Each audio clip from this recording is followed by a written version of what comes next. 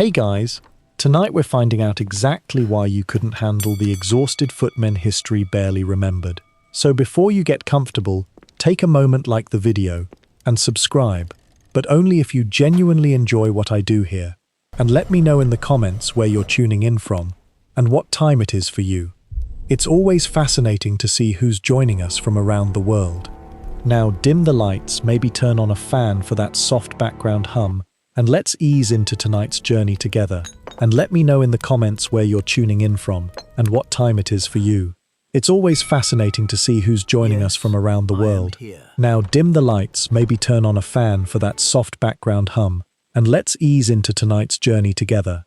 If your image of the exhausted footmen history barely remembered comes from fairy tales, romantic paintings, or films where she spends her afternoons.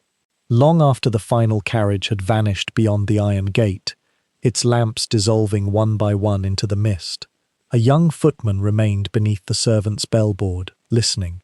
The house appeared to be asleep. Its many windows had darkened. The fires in the principal rooms had fallen to embers, and the long corridors above rested beneath a veil of moonlight.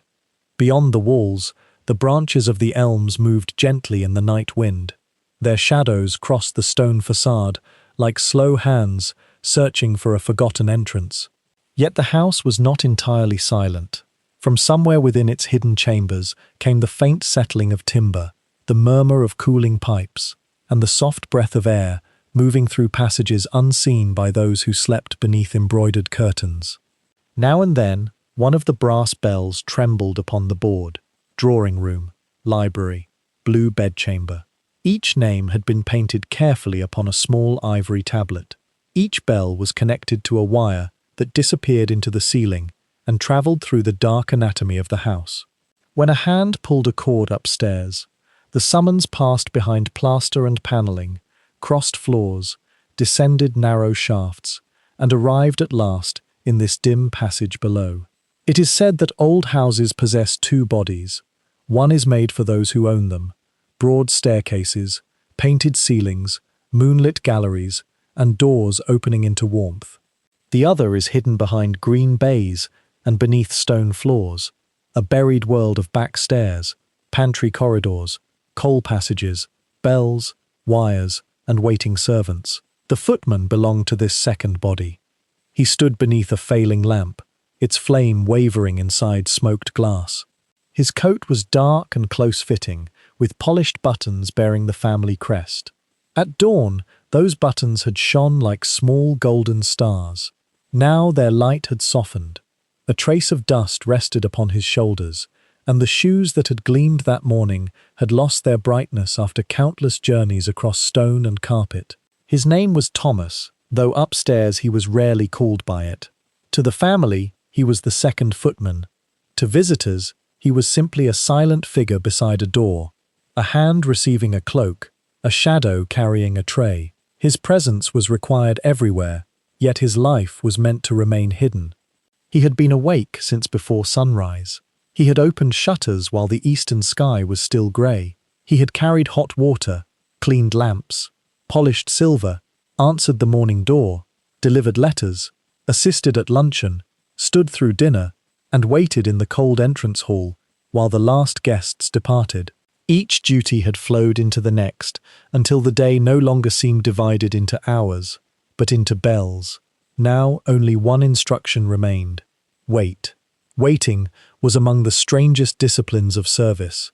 A footman might stand for an hour beside a doorway without being addressed.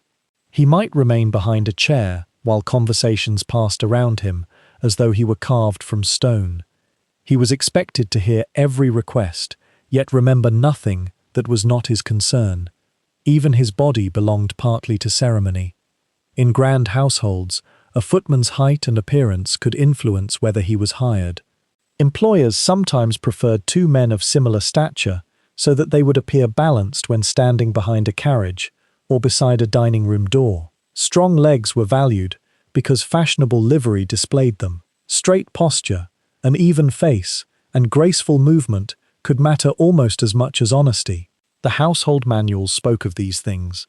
They explained how a footman should carry a tray, announce a guest, fold a coat, wait at table, and respond to a summons.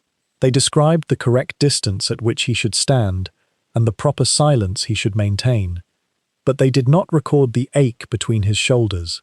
They did not mention the hunger that sometimes returned after midnight, or the strange dreams that entered his mind while his eyes remained open. They did not preserve the private fear of hearing a bell and answering one breath too late, nor did they record what a servant thought while standing behind the powerful. Perhaps no one imagined that he thought at all. Thomas listened. The lamp gave a small hiss. Dust moved through its light like pale fragments of a crumbled constellation.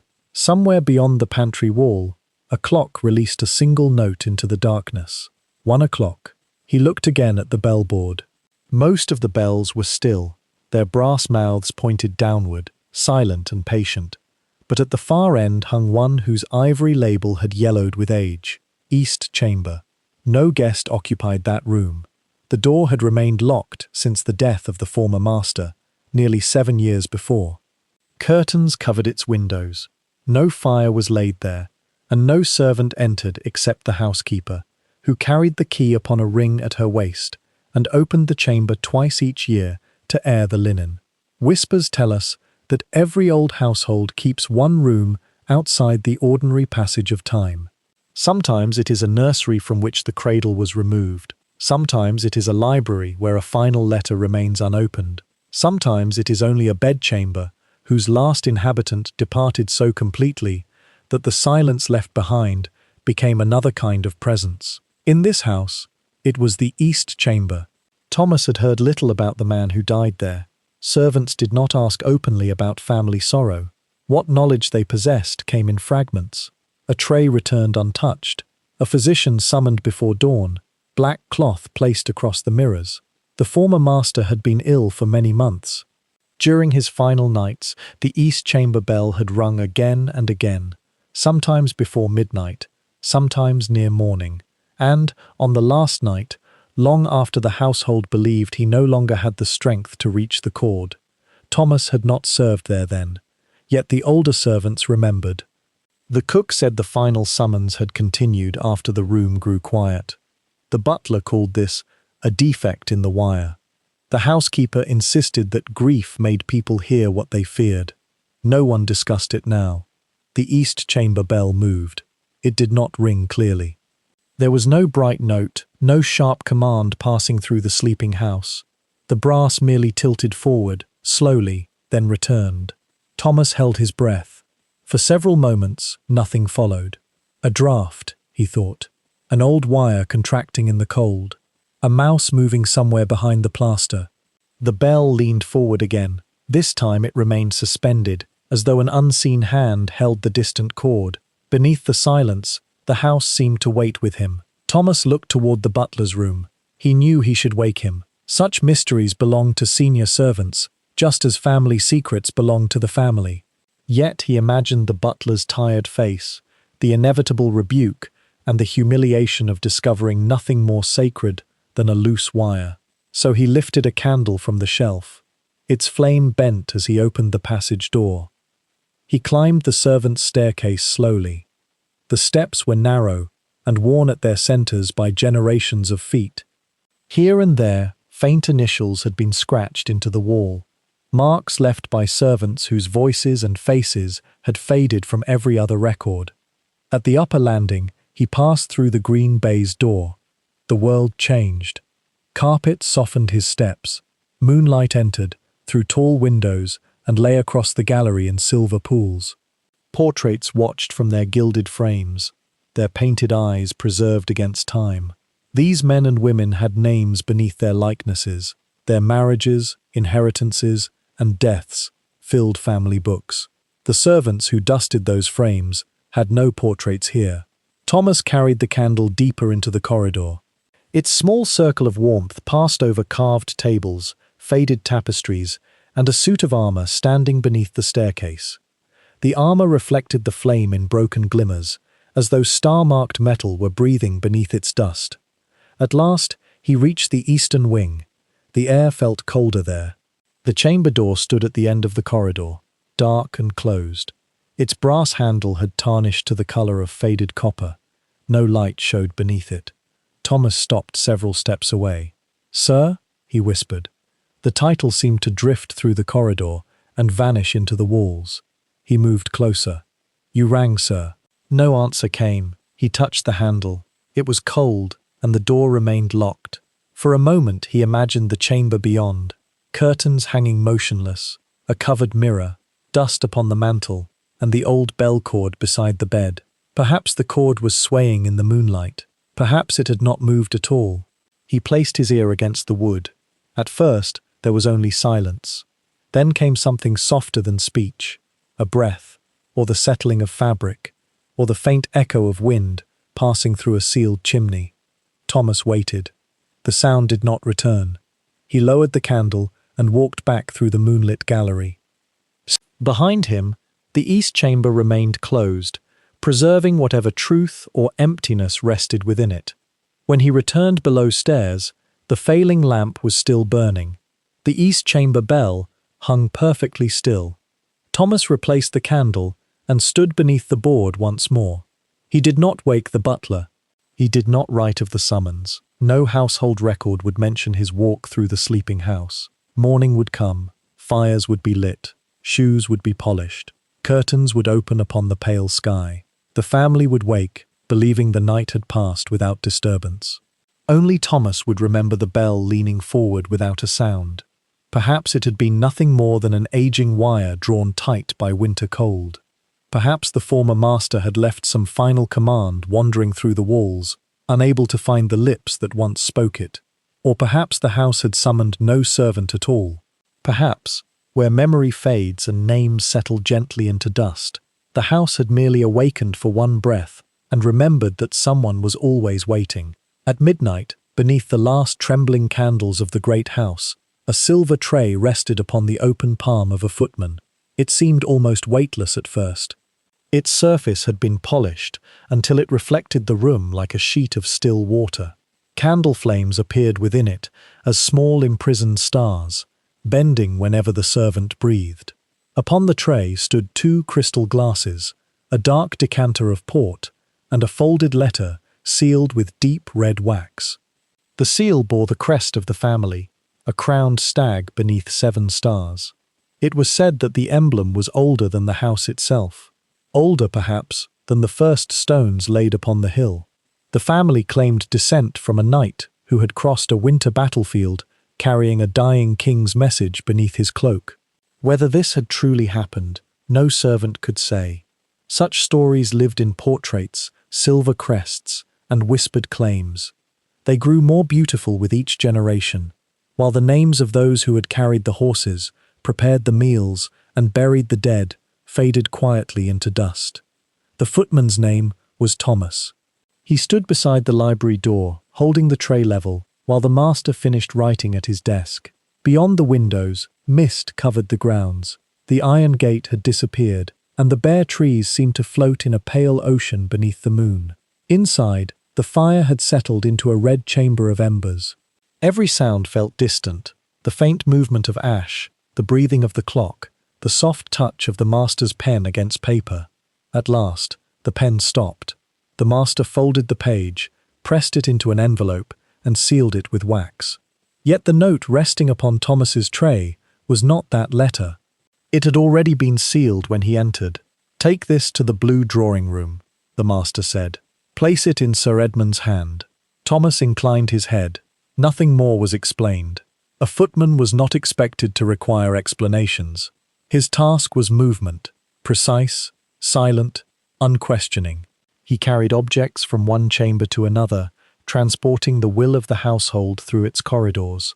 A decanter, a calling card, a coat, a message. Each belonged to someone else. Each must arrive untouched.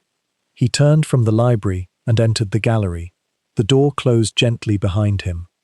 The tray rested across his gloved palm, its edge balanced near the tips of his fingers. His other hand remained at his side. A careless movement might cause the glasses to touch, producing a small crystal note that would reveal his passage. Even silence in such houses was a skill learned through repetition.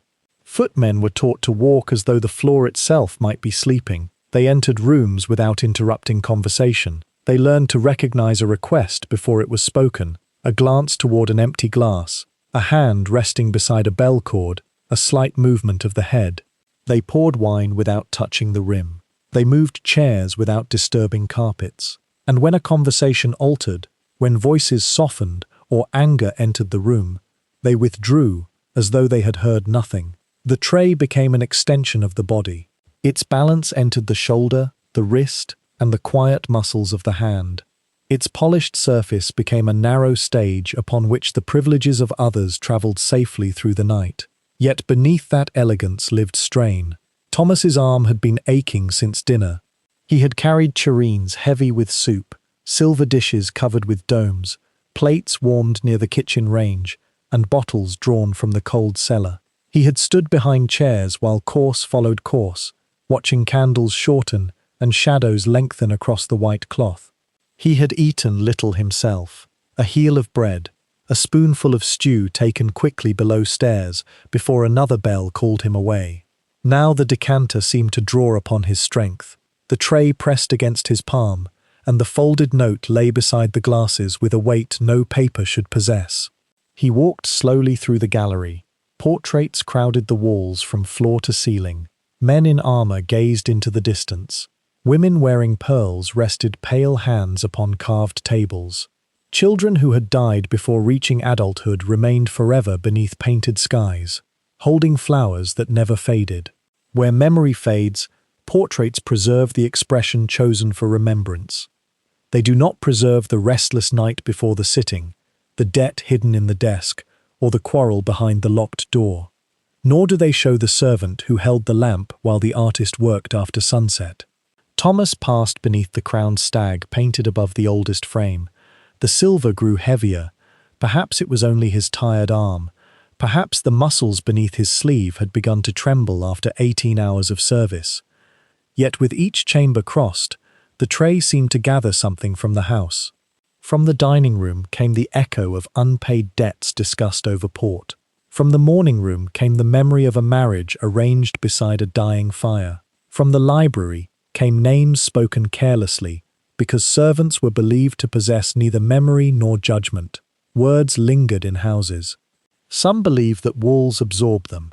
The promises, betrayals, confessions, and final requests spoken when no one important appears to be listening. Perhaps silver gathered them as well.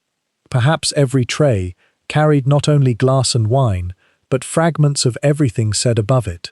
Thomas reached the center of the gallery. There, the flame of the nearest candle leaned sharply, though no door had opened. A small drop of red wax fell from the folded note. It struck the tray without sound. Thomas stopped. The broken place in the seal revealed a thin, dark line beneath it. The wax had been lifted once before and pressed carefully back into place. Someone had opened the letter, read what lay within, and tried to restore the family crest. Thomas had not touched it. He looked toward the library door behind him. It remained closed. Ahead, the blue drawing room waited beyond an archway veiled in shadow.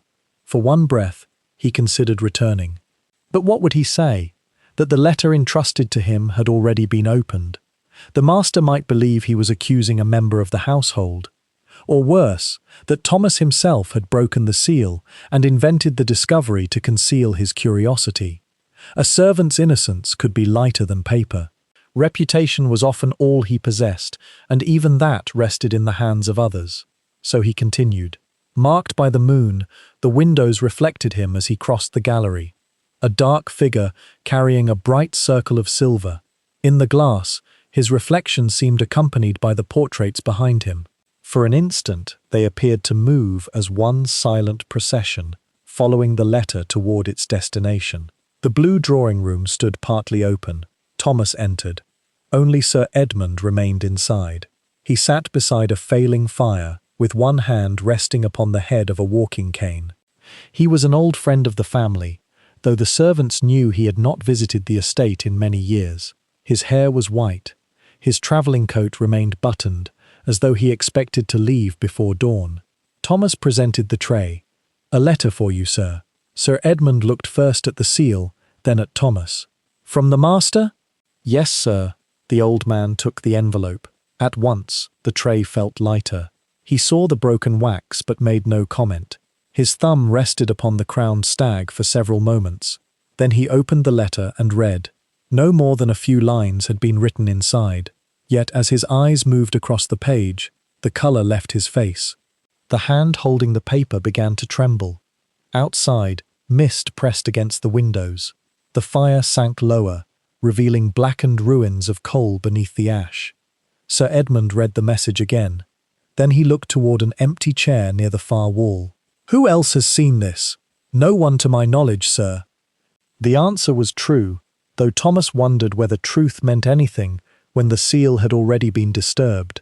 Sir Edmund folded the paper carefully. "Burn it." Thomas did not move. "Here, sir. Now." The footman received the note and carried it to the hearth. He placed one corner against an ember. For a moment, nothing happened. Then a faint blue flame travelled across the paper, illuminating several lines of handwriting too briefly to read. One word remained visible: return. Then the page curled inward and became black.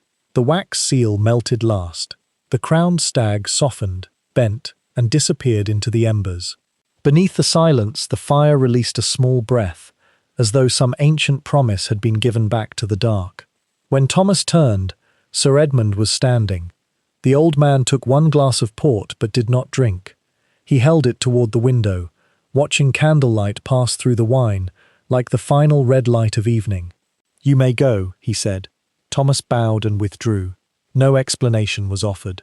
By 2 in the morning, the household had settled completely. Sir Edmund's carriage remained in the courtyard, but its lamps were dark. The master had retired. The butler had locked the plate room and taken the keys upstairs. Thomas returned to the scullery with the tray. A dim lamp burned above the stone sink. The room smelled of soap, damp cloth, and the faint metallic breath of water. Somewhere within the pipes, drops fell at long intervals, each one echoing like a footstep in an underground chamber. He removed the glasses and decanter. A thin circle of moisture remained upon the silver where the cold crystal had stood. Thomas dipped a cloth into warm water and began to polish. The tray no longer seemed heavy. Now it felt empty in a deeper way, as though it had delivered more than an object and returned carrying the absence left behind. As he drew the cloth across its surface, he noticed a pale line within the condensation, then another. Letters had appeared upon the silver. Not scratched, not written in ink, merely traced through the mist, as though by the tip of an unseen finger. "Remember." Thomas held the tray beneath the lamp. The word remained. He thought of calling the butler, yet even as he watched, the letters began to close. Moisture gathered across the paths. The final curve vanished before he could decide whether he had truly seen it. Remember, a command without a name, a plea without a voice. Perhaps Sir Edmund had traced the word while holding the glass. Perhaps Thomas's own fingers, moving beneath the tray, had disturbed the moisture. Exhaustion creates its own hidden chambers, and in them, the mind may discover signs where only water has passed. He polished the silver until no mark remained. Then he carried it to the butler's pantry and placed it inside the locked cupboard among rows of silent plate. Before closing the door, he saw the lamp reflected upon its surface like a single star beneath a dark ocean. History would remember the letter's writer, if the letter had survived. It might remember the crest pressed into wax, the estate through which the message travelled, or the old gentleman who departed before sunrise without saying farewell. But it would not remember the open palm that bore the secret through the gallery. Some burdens leave no stain upon silver. They leave only a quiet ache in the shoulder, a tremor within the wrist, and a word fading slowly where no one else can see. And perhaps that is why certain messages grow heavier at midnight. They are not asking merely to be carried, they are asking not to disappear. Morning entered the great hall through a window of stained glass. It did not arrive all at once. First came a narrow thread of blue, touching the marble floor near the eastern wall. Then a faded amber light appeared beside it, followed by a quiet crimson that spread across the lowest stair. The colours gathered slowly, like fragments of an ancient window scattered upon stone. Within that pale illumination, stood a footman. He had taken his place beside the staircase before the household awakened. His dark livery had been brushed carefully. His brass buttons shone beneath the family crest. White gloves covered his hands, which rested in the exact position required of him, one laid lightly across the other, neither clenched nor loose. His chin was raised, his shoulders were level, his face revealed nothing. For several minutes, he seemed less like a man than another feature of the hall, placed between the marble column and the carved banister for the purpose of symmetry. A bronze warrior stood in an alcove opposite him. Above the fireplace, a stone ancestor gazed down from a monument brought indoors from an older chapel. Between them, the living servant held himself with the same stillness. It is said that great houses were built not only from timber, stone and silver, but from carefully arranged silences. Every object possessed its proper place. Chairs faced one another at measured distances. Portraits followed the order of inheritance. Clocks marked hours that belonged to the family. Even the servants were positioned like elements within a sacred design, appearing when needed and withdrawing before their presence disturbed the illusion of effortless order. The footman's name was Edward Hale, yet within the house he was usually called Hale. His given name belonged to another world, a village lane beneath hawthorn trees, a low kitchen filled with steam, and a mother whose voice could still reach him in dreams. Here, his surname was more convenient. It was short enough to summon across a room and formal enough to preserve distance. In some households, footmen were given entirely new names. If two servants arrived bearing the same Christian name, one might be renamed for the convenience of the family. A William could become James before supper. A Thomas might answer to John for 20 years. The old name would remain somewhere beneath the new one, buried like a small sealed chamber no bell could reach. Hale had kept his own name, though only half of it. Shortly after 8, the first movement passed through the hall. A housemaid crossed the gallery carrying folded linen. A scullery maid hurried below with an empty coal basket. The butler emerged from the breakfast room, examined the arrangement of calling card trays, and vanished through the green baize door. Still Hale remained beside the staircase. Then a child appeared at the upper landing. She was visiting with her mother and had awakened earlier than expected. One hand held the banister, the other held a small wooden horse whose painted wheels had faded from use. She descended slowly, looking not at the portraits or the coloured window, but at the motionless figure below. When she reached the last stair, she stopped before him. Hale did not move. The child tilted her head. "Are you made of stone?" Her voice travelled upward into the dome of the hall. For a moment, the question seemed to hover beneath the chandelier, among the dust and morning light. Hale's training told him to remain silent, unless addressed in a manner requiring an answer. Yet the child continued watching him with the solemn curiosity children sometimes reserve for statues, locked doors, and shadows that resemble faces. Before he could decide whether to speak, the nursery maid appeared. "Come away, Miss Clara." The child allowed herself to be led toward the breakfast room, though she looked back once. The hall became quiet again. Hale remained at his post. The day unfolded around him like a long ceremonial scroll. At 10, the first carriage arrived, beneath a grey curtain of rain. Wheels turned across wet gravel, hooves struck the stones before the entrance. Hale descended the front steps holding a broad umbrella, opened the carriage door, and offered his gloved hand to an elderly woman dressed in mourning. Her cloak carried the cold breath of the outside world. Small drops of rain shone upon the black fabric, like stars upon a moonless sky. He received her calling card. The rectangle of ivory paper bore a name in fine engraved letters. He carried it across the hall and presented it upon a silver salver. The visitor waited, while her identity travelled ahead of her into the drawing room. Then the doors opened. Her name was announced. Hale withdrew. Another visitor arrived before the first had departed. Then another. Calling cards passed from hand to tray, from tray to butler, from butler to family. Wet umbrellas gathered in the vestibule. Cloaks darkened the marble with rain. Voices rose softly beneath the chandelier, before disappearing into distant rooms. Through it all, Hale moved with controlled precision. He opened doors without looking hurried. He took coats without pulling at the fabric. He carried messages without appearing to hear them. When required to stand still, he returned to the same place beside the staircase, as though some unseen sculptor had restored him to his pedestal. A grand Victorian household displayed its wealth in many forms. There were horses in the stable, paintings in the gallery, silver in the plate room, and glass beneath the dining room lights.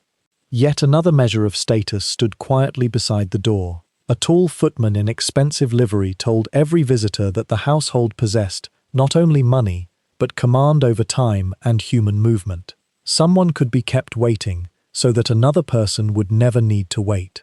Someone could remain upright so that comfort appeared without effort. The footman was visible, yet he was not meant to become a subject of attention.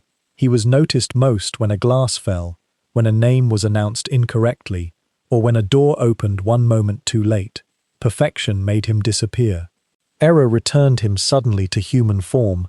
Whispers tell us that servants learned this paradox early. To perform well was to become almost unseen. To be seen was often to have failed. Near noon, Hale stood behind a chair during luncheon. He watched hands lift glasses and unfold napkins. He heard a discussion of rents, a rumoured engagement, and a cousin whose debts had become inconvenient. His expression did not change. The guest spoke freely, because servants were expected to hear without retaining. Their presence was treated like the presence of wallpaper or silver candlesticks, necessary, familiar, and incapable of judgment. Yet Hale remembered. He remembered names spoken in anger. He remembered who refused wine after receiving a certain letter. He remembered the young woman whose hands trembled when marriage was discussed. A servant carried more than trays. He carried fragments of other lives, though he was forbidden to place them anywhere. By afternoon, a slow ache had settled into his legs. His collar pressed against his throat. The muscles between his shoulders tightened each time he returned to stillness. He thought of the village lane. In memory, it was always late summer. Dust lay pale beside the road, and bees moved among the hedges. His mother stood near the kitchen door, shaking flour from her hands. She called him Edward, not sharply, not because a bell had rung, but simply because she wanted him to come inside before the rain. He remembered the room's uneven table, and the blue cup with a crack near its handle. Nothing there had been polished enough to reflect a face clearly, yet every object had seemed to know him. Here, mirrors filled the walls. In them, he saw only the person he had been trained to present. The rain ended before dusk. Clouds opened in the west, and the last light entered the great hall. Crimson and blue returned across the marble, deeper now, marked by the setting sun. For a little while, Hale's shadow touched the feet of the bronze warrior opposite him. The visiting child came back. She carried no toy this time. She approached carefully and stood just beyond the edge of the coloured light. Hale looked straight ahead. "Does the stone man sleep?" she asked. The question was softer than before. He felt an answer rise within him. He might have told her that stone does not need sleep, but men do. He might have said that he slept in a narrow attic room where the wind found its way beneath the roof tiles. He might have explained that even there, rest remained light, because bells could summon a servant through walls and dreams. But before he spoke, the nursery maid reached them. "Hush, Miss Clara. We must not trouble him." Trouble him. The words were kindly intended, yet strange. They made him sound like something sacred or sleeping, an ancient figure standing guard before a forgotten gate. The child was led away. Her question remained beneath the chandelier. "Does the stone man sleep?" Evening descended. Lamps were lit. Dinner passed in measured courses. The hall received shadows, footsteps, and the faint music of conversation from rooms beyond. At last, bedroom candles were carried upstairs. Doors closed one after another. Near midnight, the butler released Hale from duty.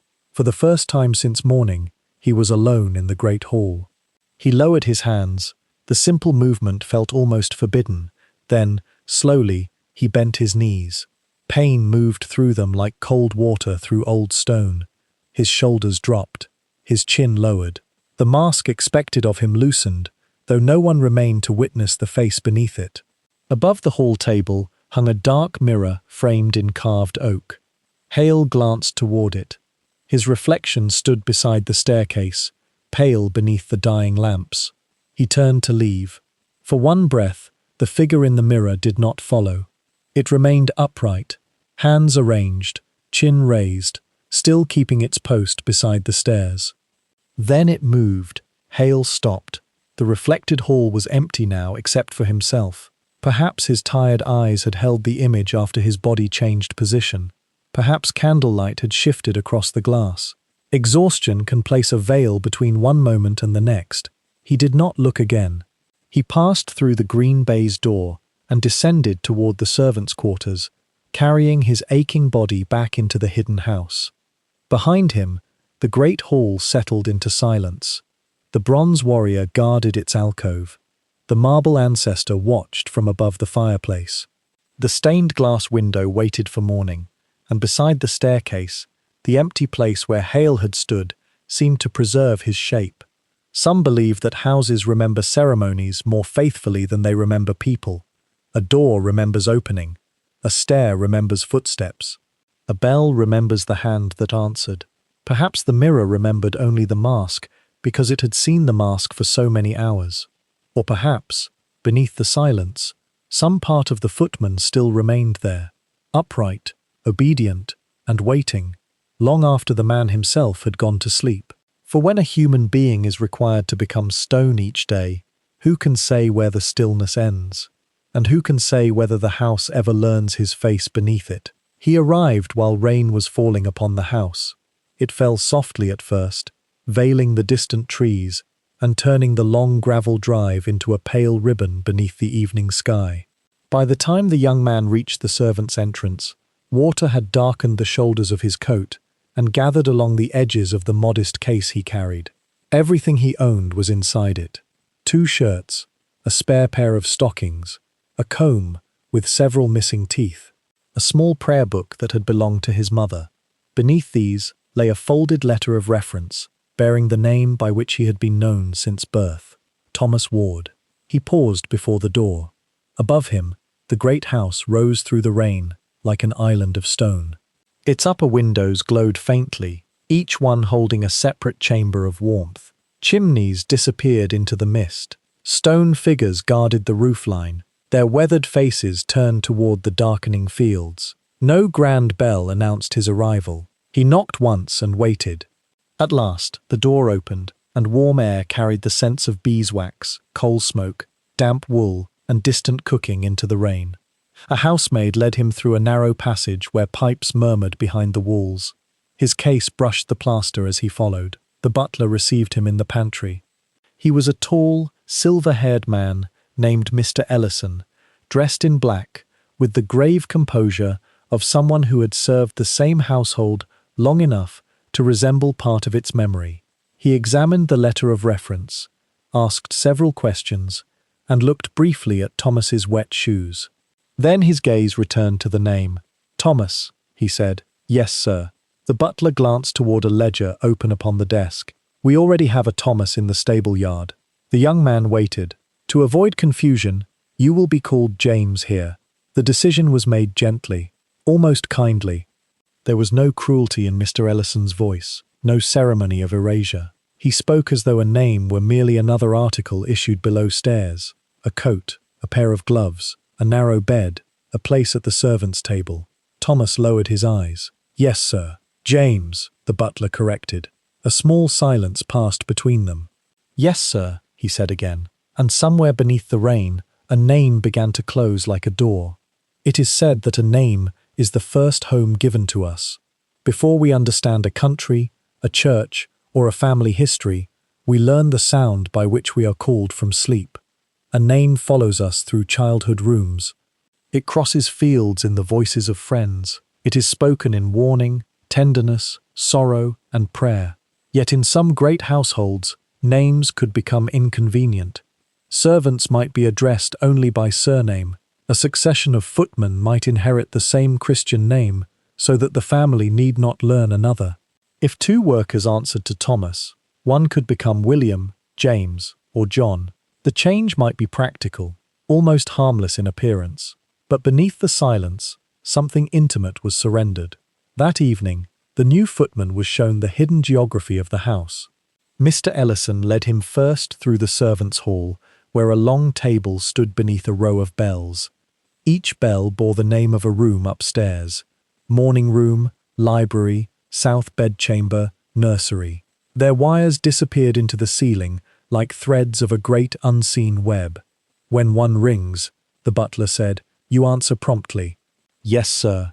They passed into the plate room, where silver slept behind iron bars. In the dim light, trays and covered dishes reflected broken pieces of their faces. Beyond it lay the butler's pantry, the lamp room, and a corridor that turned so sharply it seemed to enter the walls themselves. At the far end stood a door covered in green baize. Its surface absorbed the light. This separates the principal rooms from the service passage, Mr. Ellison explained. Keep it closed whenever possible. He opened it. On the other side waited another world. Carpets softened every step. Lamps burned beneath silk shades. The air smelled of flowers and polished wood rather than soap and coal. Portraits lined the corridor, preserving generations of names in gilded frames.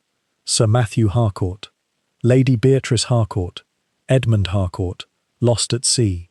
Each face possessed a title, a date, and a place within the long scroll of the family. Mr. Ellison closed the baize door behind them, and the sounds of the servants' passage vanished. The barrier was scarcely thicker than a man's hand, yet it divided two histories. On one side, names were painted beneath portraits, carved into stone, and entered carefully into family Bibles. On the other, lives passed through wage books and household accounts. Thomas Ward, later James, might appear as only a line of fading ink. Second footman, wages paid quarterly. Should he leave, another line would be added: departed, dismissed, no character, gone elsewhere. A lifetime could be reduced to 2 or 3 words. His training began the next morning. At first, he failed to respond when the name James was called. The kitchen maid asked him to carry coal to the breakfast room, and he continued polishing a lamp until she touched his sleeve. James, she means you. Later, the butler called from the pantry. James. Thomas heard the sound, but did not recognize himself within it. There was a pause. Then he remembered. Yes, sir. He learned to open the front door without appearing hurried. He learned how to receive calling cards upon a salver, and how to announce visitors clearly without raising his voice. He practiced carrying a tray until the glasses no longer trembled.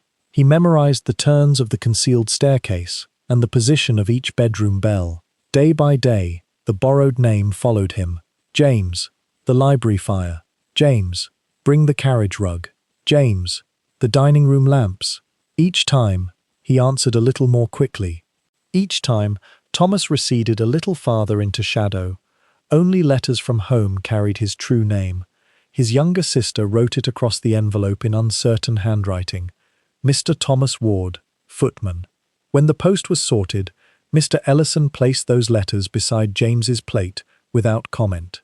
For a few moments, the two names would lie close together. One belonged to the man remembered beyond the estate. The other opened doors within it. Winter settled over the house. Rain became frost, and frost became snow upon the fields. Thomas, James, learned the rhythms of service so thoroughly that his body moved before thought. A bell rang, and he rose. A hand gestured, and he stepped forward. The borrowed name reached him even through crowded rooms. At night, however, the hidden corridors behaved strangely. Voices travelled through the walls. A conversation in the drawing room might descend as a whisper beside the pantry. Laughter from the upper landing entered the service passage thin and distant, like an echo crossing water. Sometimes a name spoken upstairs appeared to come from an entirely different direction. One evening, after the household had retired, James remained in the pantry polishing candlesticks. The lamp burned low. Silver cloth moved slowly beneath his hands. Outside, wind pressed snow against the small window. As he bent to replace the polishing powder beneath a shelf, he noticed marks cut into the wood. 2 initials, T.W. Below them was a date nearly 40 years old. He touched the carving. The letters matched his own, Thomas Ward. For a moment, he felt the old name return with startling clarity. He saw his mother's kitchen, the blue cup, and rain moving across the village lane. Yet the date belonged to a time before he had been born. He carried the lamp closer. The cuts were deep and darkened by years of dust. They had not been made recently. Beneath them, someone had carved a small spiral, like a road turning inward toward a hidden center. The following morning, he asked the cook whether a servant named Thomas Ward had once worked in the house. She shook her head. Not in my time. Mr. Ellison examined the old wage ledgers. Their pages were thin, their edges crumbled. No Thomas Ward appeared. An elderly kitchen maid named Mrs. Bell, who had returned to help during the winter house party, listened from beside the range. There was a Thomas once, she said quietly. The room became still. What was his surname? James asked. She could not remember. He was a footman, or perhaps an under-butler. They called him something else upstairs. James? Mrs. Bell stared into the fire. Perhaps. She remembered that he had been dismissed. She remembered a night when he refused to answer the bell because, he said, it had called by his true name from a room where no one was sleeping. He claimed the house had taken it from him, she murmured. His name, I mean. No record of the dismissal survived. Mr. Ellison closed the ledger and said old memories were unreliable. The initials might belong to anyone. T.W. was not an uncommon mark. The matter required no further thought. And so the day continued. Doors opened, trays were carried, bells trembled beneath the ceiling. But whenever James entered the pantry, his eyes returned to the carved letters. T.W. They remained beneath the shelf, where memory faded, hidden from everyone who did not kneel close enough to see. That night, he lay awake in the narrow attic room assigned to him. Moonlight entered through a small window and rested across the floorboards. His case stood beside the bed, unopened since his arrival. Inside, beneath the shirts and prayer book, lay the letter bearing his true name. The house breathed softly around him. Wind moved through the chimneys. Pipes sighed behind the wall. Far below, a clock released a muted chime into the darkness. He whispered into the room. Thomas. The name sounded unfamiliar. He tried again. Thomas Ward. For several moments, there was only silence. Then, from somewhere beyond the wall, came a faint reply. Thomas. It might have been an echo carried through a flue. It might have been wind passing over a pipe. Yet the voice sounded older than his own. Older and very tired. James held his breath. No second answer came. By morning, he would rise when the bell rang. He would dress in the household livery, descend the hidden staircase, and answer without hesitation to the name he had been given. The green baize door would open for James. The pantry ledger would record James. The family would remember James, if they remembered him at all. Yet somewhere beneath duty and dust, Thomas would remain, buried but not entirely lost, waiting in the narrow chamber between one name and another. Perhaps every borrowed name creates such a chamber, and perhaps some voices only echo when we are ready to listen. For a house may teach a servant to answer to almost anything, but in the deepest hour of night, beyond the final bell, the forgotten name continues waiting to be spoken. Winter mist had pressed itself against the servants' hall window, turning the glass pale and uncertain. Beyond it, the morning garden had vanished. No trees could be seen, no stone wall, no path leading toward the stable yard. Only a soft field of grey remained, as though the world outside had been covered by a veil during the night. Within the hall, a coat lay across the long wooden table. It was dark green, almost black where the cloth had faded beneath years of smoke and candlelight. Silver braid followed the edges of the collar. 2 rows of brass buttons crossed the front, each stamped with the family crest, a crowned stag standing beneath 7 small stars. The coat had been brushed. It had been aired near the range. It had waited many years inside a cedar-lined press. Now it was to be worn again. The new footman stood beside the table, while the butler unfolded it with slow, careful hands. "This should serve," Mr. Ellison said. The young man's name was Samuel Reed. He had entered the household only 3 days earlier, carrying a letter of reference and a case scarcely larger than the one he had brought away from his childhood home. His duties had begun in plain black clothing, but a formal dinner was to be held that evening. For such an occasion, he must appear in the colours of the house. Samuel placed his arms inside the sleeves. The lining felt cold. A faint scent rose from the cloth. Cedar wood, old starch, extinguished candles, and something else too distant to name. It was not unpleasant. It resembled the air inside a closed room when a curtain is first drawn after many years. The coat settled across his shoulders. It did not quite fit. The chest was broad enough, but the shoulders pulled tightly whenever he lifted his arms. The left sleeve rested slightly higher than the right, and near the cuff was a line of stitching so fine it could scarcely be seen. Someone had repaired a tear there with thread almost exactly matching the faded cloth. Mr. Ellison stepped back. "Stand straight." Samuel raised his chin. The butler adjusted the collar, fastened the top button, and smoothed one side of the coat across his chest. "Good," he said. "A little close, perhaps, but suitable." Suitable. The word seemed to settle the matter. Comfort belonged to the private body. Livery belonged to the house. As Samuel placed his hand inside the right pocket, his fingers touched something soft. He drew it out. A small piece of black ribbon rested upon his palm.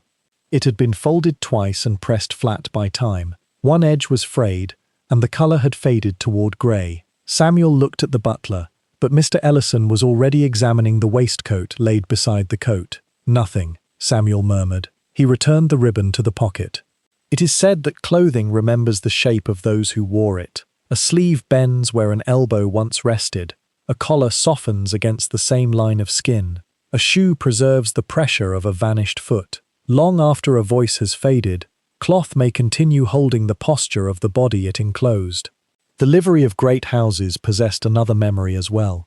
It carried the identity of the family: an elaborate coat, a striped waistcoat, silk stockings, polished shoes, and brass buttons displayed lineage as clearly as a crest carved above the gate. A footman wearing those colours became a moving emblem of the household.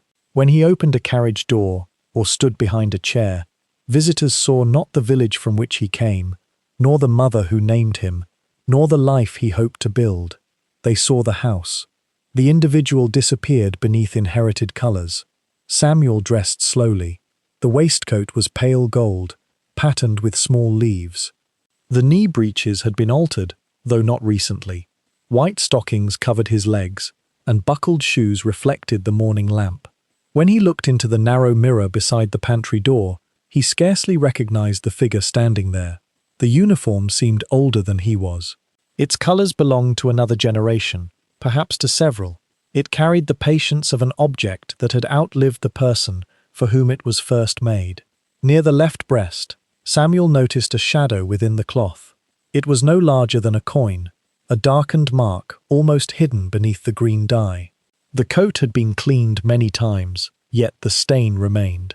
Depending on the light, it appeared brown, grey, or black. He touched it. The fabric there felt slightly stiffer. "Wine?" he asked. Mr. Ellison glanced at the mark. "Possibly." No further explanation came. By noon, Samuel had begun his duties. He opened doors for callers arriving beneath umbrellas. Rain whispered against the entrance steps, and wet wheels left dark lines across the gravel. He received cloaks heavy with mist, and carried calling cards upon a silver salver. Each movement felt different inside the old coat. When he reached forward, the shoulders resisted him. When he turned, the lining pulled gently across his back. At times, the sleeve seemed to guide his arm along a path already known. He began imagining the man who had worn it before him.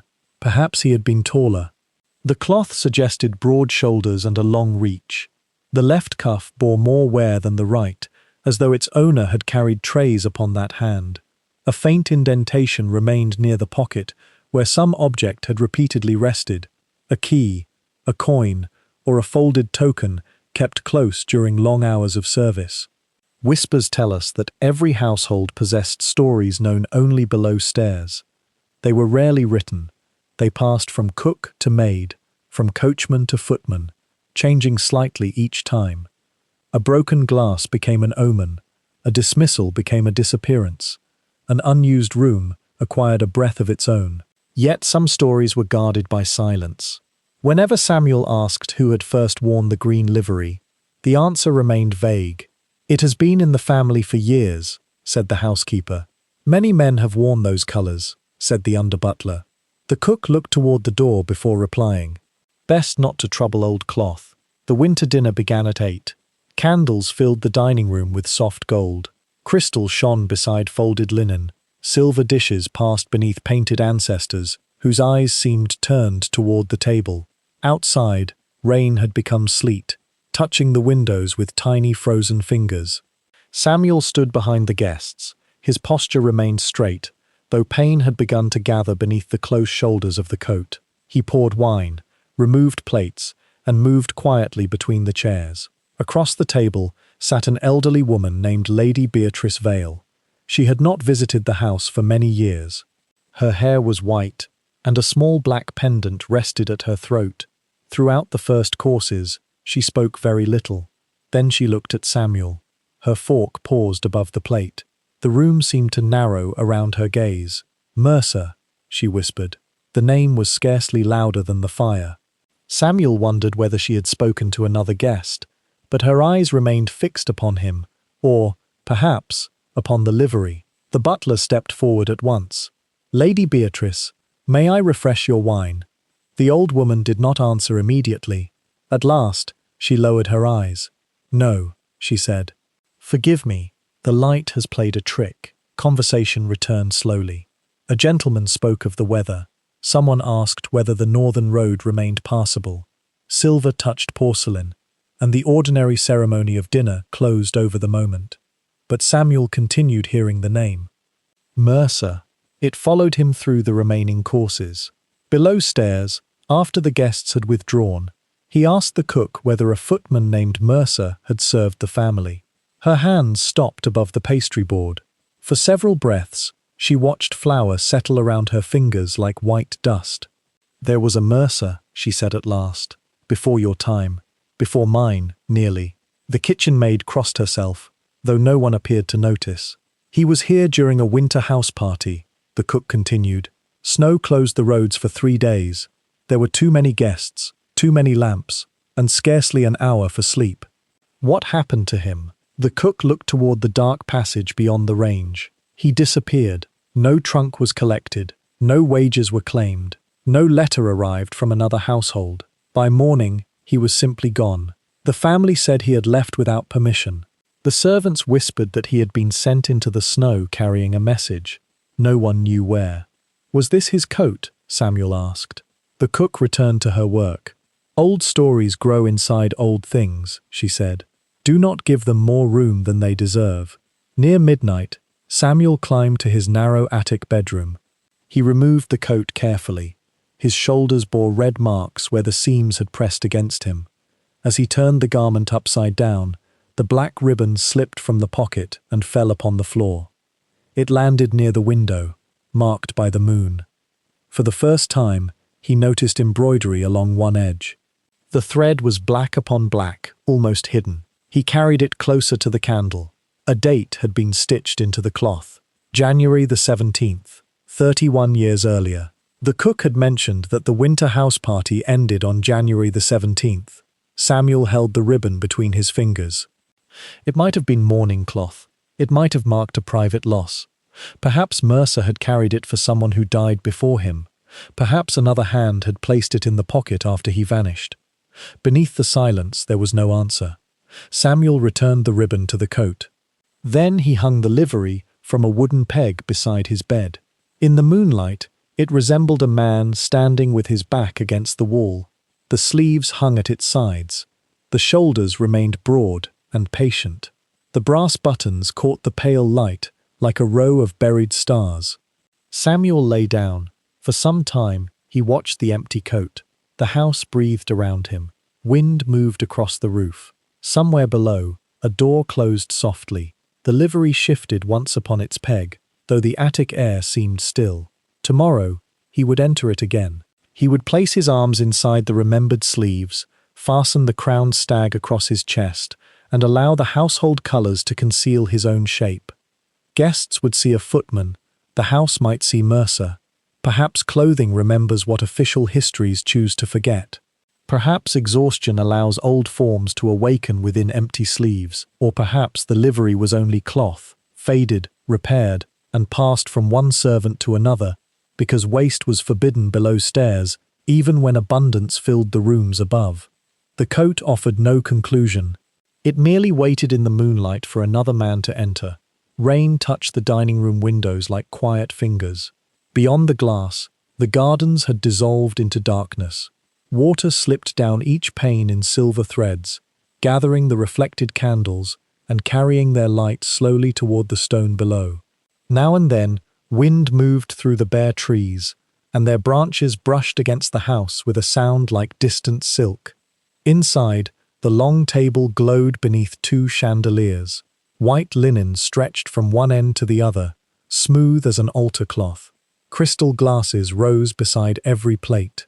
Silver vessels reflected the flames in broken constellations, and the polished fruit knives held narrow lines of gold along their edges. Behind each chair stood a footman. They wore dark livery, pale waistcoats, white gloves, and expressions shaped into perfect calm. Their shoulders were straight, their hands prepared, their eyes lowered just enough to suggest discretion without inattention. They seemed almost motionless. Only the smallest signs revealed the living bodies beneath the ceremony: the rise of a chest, the tightening of fingers around a serving dish, the careful transfer of weight from one aching foot to the other. It is said that formal dinners in great Victorian houses were measured not merely by food, but by silence, distance, and movement. Every plate arrived at its appointed moment. Every glass was filled before the guest became aware of thirst. Doors opened without interrupting a sentence. Crumbs disappeared before they disturbed the linen. The machinery of service remained visible enough to confirm the household's wealth, yet quiet enough to seem untouched by effort. The footmen moved as though obeying an ancient pattern. Soup entered beneath silver covers. Fish followed upon an immense dish bordered with herbs. Then came roast meat, vegetables, game, puddings, fruit, and sweets, arranged like offerings beneath candlelight. Course followed course. Outside, rain deepened against the windows. Below stairs, time loosened from the clock and became something measured in empty plates. The youngest footman was named Daniel Moore. He stood near the far end of the table, where the candlelight was softer and the portraits above the panelling appeared to lean out from their shadows. It was only his second month in the household, though he had already learned that dinner required strength disguised as grace. The great dishes were heavier than they appeared. A silver tureen filled with soup could strain the wrist. A platter of roast meat demanded both balance and endurance. Decanters had to be carried steadily, even after hours of standing. A footman's arm might tremble beneath the cloth, but the tray must not. Daniel had eaten his own supper before the guests assembled. There had been only a few minutes. A piece of bread, some gravy, and a spoonful of potato taken at the servants' table, while bells sounded overhead. He had barely swallowed the final mouthful before the butler called him to the dining room. Now fragrances surrounded him: roasted herbs, butter, wine, warm pastry, spiced fruit. He breathed them without appearing to notice. The guests spoke of distant estates, approaching marriages, railway journeys, and the health of a duchess none of the servants had seen. Their voices rose and fell beneath the chandelier, while Daniel remained outside the circle of pleasure, close enough to hear every word, yet too far away to belong to any of it. Sometimes a guest turned slightly before asking for wine. Sometimes a hand rested near the edge of a plate. The signs were subtle, but the footmen were expected to read them. A glance might summon a decanter. A lifted finger might dismiss a dish. A pause between words might require a door to be opened before the speaker reached it. To serve well was to anticipate desire before it became speech. Whispers tell us that great households valued this ability almost as a kind of magic. Guests received warmth, food, and light, without witnessing the labor that carried them. Yet the magic had tired feet. It had empty stomachs, burned fingers, and shoulders that would ache long after the candles went dark. Near the middle of the table sat an elderly guest named Colonel Harcourt. His voice had the dry, measured quality of paper folded many times. He had lived abroad, survived campaigns whose names appeared on old maps, and returned each winter to dine beneath the portraits of relatives who no longer remembered him. During the game course, he looked toward the far end of the table. "There used to be another place there," he said. Conversation softened. The mistress of the house smiled without turning her head. "You remember everything, Colonel." "Not everything," he replied. "Only what others prefer to forget." A few guests laughed. Daniel remained still behind the chairs. The Colonel lifted his wineglass. The old Earl's eldest son sat there. Adrian, beautiful boy, proud as winter. The name stirred something in the room. The master continued cutting his food, though his knife moved more slowly. Colonel Harcourt spoke as if telling an amusing family legend. Adrian had been expected to inherit the estate. He had left one autumn to travel on the continent, promising to return before Christmas. Somewhere between one border and another, his letters ceased. No body was recovered. No grave received his name. For a year after his disappearance, the old Earl ordered a place set for him at dinner. Plate, knife, glass, napkin. Every evening, servants prepared the empty seat as carefully as those occupied by the living. Some called it hope, others called it grief, wearing the garments of ceremony. And every night, the Colonel continued, the wine disappeared. The laughter that followed was gentle and uncertain. Evaporation, one gentleman suggested. "A thirsty footman," said another. The Colonel smiled, but his eyes remained upon the far end of the table. "Perhaps." The conversation moved elsewhere. Daniel looked toward the final chair. It stood slightly beyond the last guest. A folded napkin rested upon the place, though no plate had been arranged there. The chair itself was old, with a high carved back, and arms worn smooth by hands long vanished. Beside it stood a wineglass. Daniel had noticed the glass while helping lay the table, but he assumed it had been placed there accidentally. No one had ordered him to remove it, and during service there had been no opportunity to ask. The glass was half full. He tried to remember who had poured it. Perhaps the first footman had done so while moving down the table. Perhaps Daniel himself had tilted the decanter without noticing.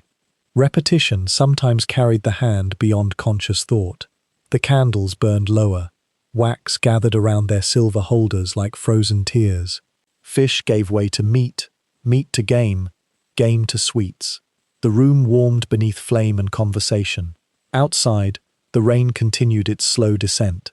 Daniel looked again. The wineglass beside the empty chair was no longer half full. Only a narrow measure remained. He watched it while carrying a dish toward the sideboard. No hand reached for it. No guest leaned toward the place. The crystal stood untouched beneath the portrait of a young man wearing a dark traveling cloak. Daniel's gaze rose briefly to the painted face. He knew many family portraits without knowing their stories. This one had no brass nameplate beneath its frame. Dust softened the lower edge, and the varnish had darkened until the background resembled a moonless sky. The young man's hand rested upon a folded map. A small red mark appeared near the painted heart. Perhaps a flower, perhaps a seal. Daniel turned away. A servant's eyes must never linger too long. The final courses arrived after midnight. Fruit shone beneath the candles. Nuts were placed in silver bowls. Decanters circled the table again. The ladies withdrew, leaving the gentlemen with port, low voices, and a blue veil of smoke. Daniel waited with the other footmen near the wall. His legs had grown numb. Hunger had passed into a distant emptiness. Fatigue softened the edges of the room until faces, flames, and portraits seemed to float upon the same dark water. Colonel Harcourt looked once more toward the unused chair. Then, very slightly, he lifted his glass. No one else appeared to notice. Daniel followed his gaze. The final measure of wine had vanished. The empty glass held only a red stain at its base. He glanced toward the first footman, but the older servant's expression remained perfectly calm. The butler gave no sign that anything unusual had occurred. Perhaps they had not seen. Perhaps they had seen many times. Near 2 in the morning, the gentleman rose. Chairs moved back across the carpet. The master wished his guests good night. Doors opened. Footsteps faded into the hall, then upward toward warm bedchambers where fires and candles had already been prepared. The dining room was left to the servants. Only then did their stillness break. They began clearing glasses, gathering silver, folding napkins, and carrying dishes toward the concealed door. The white cloth had become a map of the evening. Crumbs, drops of wax, a fallen petal, and faint circles where glasses had rested. At the unused place lay a ring of red wine. Daniel touched it with the folded corner of a cloth. It was still damp. "Who filled this glass?" he asked quietly. The first footman did not look at him. No one. Then why was it set? The butler approached and lifted the empty crystal. "Some places remain," he said, "because removing them would cause more disturbance than leaving them. That was all." The glass was carried away. Before dawn, the dining room stood empty once more. The chandeliers had been extinguished. Footmen carried the candle branches into the passage, their silver stems buried beneath hardened wax. Upstairs, the guests slept without knowing who remained awake to complete the ritual. Daniel returned alone to straighten the final chair. He placed both hands upon its carved back and pushed it carefully beneath the table. For an instant, he felt a faint resistance, as though someone seated there had not yet risen. Then the chair moved. He left it aligned with the others. Morning would bring fresh linen, polished crystal, and another arrangement of flowers. No record would mention the missing wine. No servant would speak of the damp red circle. The old story would remain an eccentricity told after dinner, polished by repetition until grief resembled entertainment. Perhaps another footman had filled the glass without remembering. Perhaps Colonel Harcourt had emptied it during a moment concealed by candlelight. Or perhaps a place kept waiting long enough becomes more than an empty chair. In houses built upon remembrance, even absence may be served with perfect ceremony. And where memory fades, the vanished sometimes return not as voices or footsteps, but as a little wine disappearing beneath the final candles. A silent toast, raised by no visible hand, before the long table passes into darkness. Behind a panelled wall near the grand landing, there was a door no guest was expected to notice. It had no visible handle on the side facing the hall. Its edges followed the carved wood so precisely that, beneath the soft light of the chandelier, it appeared to be part of the wall itself. Visitors passed within inches of it. Ladies in pale dresses paused nearby to admire the portraits. Gentlemen rested one hand upon the broad banister before descending toward dinner. Few knew that another staircase waited beyond the panel. When the hidden catch was pressed, the wall opened inward, and the house revealed a narrower truth. The wallpaper ended at the threshold. Beyond it, there was only bare plaster, darkened by years of smoke and the touch of hurried hands. The steps were steep, uneven, and scarcely wide enough for 2 people to pass. An iron rail followed the inner wall. At each turning, the staircase disappeared sharply from sight, twisting between the floors like a buried spiral. Before sunrise, a footman climbed those steps carrying coal. After midnight, he descended them with empty bottles, extinguished lamps, folded trays, and the remnants of rooms already sinking into sleep. His name was William Bell. In the principal corridors, William moved across carpet beneath painted ceilings. Here, his shoes struck exposed stone. Each footfall rose into the narrow shaft and returned as a softened echo, so that a single servant could sound like a procession traveling through the walls. It is said that great houses possessed 2 geographies. The first was created for the family and those invited into its world. It was made of broad staircases, velvet curtains, gilded mirrors, and chambers arranged to receive sunlight. Its rooms were named, painted, and remembered. Portraits preserved the faces of those who inherited them. The second geography remained concealed. It existed behind green baize doors and beneath polished floors. Its passages were narrow because servants were not meant to pause within them. Its stairs were steep because space had been reserved elsewhere for gentler movement. It connected kitchens to dining rooms, nurseries to washrooms, bedrooms to coal stores.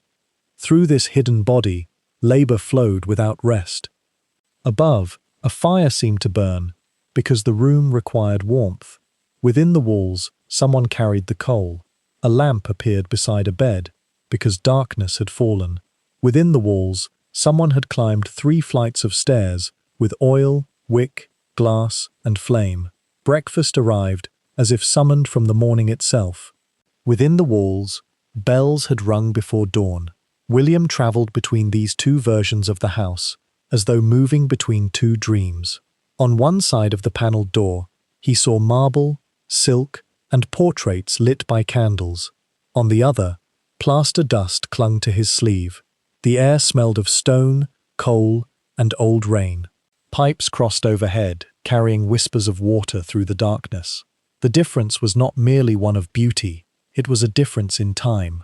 On the grand staircase, guests moved slowly. They paused to speak. They descended side by side beneath the chandelier, their footsteps measured and unhurried. On the servants' staircase, every movement had a destination. Someone was waiting for coal, hot water, clean linen, wine, or a message. To linger was to delay a room beyond the wall, and so William learned to climb quickly. He leaned forward beneath the weight of the coal scuttle. He turned his shoulders when passing a maid carrying folded sheets. He pressed himself against the plaster when the butler descended with keys at his waist. Years of such movement had hollowed the steps.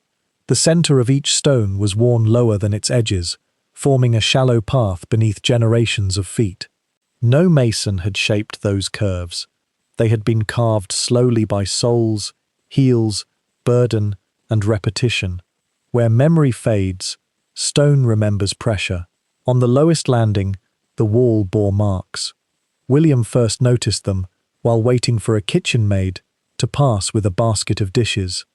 Near the floor, beneath layers of whitewash, someone had scratched a pair of initials into the plaster, EM. Below them was a date. Once he had seen the first, others appeared. J.R., 1851. Martha L., 1866. A small cross, a star, a spiral no larger than a coin. Some marks had nearly disappeared beneath smoke and dust. Others remained deep enough to hold shadow. There were names without dates, and dates without names. One servant had carved only the outline of a little gate. William began tracing them during rare moments of solitude. His fingers followed the old cuts while the house continued above him. He imagined the people who had made them. E.M. might have been a maid who rose before daylight to carry ashes from the bedrooms. J.R. might have been a footman who stood through dinners long since forgotten. Martha L. might have been a laundry maid whose hands were always red from hot water and winter cold. He searched for them in the old wage books kept near the housekeeper's room. Some names were there: Emily Marsh, housemaid; Joseph Reed, under footman; Martha Lane, laundry maid. Beside each name lay a brief record of payment, arrival, or departure. No description of the face, no mention of a favourite song, a mother's letter, an injured hand, or a final journey down the narrow stair. Other initials had no surviving match. The people who carved them had disappeared from paper entirely. Perhaps they had worked only a season. Perhaps a page had been lost. Perhaps their names had been written differently or not at all. The staircase had become their only monument. Not marble, not a portrait, only letters cut hurriedly near the floor, where gentle eyes would never look. Whispers tell us that hidden routes acquire the memories of those who travel them.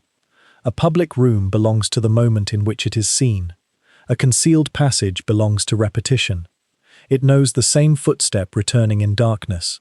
It receives the same tired hand upon the rail. It witnesses faces without ceremony. William sometimes wondered whether the staircase knew the servants more truly than the household did. Winter deepened. The days became brief, and the service passages remained dim, even at noon. Rain gathered behind the small landing window. At night, moonlight entered through the clouded glass and rested upon the worn steps like water. One evening, a dinner continued well past midnight. William carried empty bottles down to the pantry, then returned upstairs for a silver tray left outside the drawing room. Most of the lamps had been extinguished. The servants' staircase lay in darkness except for the candle in his hand. He began to climb. His shadow rose before him, bending around each turn. Halfway to the upper floor, he heard footsteps below. Slow, measured, burdened. Someone else was climbing.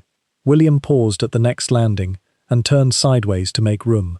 The stair was too narrow for easy passing, and he expected a maid with a basket, or one of the footmen returning from the cellar. The footsteps continued. One step, then another. They seemed always one turning beneath him. "Who is there?" William asked softly. His words descended into the shaft. No answer returned. He lowered the candle, trying to cast its light around the bend. The nearest steps were empty. Bare plaster received the glow and gave nothing back. Perhaps the sound came from the pipes. Perhaps old timber was tightening in the cold. He continued upward. The footsteps followed. When he slowed, they slowed. When he climbed, they climbed. There was no hurry in them, no threat, only the steady rhythm of someone carrying a familiar weight through the dark. At the next turning, William stopped again. The sound ceased. He listened to the house breathing around him. Wind moved across the roof. Somewhere behind the wall, water travelled through a pipe with a low murmur. Then one footstep sounded below. William climbed the final flight. Near the upper door, the candle flame bent suddenly toward the wall. His hand found the hidden latch. He opened the panel and stepped into the grand corridor. At once the footsteps stopped.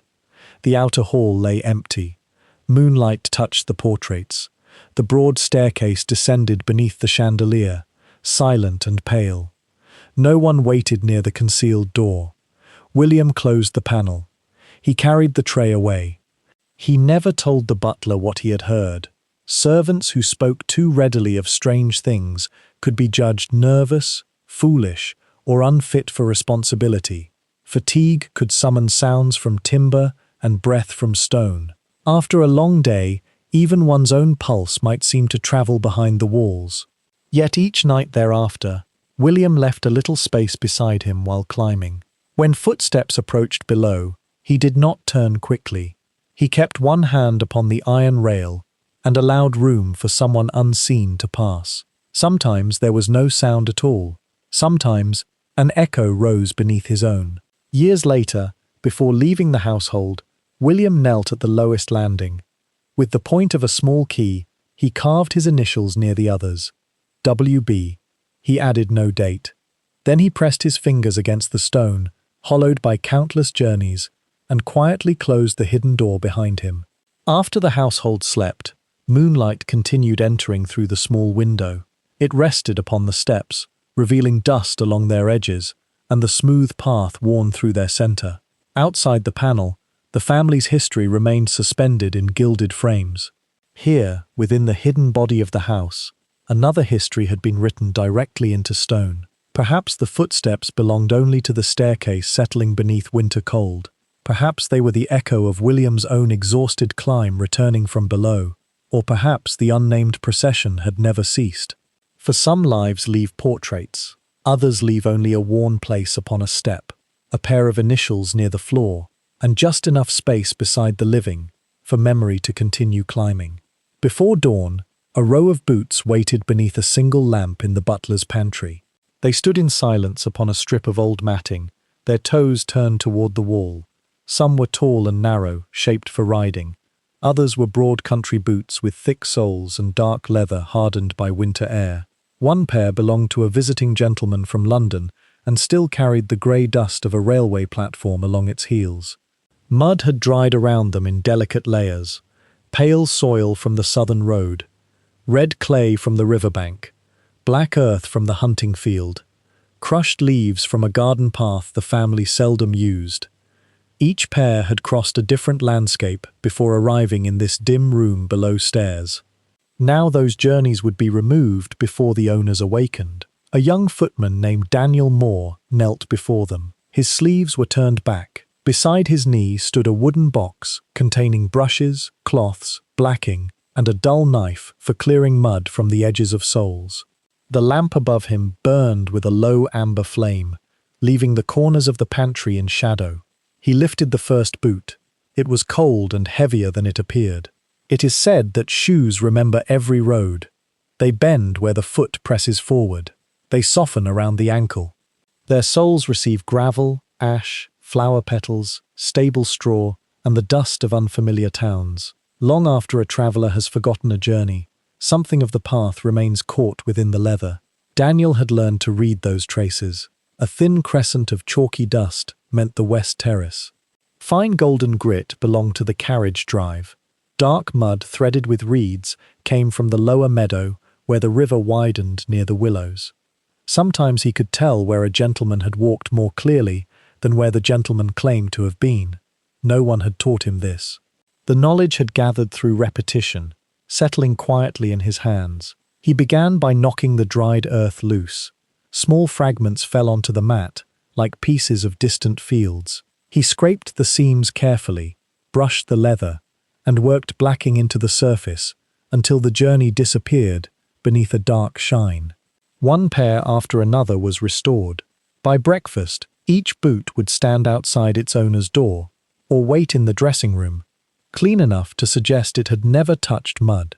This was the hidden ritual. The family travelled outward. The servants erased the road behind them.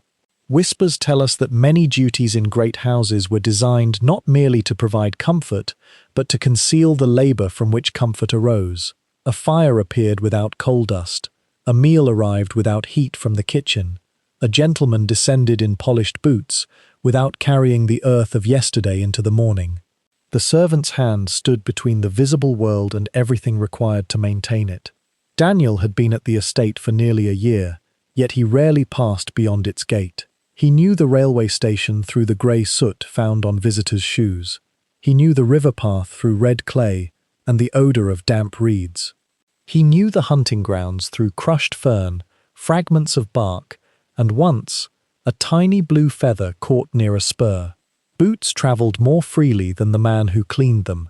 They entered drawing rooms in distant houses, stood beneath station clocks, crossed bridges, and followed roads over the moor. Daniel remained within the estate's hidden geography: pantry, passage, dining room, back staircase, servants' hall. Sometimes, while polishing, he imagined the places preserved in the mud: a platform filled with steam, a moonlit garden beyond an unfamiliar gate, a road running between winter fields until it reached the sea. The boots offered no descriptions, only dust. Near 4 in the morning, Daniel reached the final pair. They belonged to the master. The boots had arrived after midnight and had been left outside the pantry without explanation. They were black, high at the ankle, and made from finer leather than the others. Their shape was familiar. Daniel had polished them many times. Yet something was different. They were wet. Water darkened the leather and gathered around the soles. Several drops had fallen onto the stone floor beneath them. Daniel looked toward the small window. The night outside was cold and clear. No rain had fallen. The wind had moved the clouds away before sunset, revealing a sky sharp with stars. The courtyard stones were dry. The roads beyond the house would be hard beneath frost. He touched the water with one finger.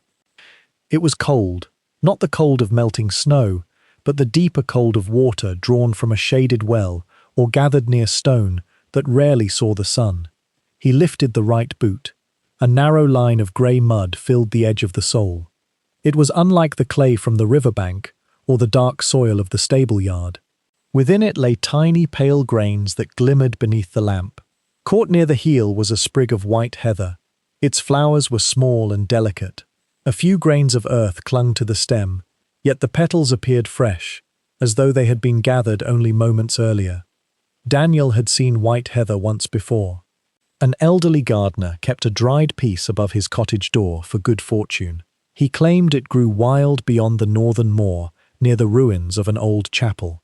The chapel of St. Orison had stood empty for decades. Its roof had partly fallen, and ivy covered the eastern wall. The family owned the land, but the iron gate remained locked. Villagers said the place had been abandoned after the final burial in its churchyard, when a young woman was laid beneath a stone bearing no surname. Some believed white heather grew around that grave even in winter. Daniel placed the sprig beside the lamp. The flowers cast a star-shaped shadow across the wood. At first light, he carried a basket of empty bottles toward the courtyard and found the coachman near the stable door. Mr. Crowley was an old man whose hands appeared carved from the same weathered wood as the carriage shafts. He had driven the family through winter roads for more than 30 years and possessed the guarded silence of someone who knew which journeys should not be discussed. Daniel spoke quietly. "Did the master go out last night?" The coachman continued checking a harness. "No." "Were any horses taken?" "No." Daniel hesitated. His boots came back wet. Mr. Crowley's hands stopped, only for a moment, and there was white heather in the sole. The coachman raised his eyes. Behind him, the stable remained dim. The horses moved softly within their stalls, breathing pale clouds into the morning air. "Clean the boots," he said. Where could he have found it? "Clean them and forget what you saw." The words were not harsh. They carried weariness rather than warning, as though the same question had been asked many years earlier and no answer had improved with time. Daniel returned to the pantry. The boots still waited beneath the lamp. He removed the grey mud from their soles and brushed away every grain. He dried the leather slowly, worked blacking into it, and polished until the dark surface reflected his face. The water disappeared. The road disappeared. Only the white heather remained beside the lamp. At 8, the household began to wake. Bells rang above. Fires were stirred. Curtains opened upon a pale blue morning.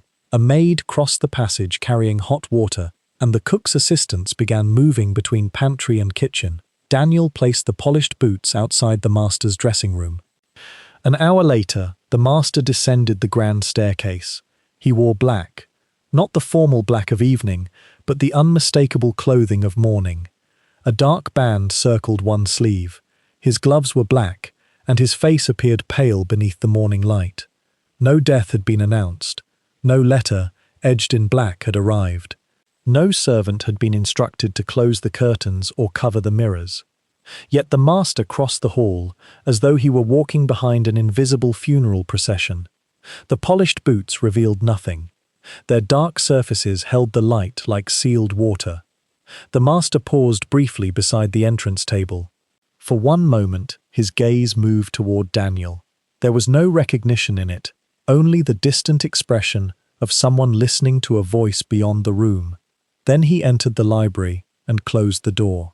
No explanation followed. By noon, the household had returned to its ordinary rhythm. Visitors called. Letters were delivered. Luncheon was served. The master's mourning band disappeared beneath a different coat, and no one spoke of it. Daniel kept the white heather. He could not explain why. He carried it back to the pantry and placed it inside a narrow crack in the wall behind the boot shelf. There it remained, hidden from the butler and unseen by the maids who swept the floor. Days passed. The flowers did not fade. Dust settled on the shelf, but none touched the white petals.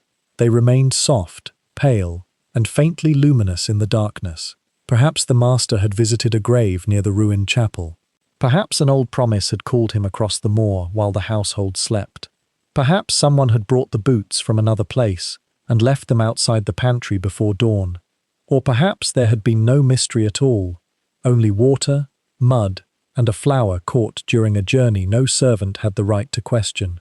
Beneath the silence, the truth belonged to the footsteps, not to the hand that erased them. Before dawn the following morning, Daniel knelt once more beneath the lamp. Another row of boots waited upon the matting, each carrying fragments of roads he might never walk. He lifted the first pair and began brushing away the night.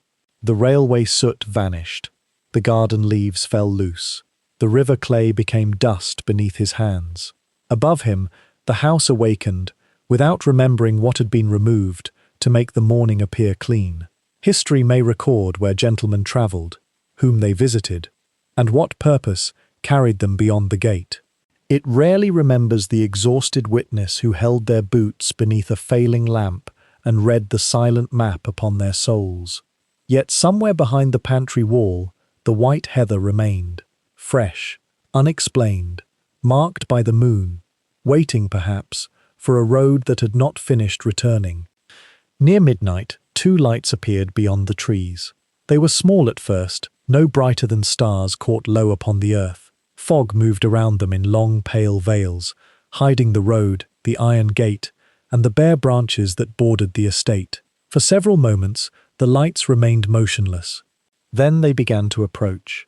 Inside the entrance hall, 3 footmen stood waiting beneath a chandelier whose candles had burned nearly to their silver cups. The last guests of the evening had not yet returned from a winter ball in the neighbouring county. Their fires were prepared. Hot water waited below stairs.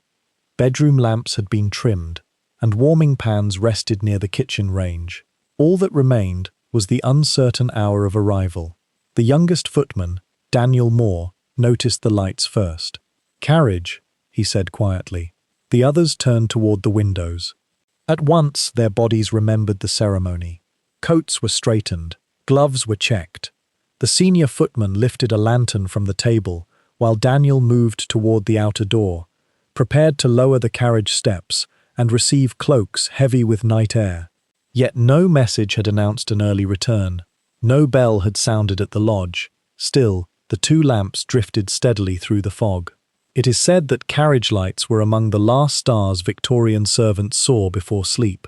They appeared beyond gates after dinners, concerts, dances, and long journeys. Sometimes they promised release. Once the family had entered, luggage carried, fires checked, and final instructions received, the waiting servants might at last climb toward their narrow beds. But arrival was rarely an ending. A carriage brought another procession of duties. A footman opened the door, lowered the steps, held an umbrella, received coats, carried boxes, and assisted tired passengers into the light. If luggage had accompanied them, he bore it upstairs. If supper was requested, lamps had to be relit and fires revived. During balls, footmen might remain awake until the earliest birds began calling from the trees. Some rode behind the carriage itself, standing or sitting upon the rear platform, in livery exposed to wind, rain, and winter cold. Their place was outward-facing, turned toward the road already travelled. While the family sat within the enclosed body of the vehicle, protected by glass, cloth, and warmed stones, the servant watched darkness retreat behind them. He saw the gate after everyone else had turned away. He saw the road swallowed by fog. He saw what followed. Daniel had ridden behind the carriage many times. He knew the strain of gripping the rail when wheels entered a rut. He knew how rain found its way beneath a collar and how cold settled into gloved fingers until metal could scarcely be felt. He knew the strange solitude of being carried rapidly through a sleeping countryside while facing backward. Villages appeared only as windows. Fields became pale spaces beneath the moon. Milestones arrived without warning, stood briefly in the lamps, and vanished. At such hours, the journey felt less like movement across land and more like passage through an oceanic darkness, with the carriage lamps floating ahead like celestial guides. The lights beyond the trees came closer. Daniel opened the inner door.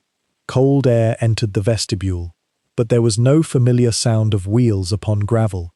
No harness gave its small silver chime. No horse breathed within the fog. Only the 2 lamps moved between the trees. The senior footman, Mr. Vale, raised his lantern and approached the glass. His face, reflected in the window, appeared to float over the darkness outside. "That is not our carriage," he said. "Perhaps someone has missed the turning," Daniel replied. Mr. Vale did not answer. The lights reached the edge of the drive and stopped. They remained beyond the iron gate. The gate itself could not be seen through the mist, but Daniel knew its position. The lamps stood at the exact place where the estate road met the older lane, coming down from the moor. Still, no lodge bell rang. No one called. The butler entered the hall carrying a watch in one hand. "What is it?" Mr. Vale gestured toward the window. The butler looked out. For the first time that evening, his composed expression changed. It was only a slight tightening around the eyes, but Daniel saw it. "Keep the doors closed," he said. "Should we send to the lodge?" Daniel asked. No, the answer was quiet and final. The butler returned his watch to his pocket. Then, as if to dismiss what waited beyond the glass, he spoke of a story known in the surrounding villages. Many winters earlier, no one agreed precisely when, a carriage had overturned on the North Road during heavy snow. It belonged to the family, though the old household accounts mentioned only damage to a wheel and the loss of one horse. Village memory preserved more. Whispers told of a young footman riding at the rear. When the carriage left the road, he had reached through a broken window and pulled a child from the wreck. He carried the child toward the estate, but collapsed before reaching the gate. By morning, the footman was dead. The child survived. "What was his name?" Daniel asked. The butler looked toward the motionless lamps. "Mercer, perhaps, or Miller." "And the child?" The butler's gaze lowered. There was no child. Mr. Vale stirred beside the door. "The villagers say there was." "Villagers often complete unfinished stories," the butler replied. "The accident was long ago. Nothing useful comes from disturbing it."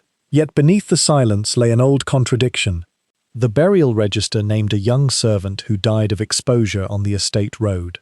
The household ledger recorded a payment to his mother. But no child appeared in the family Bible. No portrait showed an unfamiliar young face, and no later account explained why a footman had been travelling through the snow. Some believed the child had been born outside marriage. Others whispered that she belonged to a branch of the family quietly removed from inheritance. A name might once have appeared in a nursery book and then been scratched away. History can close around such absences like earth over a buried gate. The butler ordered the lamps in the entrance hall lowered. No servant was to go outside. For nearly an hour, the two lights remained among the trees.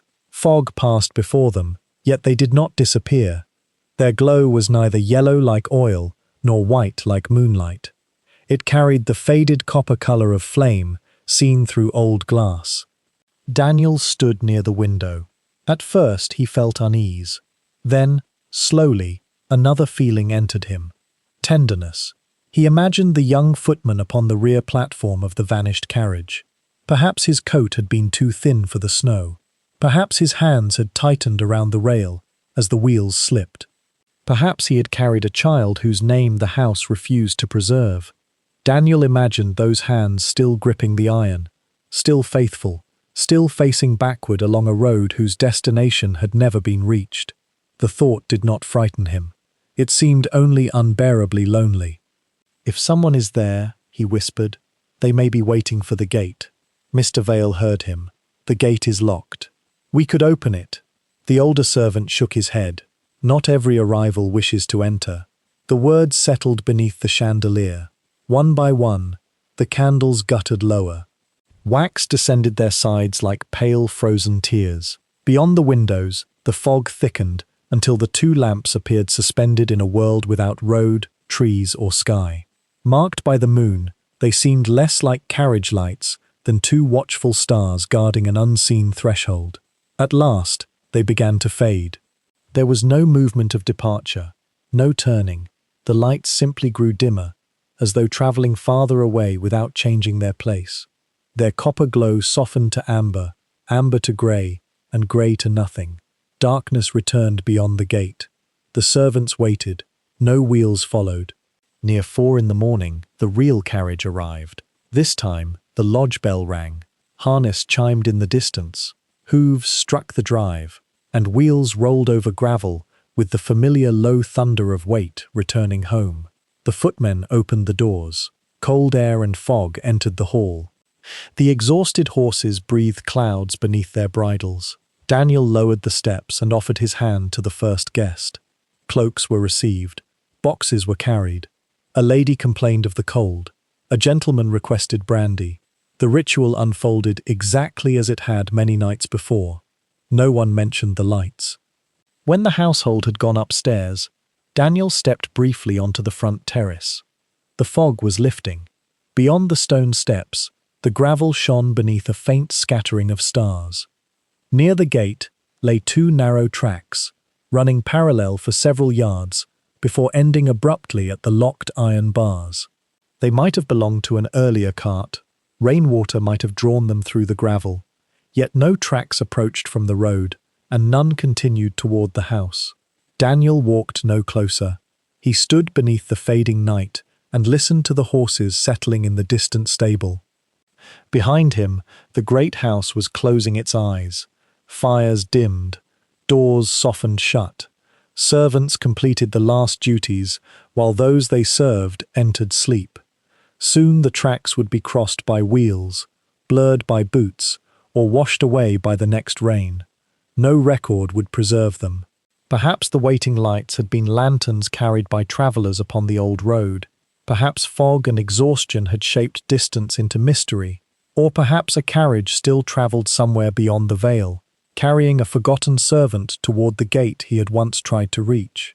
The two tracks shone beneath starlight like a road beginning nowhere. A road without hoofprints, a road without return. And at its unseen edge, someone may still have been holding the rear rail, watching the darkness behind him, faithful to a journey the house had chosen not to remember. At breakfast, a pair of white gloves lay folded beside the footman's plate. They rested upon the dark wood like two small sleeping hands. Freshly washed and carefully pressed, they carried no trace of the duties awaiting them. No coal dust darkened the fingertips. No silver polish stained the seams. No wine marked the palm.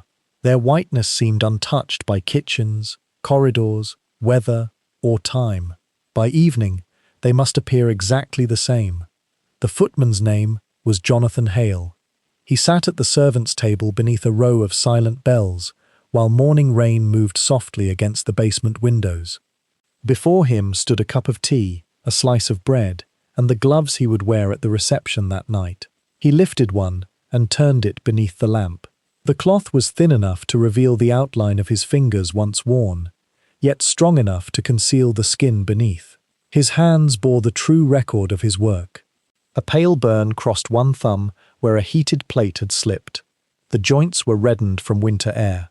Fine cracks marked the skin near his nails. Beneath one finger remained a shadow of blacking from the boots he had polished before dawn. By evening, all of this would disappear. It is said that great houses required labour to leave no visible wound upon beauty. Coal must burn without soot. Silver must shine without the smell of polish. Heavy doors must open without strain.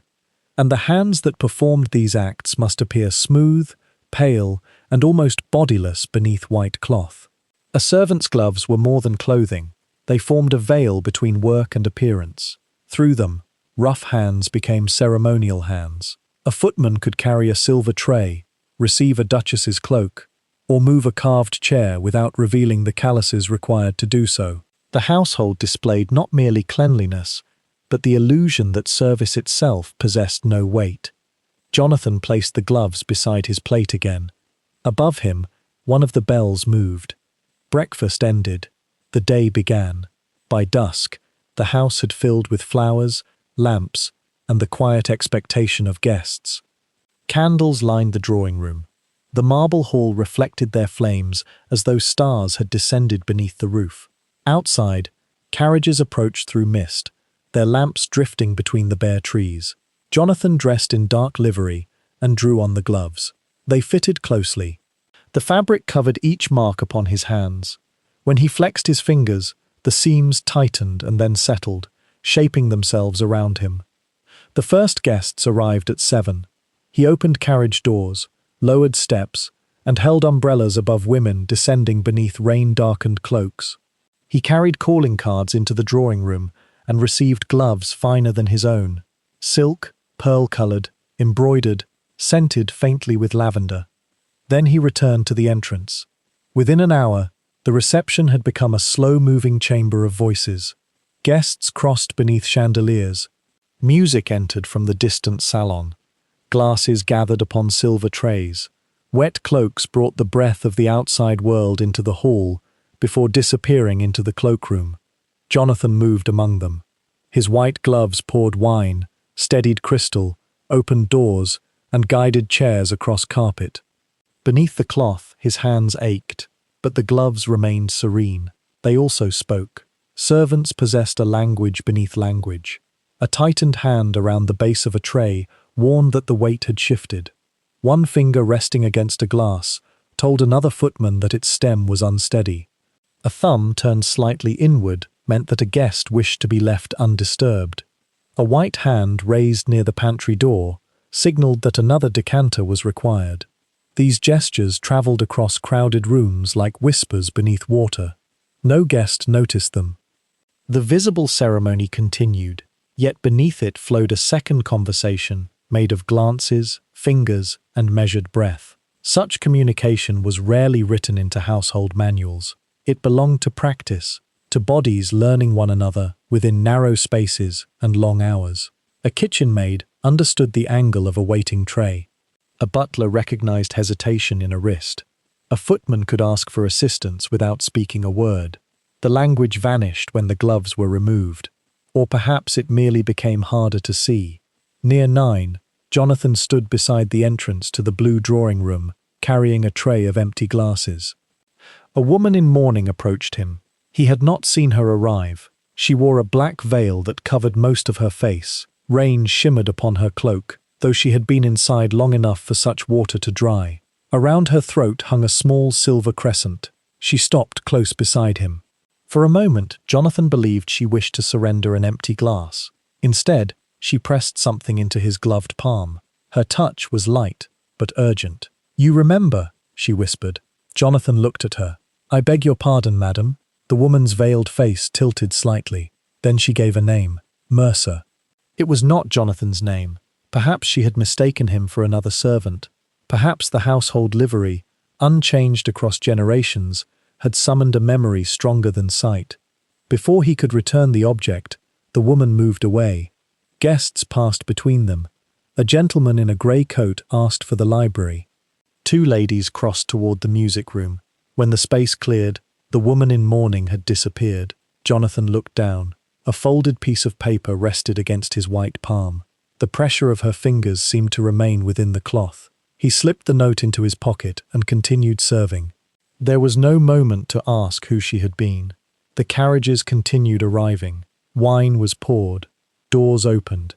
The bells below stairs answered distant hands.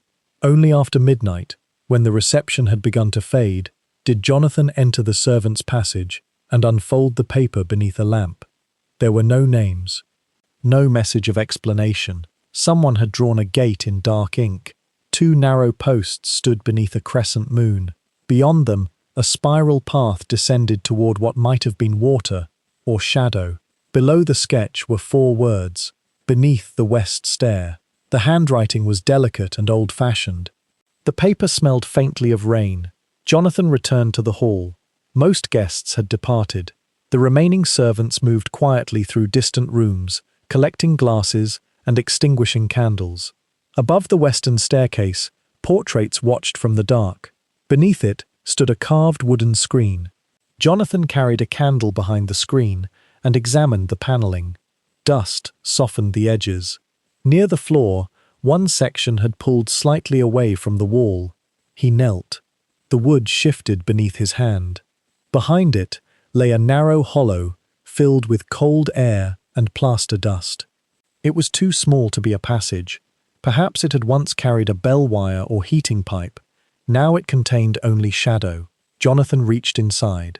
His fingers touched cloth. He withdrew a child's glove. It had once been white.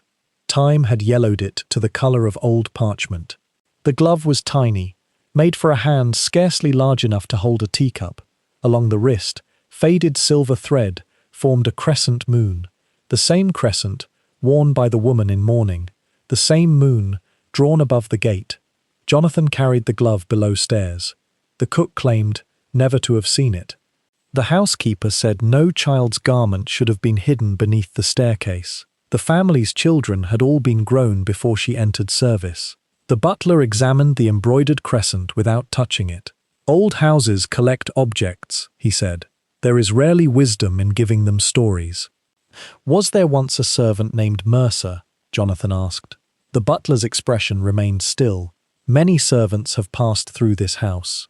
"Was he a footman?" No answer came. In the household records, Jonathan found several pages missing from the year, engraved faintly upon the inner wrist of the child's glove. The family Bible listed a birth, but the name had been blotted so heavily that the ink had eaten through the paper. Beneath the silence, something had been removed. A child, a servant, or only the explanation that joined them. Jonathan locked the note and the small glove inside a drawer near his attic bed. He could not explain why he kept them. Perhaps he feared they would disappear if returned to the hollow. Perhaps the woman had entrusted them to the wrong man, and he was merely waiting for the right one to come. Before sleeping, he removed his own white gloves. A grey outline marked the right palm where the folded paper had rested. He rubbed it with soap. The mark remained. The following morning, the gloves were sent to be washed. They returned white everywhere, except for that faint shadow, shaped almost like a closed gate beneath the fabric. Jonathan wore them again. Guests saw nothing unusual. His hands continued opening doors, lifting silver, and carrying the quiet desires of the household from room to room. The white cloth concealed every burn and callus, as it had always done. Yet he could feel the mark upon his palm. Where memory fades, hands remain absent from portraits and family histories. Paintings preserve faces, jewels, titles, and names. They do not show the fingers that fastened the jewels, cleaned the frames, or held a candle, while another person's likeness was secured against time. White gloves made those hands graceful by hiding what labor had written upon them. But cloth remembers pressure. It remembers the weight of trays, the warmth of glass, and the brief touch of a stranger placing forgotten knowledge into an open palm. Perhaps the woman had been no more than an unnoticed guest. Perhaps the child's glove had lain behind the woodwork for reasons too ordinary to preserve. Or perhaps silence, when held long enough, leaves a mark of its own. A pale gate, a crescent moon, a shadow that no washing can remove. And somewhere beyond it, a small hand may still be waiting for someone in white gloves to remember. Below stairs, in a passage where daylight seldom reached, a row of servant bells hung upon a dark wooden board. Each bell bore the name of a chamber above: drawing room, library, south bedchamber, nursery. The names had been painted upon small ivory plates and fastened beneath the brass. Years of coal smoke had softened their whiteness. Dust rested along their edges, and the letters had grown thin beneath countless cleanings. At the far end of the board hung one more bell. Its ivory plate was blank. No faded word remained upon it. No trace of ink survived. Someone had scraped the surface clean, leaving a pale oval beneath the smoke, as though a name had been removed so carefully that its absence had become more visible than the names around it. During the day, the blank bell did not move. It waited. The youngest footman was called Elias Gray. On his first morning in the house, the butler stood him beneath the bellboard and taught him its language. Each bell possessed a slightly different voice. The library gave a bright, impatient note. The morning room sounded lower. The nursery bell trembled after ringing because its wire crossed a longer distance through the walls. "You will learn them," the butler said. Elias did. Within a month, he could identify a summons without looking up. A single note from the drawing room meant a tray should be collected. A rapid pull from the master's dressing room often meant a fire required attention. The blue bedchamber bell rung gently, usually called for hot water. The bells divided the day more precisely than any clock. A servant might be eating when one sounded. He might be unlacing his shoes after midnight. He might have reached the first warm edge of sleep. Still, he must rise. It is said that the wires of a great house formed an unseen web. They travelled through plaster, crossed beams, descended behind wallpaper, and turned around corners no resident ever saw. At one end waited a hand upon a cord. At the other waited a servant's body, prepared to move. The person upstairs did not need to know where the servant stood. A pull in a warm bedchamber could summon footsteps from a cold basement passage. A touch beside a drawing-room fire could interrupt a meal below stairs. Desire travelled invisibly. Labour answered in person. Every ring carried authority. To hesitate was to risk rebuke. To answer the wrong room was to appear foolish. To arrive too slowly could be entered into memory, then into a reference, and finally into the uncertain future of a servant seeking another place. So Elias learned to live within reach of sound. Even in silence, part of him listened. The blank bell troubled him because it belonged to no known command. When he asked the first footman what room it served, the older man looked toward the passage door. None now. Which room did it serve before? A nursery, perhaps. The cook offered another story. She said the bell had once belonged to a private sitting room in the west wing, closed after a family disgrace. A visiting companion had disappeared. A letter had been burned. The room was sealed during alterations, and its name scraped from the board. The housekeeper dismissed both accounts. There was never a room, she said. It may have been fitted for one that was never completed, yet the wire remained. Elias could see it rising behind the bell and disappearing into a narrow wooden channel near the ceiling. A wire without a room. A summons without a name. He searched the household plans kept in a drawer near the estate office. The papers were large and brittle, their corners crumbled. Corridors and chambers, unfolded across them like lines upon an ancient map. The west wing was shown. The old nursery was shown. No missing room appeared.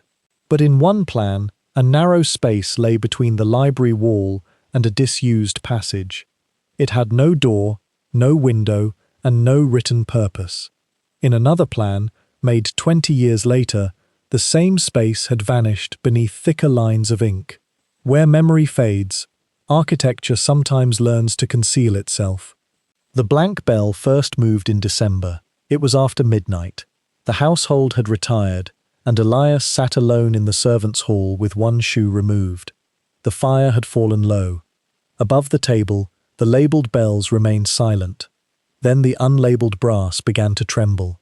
It gave no clear note. The bell tilted forward, returned, and moved again. Elias watched. Perhaps wind had entered the wall.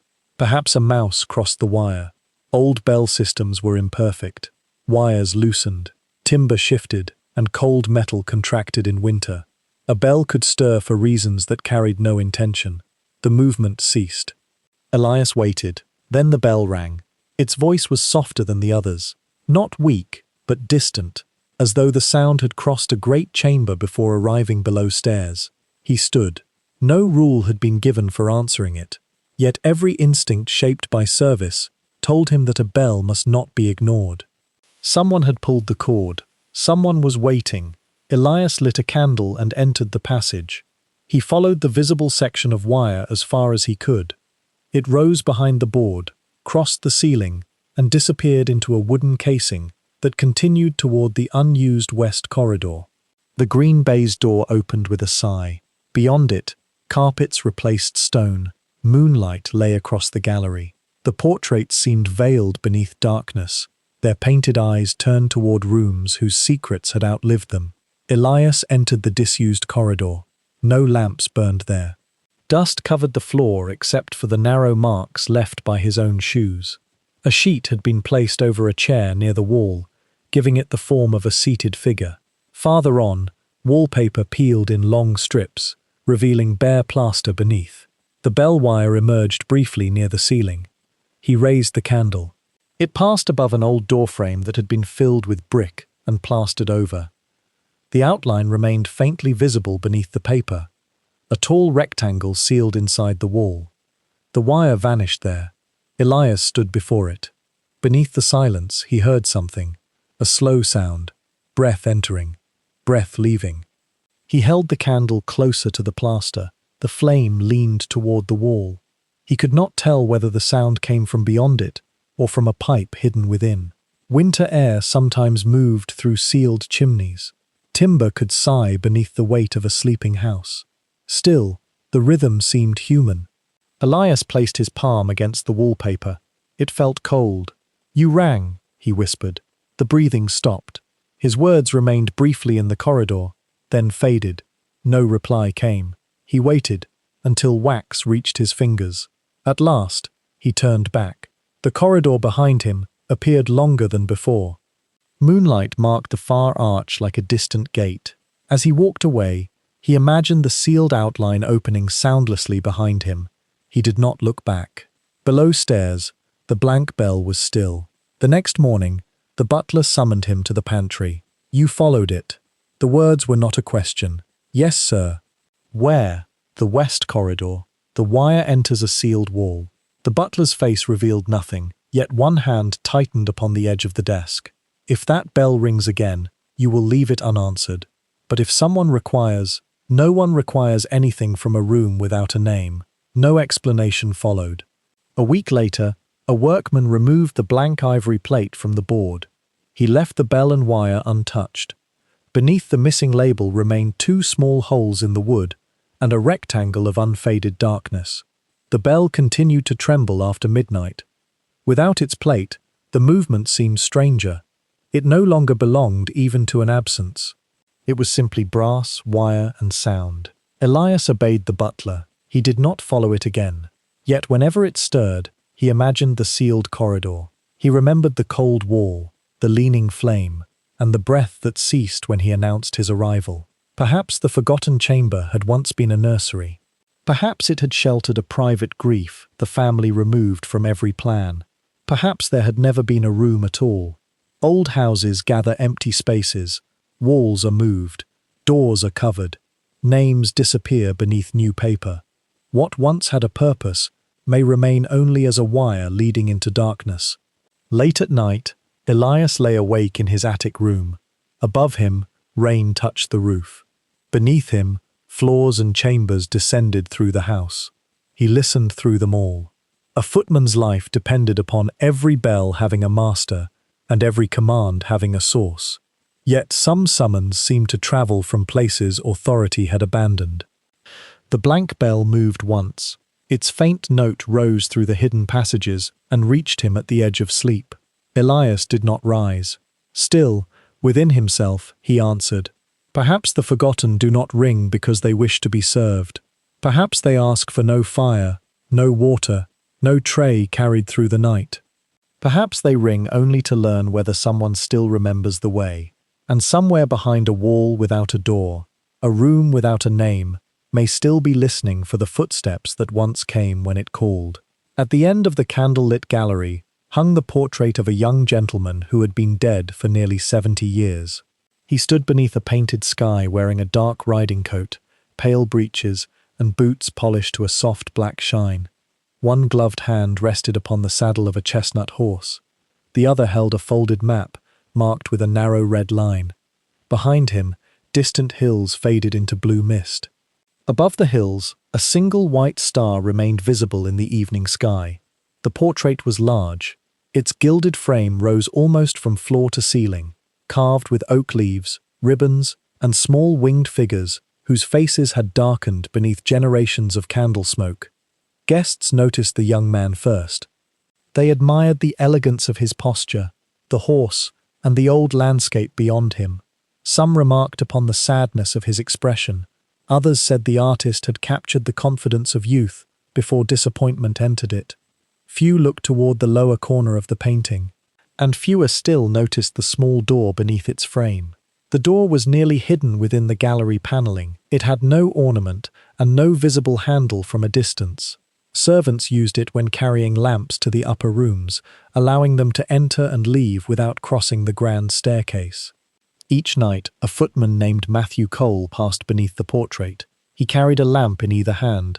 Their flames leaned slightly as he opened the concealed door, and for one breath, the painted gentleman's face appeared to turn toward him. It is said that portraits possess 2 kinds of silence.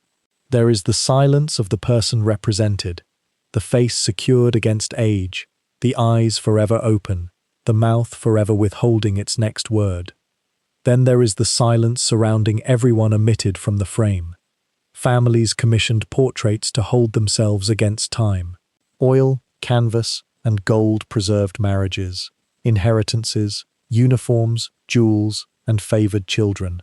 A man might die far from home, yet his painted likeness continued standing beneath the family roof, untouched by weather and years. The servants who tended these images were rarely preserved. They dusted the frames. They closed curtains against sunlight. They carried ladders, cleaned glass, and trimmed the candles that illuminated ancestral faces after dark. Yet their own faces passed unpainted into memory. Matthew possessed no likeness of his mother. He remembered the line of her cheek, the grey beginning near her temples, and the way she narrowed her eyes when threading a needle. But no canvas held her. No photograph had been taken before she died. His father's face was even less certain. Some nights, Matthew could recall the sound of his voice, but not the shape of his mouth. Memory had begun to soften him, like a figure painted at the far edge of a landscape. The gallery was filled with people whose descendants had refused to let them fade. Matthew moved among them carrying light. Each evening, before dinner, he helped uncover the furniture and adjust the lamps. Each morning he passed a feather brush along the lower edges of the frames. Dust gathered there despite the housemaid's care, fine, grey, and endless. Where memory fades, dust is patient. It settles upon the celebrated and forgotten alike. The young gentleman in riding clothes was called Julian Harcourt. His name appeared upon a small brass plate beneath the frame, followed by 2 dates. Born 1801, died 1828. No place of death was given. According to the family, Julian had travelled abroad in his youth and succumbed to fever before reaching home. His body was buried somewhere beyond the sea. The horse in the portrait returned without him and lived out its remaining years in the estate stable. The story was told gently, like a finished tragedy, yet something in the painting felt unfinished. One evening in November, Matthew raised his lamp toward the frame and noticed a second figure. Far behind Julian, near the painted horse's hindquarters, stood the shadow of a man. The figure was very small. At first, Matthew believed it was a tree trunk or an area where the varnish had darkened, but when he moved the lamp, the shape remained. A head, shoulders, a long coat, one arm extended toward the horse. The figure wore livery resembling the uniform Matthew himself wore, a dark coat with a pale line along the collar. He stepped closer. The face was no more than a few uncertain strokes. No eyes, mouth, or expression could be seen. The servant stood almost beyond the edge of the scene, where the blue hills dissolved beneath the star-marked sky. Perhaps the artist had included him as part of the composition. A groom, valet, or footman might have accompanied the sitting and been painted in the distance to suggest service without drawing attention from the principal subject. Matthew had simply never noticed. The following morning, light entered the gallery through tall eastern windows. He looked again. The servant seemed closer, not greatly, only enough that a narrow space now appeared between him and the horse. His coat was clearer. One hand rested upon what might have been a travelling case. Matthew blamed the changing light. Old varnish alters beneath candles and daylight. Dark pigments retreat or emerge depending upon the angle from which they are seen. A form hidden at night may appear at dawn, then vanish beneath afternoon brightness. Still, the image remained in his thoughts. He searched the household papers during his next half-day of freedom. In the estate library stood several leather-bound volumes containing journeys, expenses, births, and deaths. Julian Harcourt's final voyage occupied less than a page. He had departed for the continent in spring. He had travelled through France and continued south. A fever overtook him near a coastal town, and he died before his family could reach him. Beneath this was a shorter entry. Travelling expenses settled, horse returned, servant lost during journey. 4 words. No name, no wage owed, no burial place. Matthew copied the phrase onto a scrap of paper. Servant lost during journey. He wondered what lost meant. Had the man died beside Julian? Had he disappeared upon a foreign road? Had he remained behind to guard a grave, arrange a burial, sell possessions, or deliver the folded map painted in his master's hand? History had preserved the gentleman's sorrow and reduced the companion's fate to a grammatical shadow. The next night, the painted servant stood nearer again. He had moved beyond the horse. His travelling case was gone. A faint face had begun to form beneath his dark hair. Matthew told no one. He continued carrying lamps beneath the portrait. Each time he opened the servant's door, candlelight crossed the canvas and awakened different details. One night, the figure stood halfway between the hills and Julian. Another night, he appeared close enough for Matthew to see dust upon the painted livery. There was no menace in him, only weariness. His shoulders bent slightly forward, as though he had walked an impossible distance while carrying something no longer visible. His hands hung empty at his sides. The gentleman remained unchanged, young, composed, one hand resting upon the saddle. The servant travelled. Whispers tell us that unfinished journeys seek their own return. A name lost abroad may follow a familiar coat, a remembered horse, or the painted road leading home. It may cross oceans not as a spirit, but as an absence pressing quietly upon whatever record survives. Matthew searched again for the missing servant. In an old stable ledger, he found a reference to a footman assigned to Mr. Julian, Samuel Mercer. The next page had been cut out. That was all. A name, then absence. On a winter evening, after the household had retired, Matthew carried a small candle into the gallery. He placed it upon the floor beneath the portrait. It was not a prayer in any formal sense. No scripture accompanied it. No bell summoned a clergyman. It was only a flame offered by one servant to another. "For Samuel," he whispered. The candlelight climbed the gilded frame. Within the portrait, the distant figure had reached the foreground. His face was visible at last. It was pale, young, and tired. His eyes did not look toward Julian or the horse. They looked downward, toward the small servant's door beneath the painting, toward the passage home. Matthew remained there until the candle burned low. At dawn, he returned. Morning light filled the gallery. The painted servant stood once more beside the horse in the distance. His face had disappeared into shadow. He was again no more than a few dark strokes near the horizon. Perhaps nothing had moved. Perhaps candlelight revealed older paint hidden beneath varnish. Perhaps exhaustion had persuaded Matthew's eyes to complete the story that the records had left unfinished. The candle had gone out. A narrow line of wax remained beneath the frame. Matthew did not remove it. All day, guests passed through the gallery. They admired Julian's riding coat, the elegance of the horse, and the single star above the blue hills. No one mentioned the servant. At night, Matthew carried the lamps upstairs as usual. He passed beneath the portrait and opened the concealed door. Before entering, he looked back. One man had been preserved in oils and gold. The other survived as a few dark strokes near the edge of a painted road, yet both appeared to be watching the same hidden passage. Perhaps they had travelled together farther than the family chose to remember. Perhaps one returned in a frame, while the other continued walking through silence. The servant's door closed softly beneath them, and in the gallery, where candlelight trembled across old varnish, the unnamed figure waited beside the horse for someone to notice that he too had once been there. Upon the library table rested a leather dispatch box. Its corners were worn smooth. A narrow brass lock darkened its front, and the family crest had been stamped into the lid so many years before that the crowned stag was beginning to fade.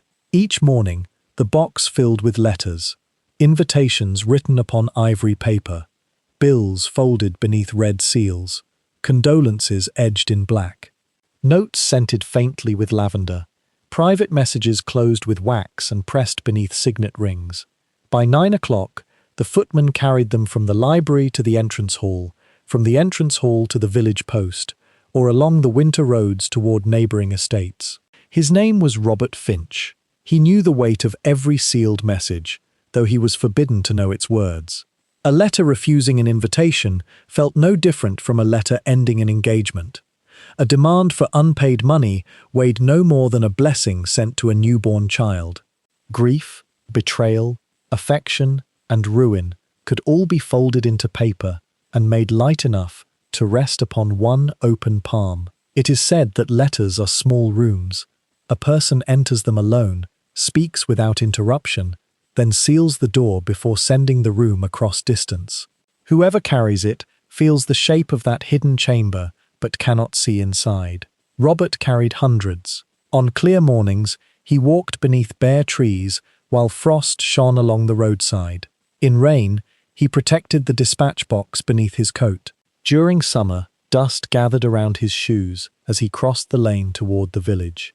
He delivered messages to gates he was not invited to pass. He placed letters into hands that scarcely noticed his own. Then he returned to the house with replies. Footmen lived within a peculiar intimacy. They conveyed correspondence, announced visitors, summoned carriages, and carried verbal messages from room to room. They stood beside doors while conversations altered inheritances and marriages. They waited behind chairs as names were praised, condemned, or quietly removed from family plans. Their silence was treated as part of the household machinery. A servant was expected to hear without listening and to remember only what duty required. Yet trusted invisibility placed him beside truths without granting him any power over what followed. Robert learned which letters made the master impatient. He recognized the handwriting that caused the mistress to leave breakfast untouched. He knew that pale blue envelopes were carried upstairs immediately, and that a certain lawyer's seal meant the library doors would remain closed until evening. He never opened them. Still, secrecy had its own atmosphere. Some letters seemed to cool the air around them. Others rested upon the salver as though they were breathing. Whispers tell us that a sealed message begins changing the moment it is written. Before it arrives, the writer may regret it. The recipient may have departed. A promise may already be impossible. Yet the letter continues its journey, faithful to a moment that no longer exists. One winter afternoon, snow began falling over the estate. It covered the terrace, softened the hedges, and concealed the road beyond the iron gate. Inside the library, the master stood before his desk, sorting old correspondence into two piles. One pile was to be preserved, the other was to be burned. Robert waited beside the fireplace. The master handed him bundles tied with faded ribbon. Some letters were nearly 40 years old. Their seals had broken. Their paper had yellowed, and the ink showed through from one side to the other like shadows beneath thin ice. "Everything," the master said. "Yes, sir." Robert placed the first bundle upon the fire. Flame touched the edges. For a few moments, the pages resisted. Then writing darkened, curled inward, and disappeared. Names written long ago opened briefly in the heat before becoming ash. Another bundle followed, then another.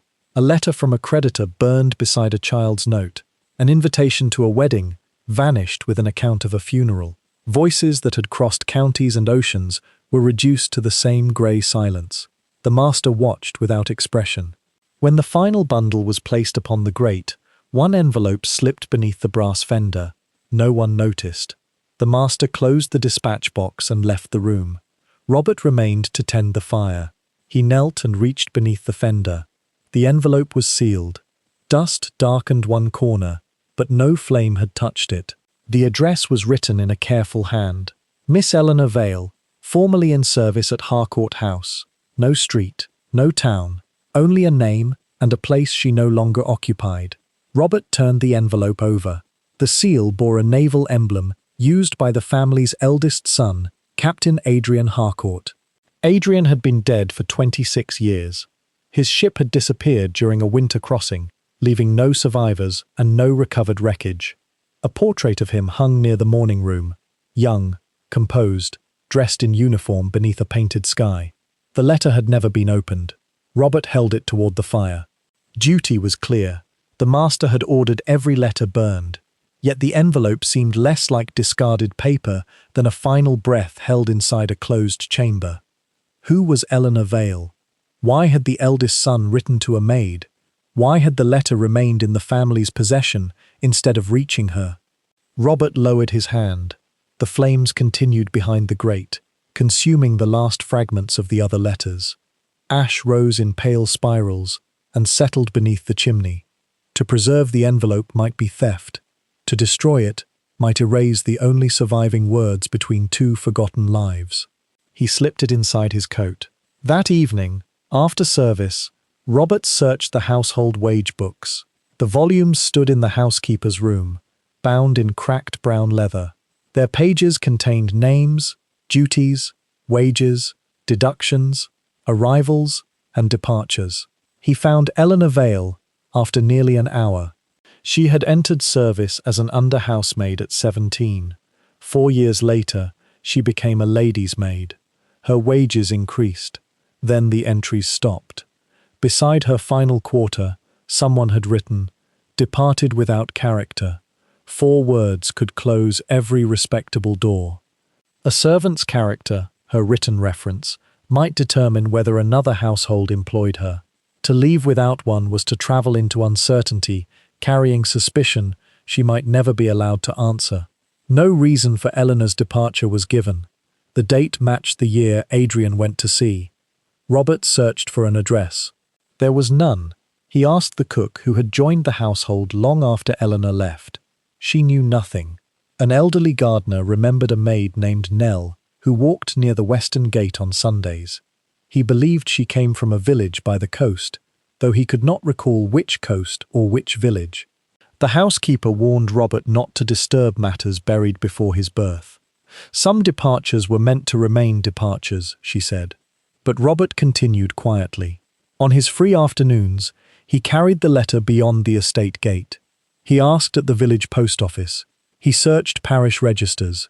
He wrote to 2 neighbouring households where former servants sometimes found employment. No Eleanor Vale appeared. A woman of that name had married a carpenter in the north, but her age did not match. Another had died in childhood. A third sailed abroad and vanished from the local record. The letter remained unopened. Robert could have broken the seal. He could have learned whether it contained love, apology, warning, or farewell. Yet the words did not belong to him. Disobedience had preserved the letter, but curiosity would violate the very mercy that led him to save it. So he waited. Years passed. The master died. The house entered mourning. Robert left service, then found another position in a smaller household near the sea. The envelope travelled with him. Its paper softened at the folds. The seal cracked slightly but held.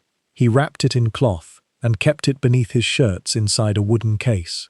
Whenever he moved, the letter moved. Whenever he searched a new parish or heard the surname Vale, hope stirred briefly and faded. Eleanor would have grown old. Perhaps she married under another name. Perhaps she crossed the ocean. Perhaps she died without knowing that a message had once begun travelling toward her. Robert grew old as well. His hands, once steady beneath silver trays, began to tremble. The people whose letters he carried became portraits, names in registers, and lines carved into stone. Still, the envelope remained sealed. On winter nights, he placed it upon the table near his window. Marked by the moon, it seemed lighter than dust, yet it carried the weight of an entire unwitnessed history. Some histories survive because a servant obeyed. Others survive because, for one quiet moment, he did not. Perhaps the master had intended the letter to burn because its contents threatened the family's honour. Perhaps it contained nothing more than wages owed or a brief farewell. Perhaps it was never meant to be found.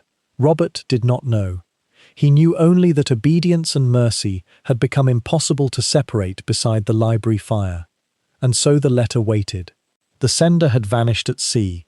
The recipient had vanished from the household record. The carrier alone remained, guarding words that belonged to neither the living nor the dead. Beneath the moonlit window, the seal held its silence. Some voices only echo when we are ready to listen, and some cross decades without ever arriving, born faithfully in the hands of someone history never asked to remember them. In the entrance hall, beneath a ceiling painted with clouds and fading stars, a great clock divided the night into slow, measured chambers. Its case was made of dark oak. Carved leaves climbed the sides, their wooden edges softened by nearly a century of dusting. Above the face, a small brass moon travelled through a painted sky. Its surface had tarnished to faded copper, yet whenever candlelight touched it, the moon seemed to awaken. Beneath the clock stood a footman named Arthur Vale. He was waiting for the family to return from a ball held at an estate 12 miles away. The carriage had departed before 9. It was now past midnight. No message had arrived. Arthur's candle shortened upon the hall table.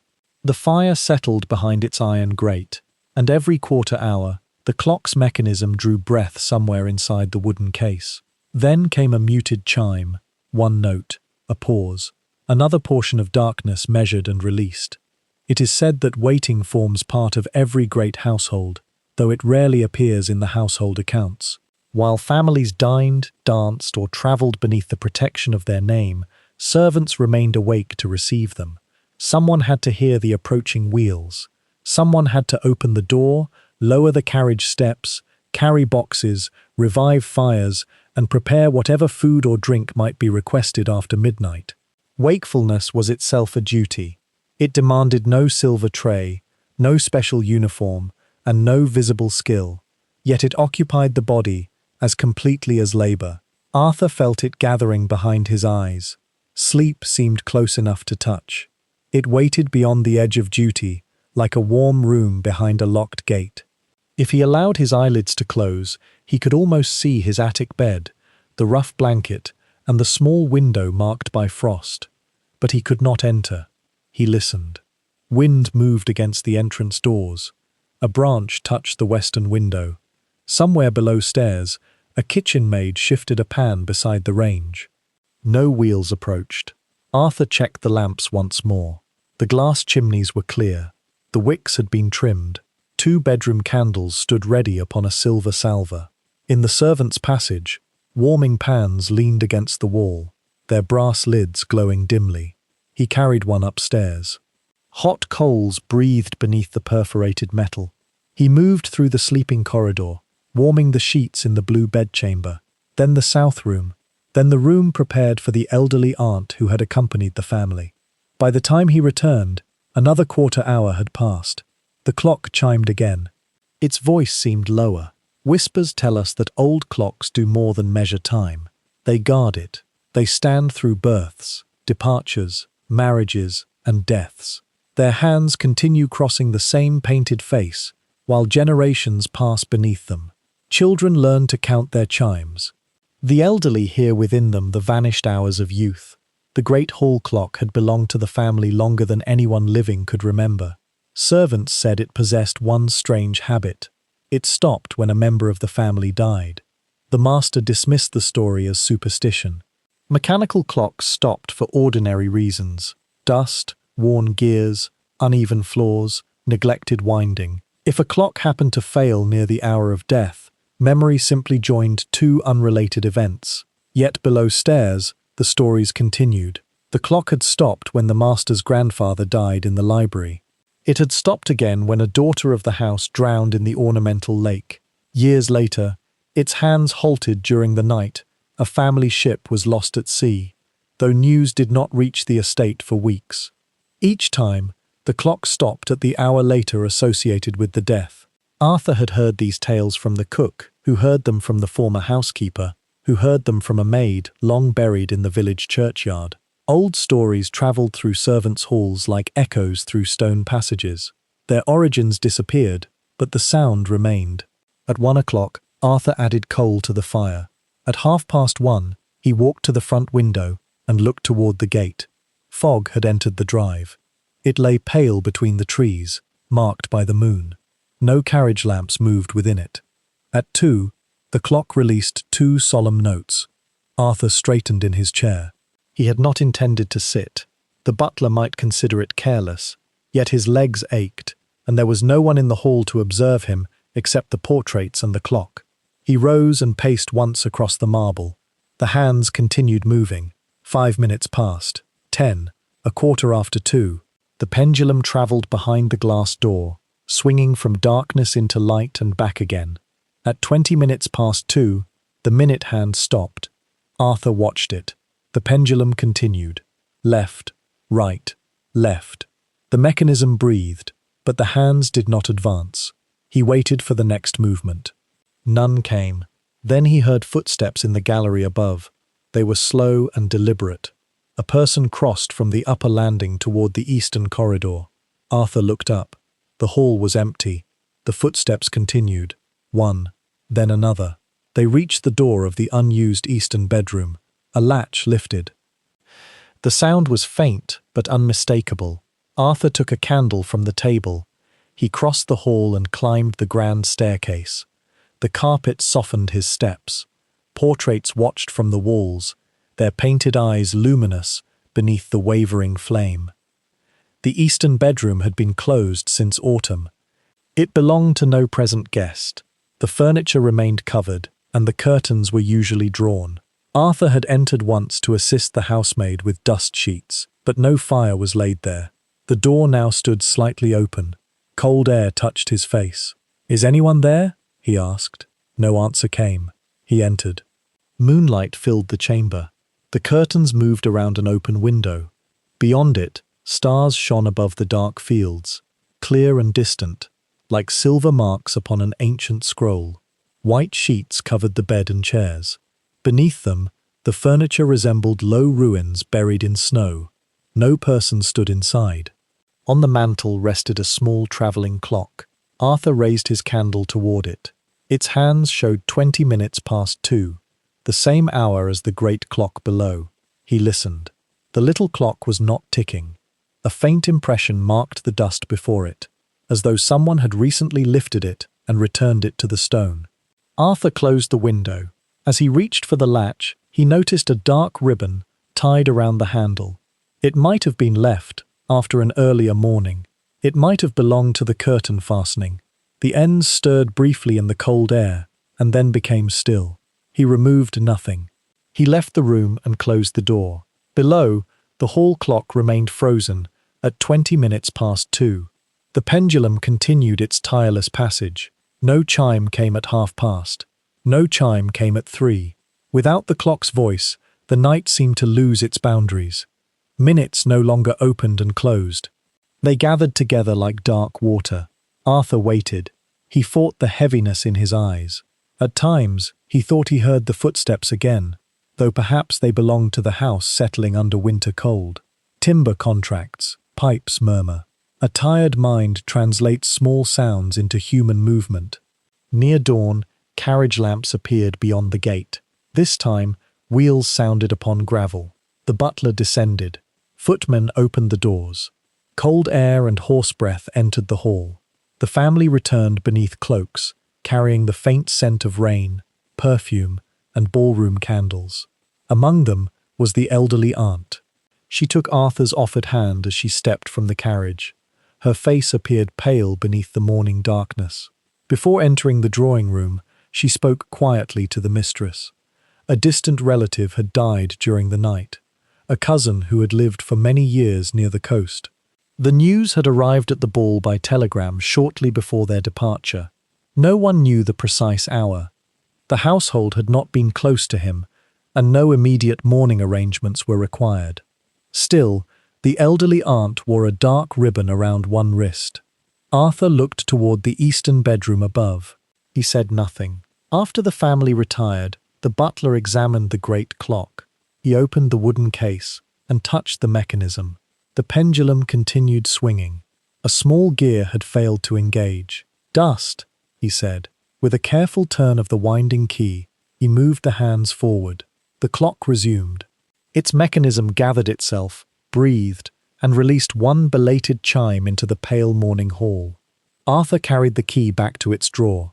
Perhaps coincidence had woven separate moments together. Perhaps the travelling clock had stopped days earlier and simply happened to show the same hour. Perhaps tired houses, like tired servants, sometimes lose their place in time. At sunrise, Arthur was released from duty. The first light entered through the stained glass window and spread across the marble floor. Blue touched gold, red touched grey. Beneath the great clock, his shadow stretched toward the stairs. He climbed slowly to his attic room. Behind him, the clock continued measuring the morning. It counted the hours of those who slept and those required to remain awake. It preserved no distinction between comfort and exhaustion. Each minute passed with the same quiet authority. Soon Arthur would close his eyes. The family would rise later and learn what arrangements followed the distant death. The eastern bedroom would remain unused, and the two clocks would continue carrying 20 minutes past 2, somewhere within their memory. For time does not explain what occurs inside it. It only marks the chamber, closes the door, and moves on. Yet some hours remain after the hands have left them. They wait beneath the silence, like footsteps crossing an empty gallery, until someone awake in the deepest part of night hears them pass. Below the kitchens, beneath the pantry floors and coal-dark passages, an iron-bound door stood within the stone. Its lock was old. The key turned reluctantly, as though the metal had grown accustomed to silence. When the door opened, cold air rose from the darkness beyond it, carrying the scents of earth, cork, damp mortar, and dust. A narrow staircase descended beneath the house. At its foot waited the wine cellar. Long chambers passed under low brick arches, their walls lined with wooden bins. Bottles slept within them shoulder to shoulder, covered in cobwebs and grey powder. Their glass was green, brown, and nearly black. Some bore paper labels curled by damp. Others had their years written directly upon the shelves in white chalk. The dates resembled names upon old stones. Each belonged to a vanished season, a summer of heavy sun, an autumn of early rain, a harvest gathered beneath war clouds, a vintage laid down during a marriage, a birth, or a funeral. Near midnight, a footman named Samuel Reed entered the cellar, carrying a lamp. The dining room guests had requested an old port after supper. The butler had given him the key and precise instructions. Third chamber, eastern wall, lower shelf, 2 bottles to the left of the chalk mark. Samuel repeated the directions silently as he descended. The lamp formed a small circle of amber around him. Beyond it, the cellar continued through archways into darkness. Drops of moisture gathered upon the bricks and fell at long intervals, each one sounding louder than it should. It is said that cellars preserve more than wine. They preserve weather. Within every bottle rests a summer no longer present beneath the sky. Rain entered the roots. Sunlight ripened the fruit. Hands gathered the grapes, pressed them, and sealed their season away from air. Years pass. Those who worked the harvest grow old and vanish. The wine remains, waiting for a future mouth to taste a year it never lived. Samuel moved slowly between the shelves. Above him, the house was warm with candles, conversation, and dying fires. Guests sat beneath painted ceilings, while crystal passed from hand to hand. Here, no music entered. The earth closed around the cellar with an oceanic stillness. The silence felt inhabited. Not by a single presence, perhaps, but by all the waiting years. Samuel had learned the household ceremony of wine during his first months in service. The butler guarded the cellar key and chose bottles according to occasion, guest, and course. Valuable vintages were counted carefully. Corks were examined. Decanters were cleaned until no trace of dust or yesterday's wine remained. A footman might carry the bottles upstairs, assist with decanting, present the port from the correct side, and observe which guest required another glass before the request was spoken. Wine appeared at the table as pleasure. Below stairs, it was also inventory, responsibility, and risk. A broken bottle could represent more than a servant's monthly wages. A clouded decanter might bring rebuke. A label damaged by careless fingers could erase the identity of a year. So Samuel treated each bottle almost as a sacred object. He supported the base. He avoided disturbing the sediment. He moved with the slow attention of someone carrying time itself.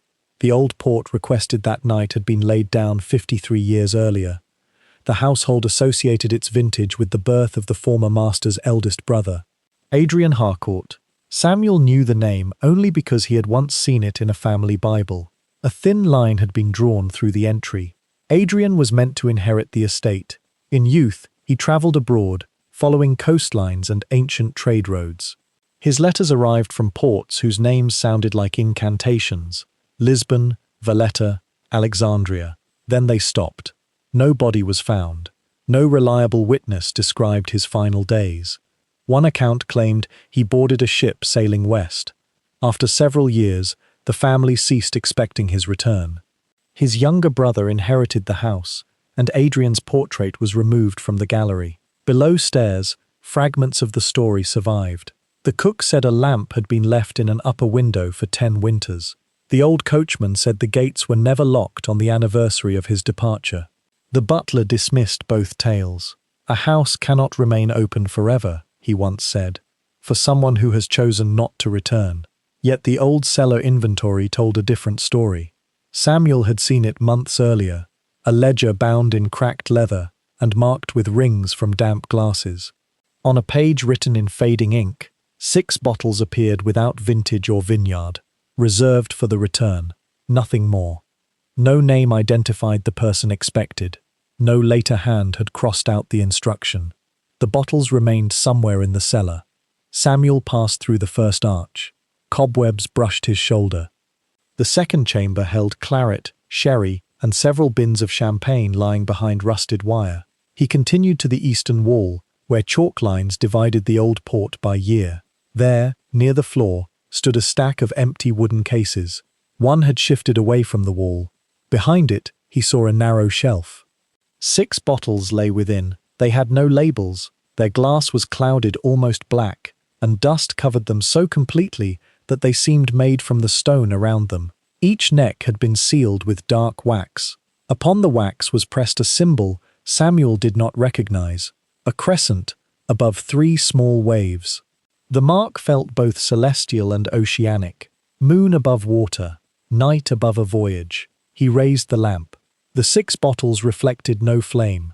For a moment, they appeared less like vessels than closed windows leading into a deeper chamber beneath the earth. Beside them stood the requested port. Its label bore the correct year. Samuel reached toward it. As his hand passed above the nearest black bottle, the cork moved, only slightly. A narrow crack opened within the wax. The bottle released a breath. Cold air touched his fingers. It smelled not of wine, cellar mold, or old wood.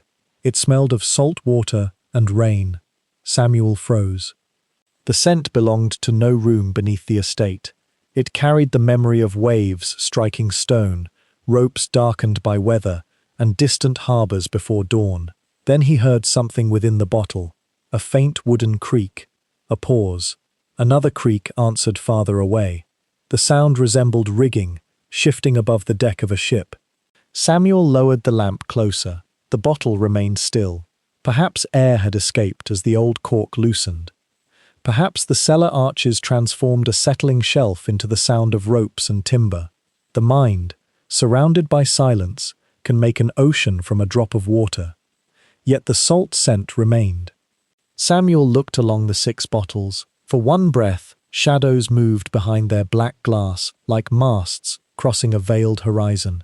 He took the requested port. Then he stepped backward. The lamp trembled in his hand, sending long shapes across the brickwork. No other cork moved. No voice called his name. He returned the empty case before the hidden shelf and climbed the stairs. At the iron-bound door, he looked down once. The darkness below appeared complete. He locked it. Upstairs, the dining room glowed beneath chandeliers. Guests waited around the table while the butler opened the old port. The cork was drawn carefully. The wine descended into a crystal decanter, deep red beneath the candles. No scent of salt emerged. Samuel carried it around the table. The guests praised its character. They spoke of dried fruit, smoke, summer heat, and the unusual richness of the year. One elderly gentleman said the wine tasted of voyages. The others laughed softly and raised their glasses. No one asked who had entered the darkness to retrieve it. No one mentioned Adrian Harcourt. By 2 in the morning, the guests had retired. Samuel returned the cellar key to the butler. He considered describing the 6 bottles and the loosened cork. Yet he remembered the old instruction, reserved for the return. Some commands survive because no one dares decide that their waiting has ended. Samuel said nothing. He lay awake in the attic while the house settled around him. Rain began after midnight, touching the roof with countless small fingers. In the darkness, the sound resembled water striking a ship's deck. Far below, dust resettled upon the hidden bottles. Perhaps their glass contained nothing more than spoiled wine from an unknown vintage. Perhaps the salt scent entered through damp stone. Perhaps Samuel heard only shelves bending beneath age. Or perhaps the 6 vessels held fragments of a voyage never completed, weather, distance, and the last breath of a man whose family stopped speaking his name. Wine preserves sunlight. It preserves rain, soil, and vanished summers. Perhaps these bottles preserved an ocean. Perhaps they waited only because no one remembered the command to open them. Beneath the sleeping house, the 6 black bottles remained behind the empty cases. Their wax seals bore the crescent and the waves. Their corks rested once more in silence. Above them, guests dreamed in warm rooms. Below them, a season without a year continued waiting. And somewhere within the dark glass, marked by the moon, distant rigging may still have been turning toward home. At 1 in the morning, the servants' hall stood empty. A dying fire breathed behind the iron grate, colouring the long table with a faint red light. Cups remained where tired hands had left them. Crumbs rested upon the wood. A needle trailed dark thread across an unfinished cuff, and a folded newspaper lay beside a pair of spectacles no one had remembered to carry away. The bells above the door were still. Beyond the walls, the great house had entered sleep. Its guests lay beneath warmed linen. Bedroom candles shortened inside silver holders. Curtains enclosed the winter night, and fires settled into ash. Below stairs, 1 footman remained awake. His name was Peter Moss. He sat at the far end of the table, with his coat unfastened at the throat, and one hand resting beside a plate of cold supper. The gravy had formed a thin skin. The bread was dry at its edges. A little fat had hardened around the meat. He ate slowly, not because he wished to linger, but because exhaustion had softened every movement. His feet ached inside polished shoes. His shoulders retained the memory of trays carried through dinner. When he lifted the fork, he could still feel the weight of silver upon his arm. The servants' hall was different after midnight. During the day, it belonged to order. Places at the table reflected rank. The butler sat at one end, the housekeeper at the other. Senior servants held established positions. The first footman, cook, lady's maid, valet, and senior housemaids occupied places understood without discussion. Younger servants learned where they might sit, when they might speak, and whose presence required silence. A great household possessed a hierarchy beneath its hierarchy. Those who served the powerful also lived within ranks of their own. The butler guarded the cellar, plate, and dignity of the male staff. The housekeeper carried keys, supervised stores, and governed much of the female service. Senior servants might enjoy private rooms, better food, or the right to be addressed with formal respect. Those lowest in the order often rose earliest, slept latest, and passed through the house with the least protection. It is said that every table becomes a map of the world around it. Some seats are inherited, some are earned. Some remain empty because the person who belonged there has disappeared. During meals, the servants' hall held restrained conversation, small rivalries, guarded laughter, and news carried from other floors. A kitchen maid might know what happened in the nursery. A footman might have heard a name spoken during dinner. The cook understood which guest sent a plate back untouched, and the housemaid knew which bedroom fire had burned until dawn. Information travelled downward like water through stone. Yet everyone learned caution. Words spoken too freely could rise again through the same hidden passages. After the final bell, however, rank sometimes softened. The butler loosened his formal silence. The cook told stories of former houses. A maid mended stockings beside another servant who had corrected her sharply that morning. For a few stolen moments around the fire, the staff were not merely positions within a system. They were tired people sharing warmth. Peter looked along the empty table. Each chair seemed to retain the shape of someone who had sat there.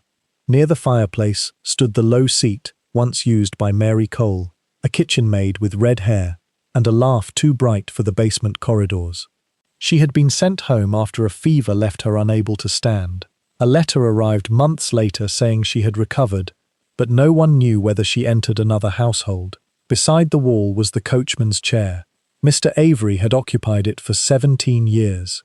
Then one morning, after a disagreement no junior servant fully understood, he was dismissed before breakfast.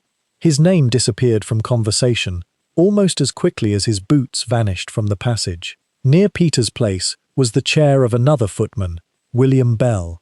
William had left for a larger household in London.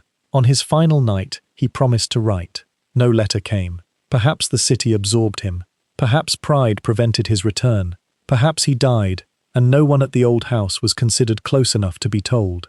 Servants passed through great houses, like brief shadows. They carried coal, lamps, letters, children, dishes, keys, secrets, and grief. Then one day, their place at the table belonged to someone else. A household ledger might preserve a line. Wages paid, departed, dismissed, gone without notice. No portrait remained, no stone bore their likeness.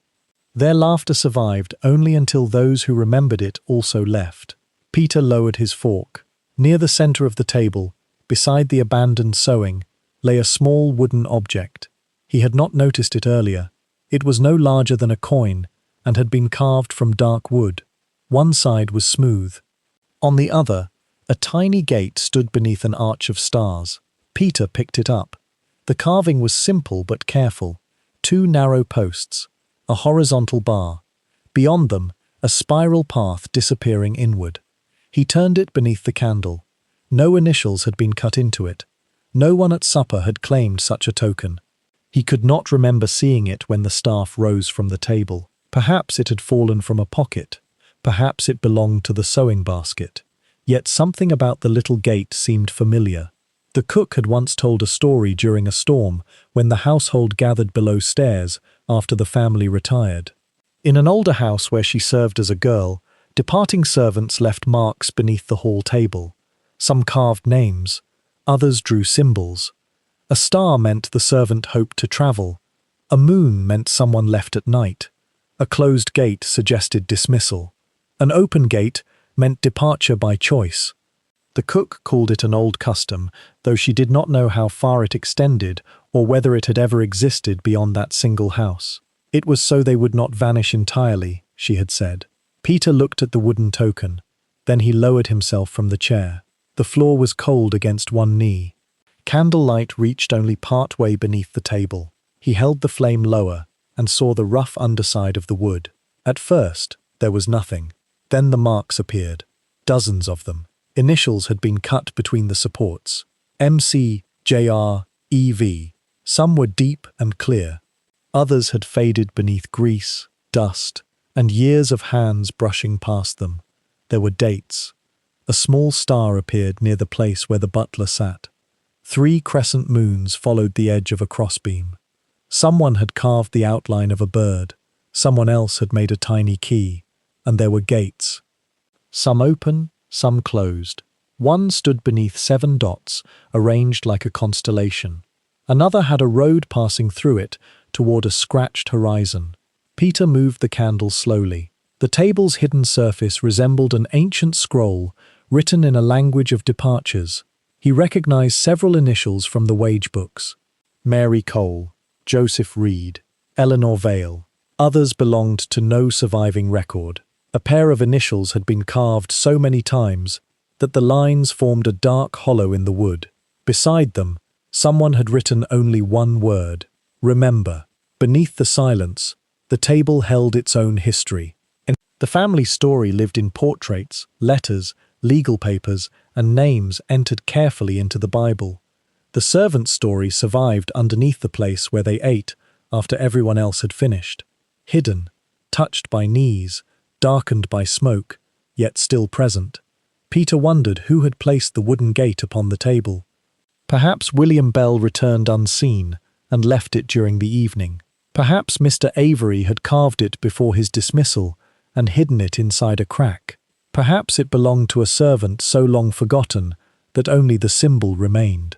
He thought of adding his own mark. He carried a small knife for trimming lamp wicks. It would take only a moment to carve PM beneath the others. But he did not. Not yet. To carve the initials felt too much like leaving, and Peter was still there. The bells would ring in the morning. His livery hung near the drying room. His narrow bed waited above the service wing. He returned to his chair. The wooden token rested beside his candle. He finished the cold meal. The hall remained quiet around him, yet the empty chairs no longer seemed entirely vacant. Mary's laugh, William's promise, the coachman's silence, and the names beneath the table gathered near the dying fire like faint companions. At last, Peter stood. He covered the remains of his supper and gathered the cup. Before leaving, he placed the carved gate near the center of the table, exactly where he had found it. The fire gave one soft collapse. Sparks rose behind the grate, like starlight, bright for a breath, and then gone.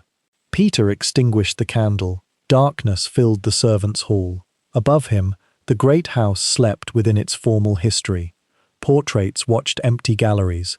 Silver rested behind locks. Family names remained secure beneath glass and gold. Below, the carved table waited. Perhaps every old household possessed such a book, not bound in leather, not written with ink, but hidden beneath the place where tired hands once rested and voices softened after midnight. Some names survive because they are inherited. Others survive because someone kneels close enough to find them. And where memory fades, beneath crumbs, cups, and ordinary wood, the forgotten may still be carving small gates, so they will not disappear entirely. The first carriages appeared beneath a silver afternoon sky. They came slowly along the winter drive, their lamps pale against the mist, and their wheels whispering over damp gravel. One carriage carried an elderly couple wrapped in dark travelling rugs. Another brought two young women, 3 hat boxes, a small dog, and a lady's maid, whose face revealed that the journey had been long.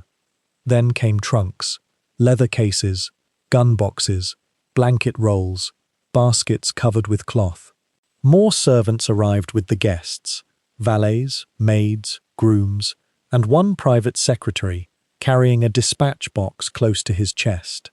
Within an hour, the quiet estate became a maze of footsteps. Doors opened and closed.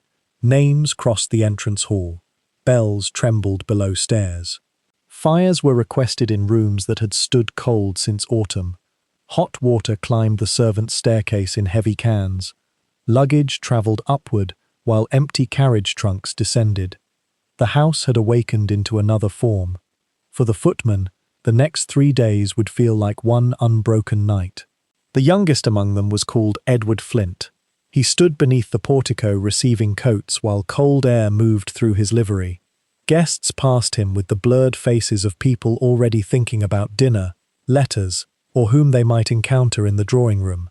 Edward carried their belongings toward rooms prepared with flowers and warmed linen. The blue room, the rose room, the eastern suite, the west chamber at the end of the gallery. Each guest brought a private world into the house. Their combs, books, medicines, gloves, letters, and travelling clocks filled drawers that had been empty that morning. It is said that a country house gathering was designed to appear effortless. Breakfast arrived without delay. Fires burned before anyone felt cold. Bath water appeared at the proper hour. Boots were cleaned. Letters travelled to the village post. Carriages waited at the steps. Luncheon, tea, dinner, and late supper unfolded with the calm precision of seasons. Yet behind this serenity moved an exhausted procession. Footmen carried coal, lamps, trays, luggage, cards, messages, and wine. Housemaids remade rooms, disturbed only hours before. Kitchen servants worked amid heat and steam.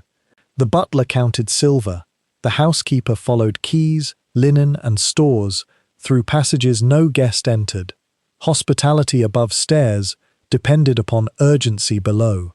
Still, no servant must appear hurried. Edward learned to move quickly, without seeming to rush. He opened doors before hands reached them. He received instructions while carrying other instructions. He remembered that Lady Ashbourne required warm milk, that Mr. Fenwick expected the morning post in the library, and that the gentleman in the south room wished to be called before sunrise for shooting. On the first night, dinner ended after 11. Cards followed. then brandy. Then a late tray carried to the billiard room. Edward reached his attic bed near 2, but a bell rang before he removed his shoes. A guest required another blanket. By the time he lay down, the first pale edge of morning had entered the small window. Sleep became a distant country. He glimpsed it, but could not cross its gate. The next day began almost at once.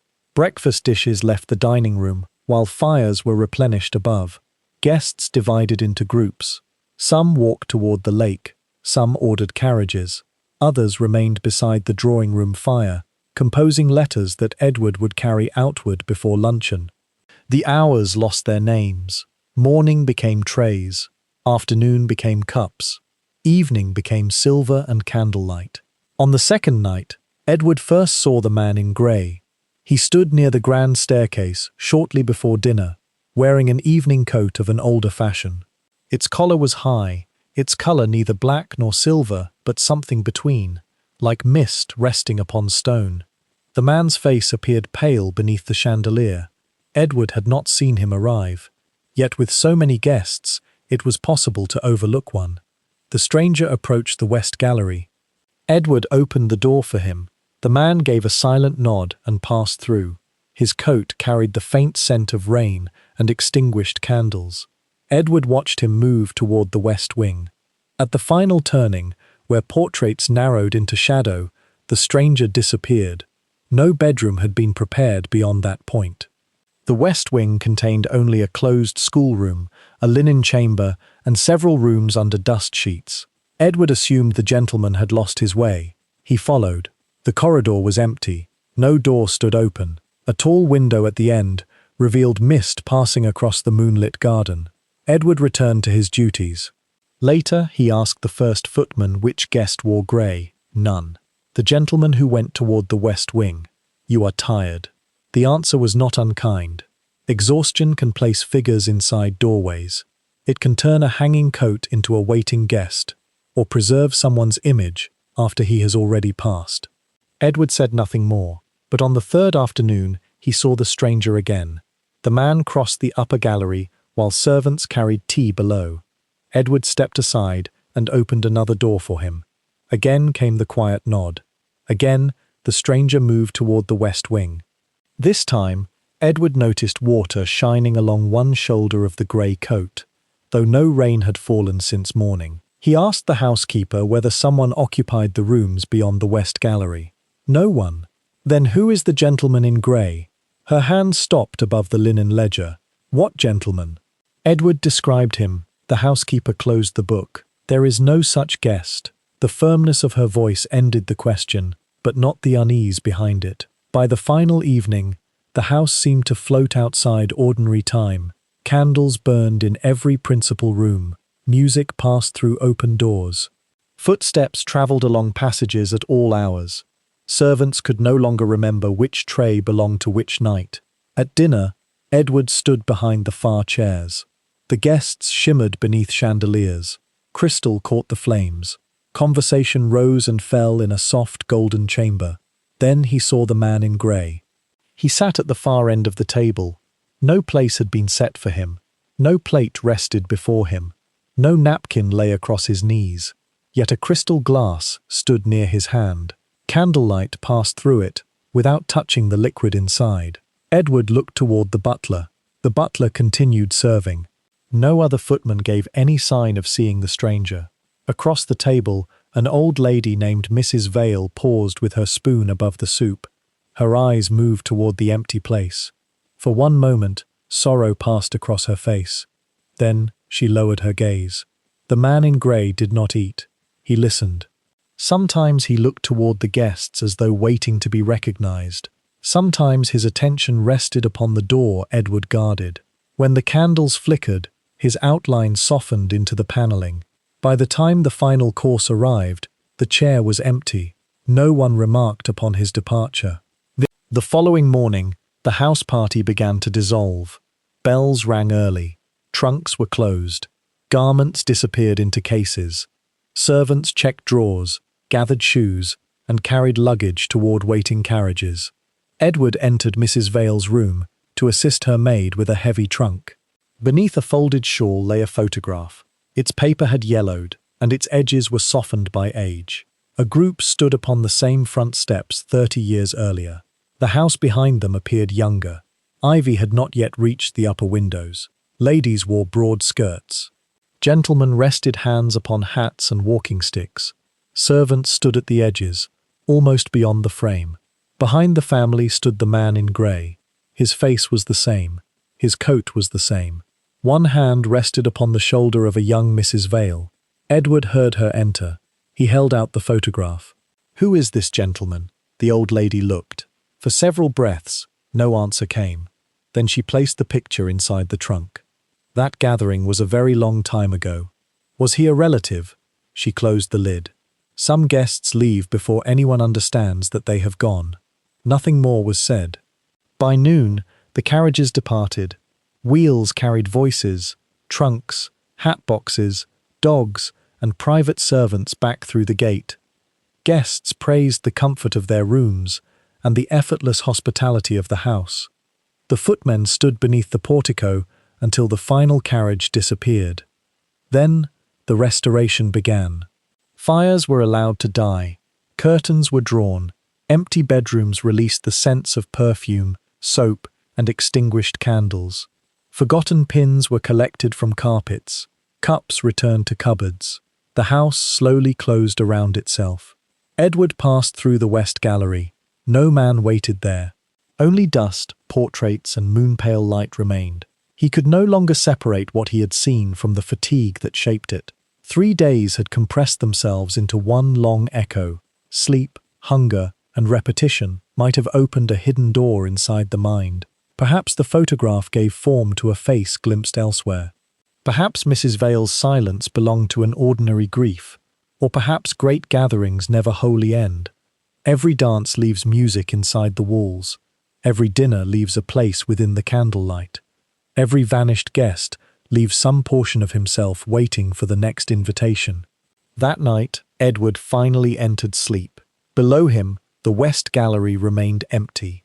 Yet somewhere beyond its final turning, a gentleman in a grey evening coat may still have been walking toward the rooms where the older house party had never quite ended. Music drifted through the open doors, like light upon water. Beyond them, couples moved beneath chandeliers in slow revolving circles. White gloves met at shoulder height. Silk skirts whispered across the polished floor. Jewels caught the candles and released brief points of blue, gold, and crimson into the room. From the gallery, the dancers resembled figures inside a turning constellation. At the edge of the ballroom stood a footman holding a tray of crystal glasses. His name was Edward Flint. He stood close enough to hear fabric brush against fabric, close enough to recognize the faint scents of rosewater and candle wax, yet separated from the dance by an invisible gate. No rope marked the boundary. No step divided the floor. Still, it was absolute. The ballroom belonged to those who moved within the music. Edward belonged to the threshold. It is said that beauty in great houses required witnesses who were not permitted to enter it. Footmen carried refreshments, replaced candles, opened terrace doors, moved chairs, and waited near walls for a gesture almost too slight to see. Their stillness formed part of the evening's elegance. A servant standing in correct posture beside a doorway became as necessary to the scene as mirrors, flowers, and light. Yet beneath polished livery lived a body. Edward's shoes had been shining when the first carriage arrived. Now the leather pressed against blisters near both heels. His lower back ached from lifting wine cases and trays. One shoulder retained the strain of carrying a brass candelabrum up the gallery stairs. No guest saw these things. His expression remained calm. The tray remained level. When a glass was taken, another appeared. When a candle shortened, it was replaced. When warm air gathered beneath the chandeliers, he opened the terrace doors and allowed the cool night to enter. The ball had begun at 9. By 11, the orchestra had played quadrilles, polkas, and waltzes. Couples crossed the floor in patterns learned through years of practice. Elderly guests watched from gilded chairs. Young women studied the room above their fans. Men stood near the card chamber discussing horses, politics, and marriages not yet announced. Edward moved among them without belonging to their conversations. He carried wine beside whispered promises. He held doors open for private quarrels. He watched happiness form and fade across faces before the dancers themselves seemed aware of it. A servant often knew which couples were in love before their families did. He also knew which engagements contained no love at all. Yet such knowledge had no proper destination. It remained within him, like music heard from another room. Near the third waltz, Edward noticed the young woman in pale blue. Her gown was the color of evening just before the stars appear. Silver thread formed tiny crescent moons along its sleeves. She danced gracefully, though her expression seemed distant. When the music ended, she did not join the other women near the refreshment table. Instead, she walked toward the terrace. Edward opened the glass door. Cold air entered the ballroom.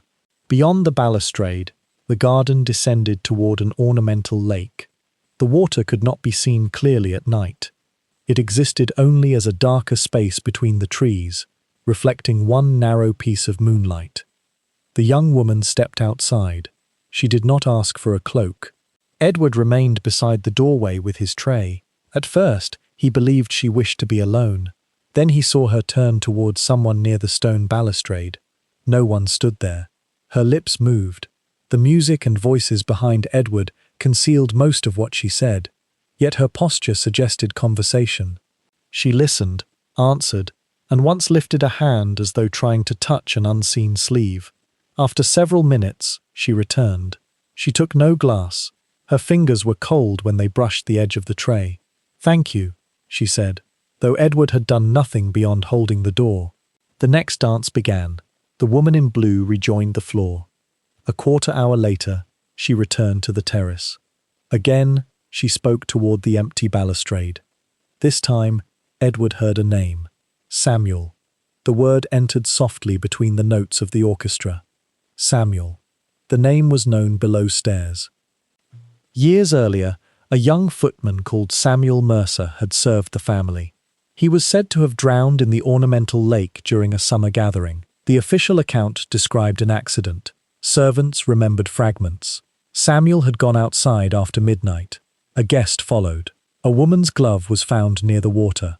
By morning, the footman was dead, and the house party continued, with the curtains drawn on one side of the ballroom so no one would see the men searching the lake. Some believed he had attempted to rescue someone. Others said he entered the water carrying a letter. No full account survived. The family did not discuss him. His name remained only in a wage ledger and in the quiet recollections of older servants. Edward watched the woman in blue. Perhaps Samuel was the name of a living brother or friend. It was not uncommon. The night might have carried the word from another conversation.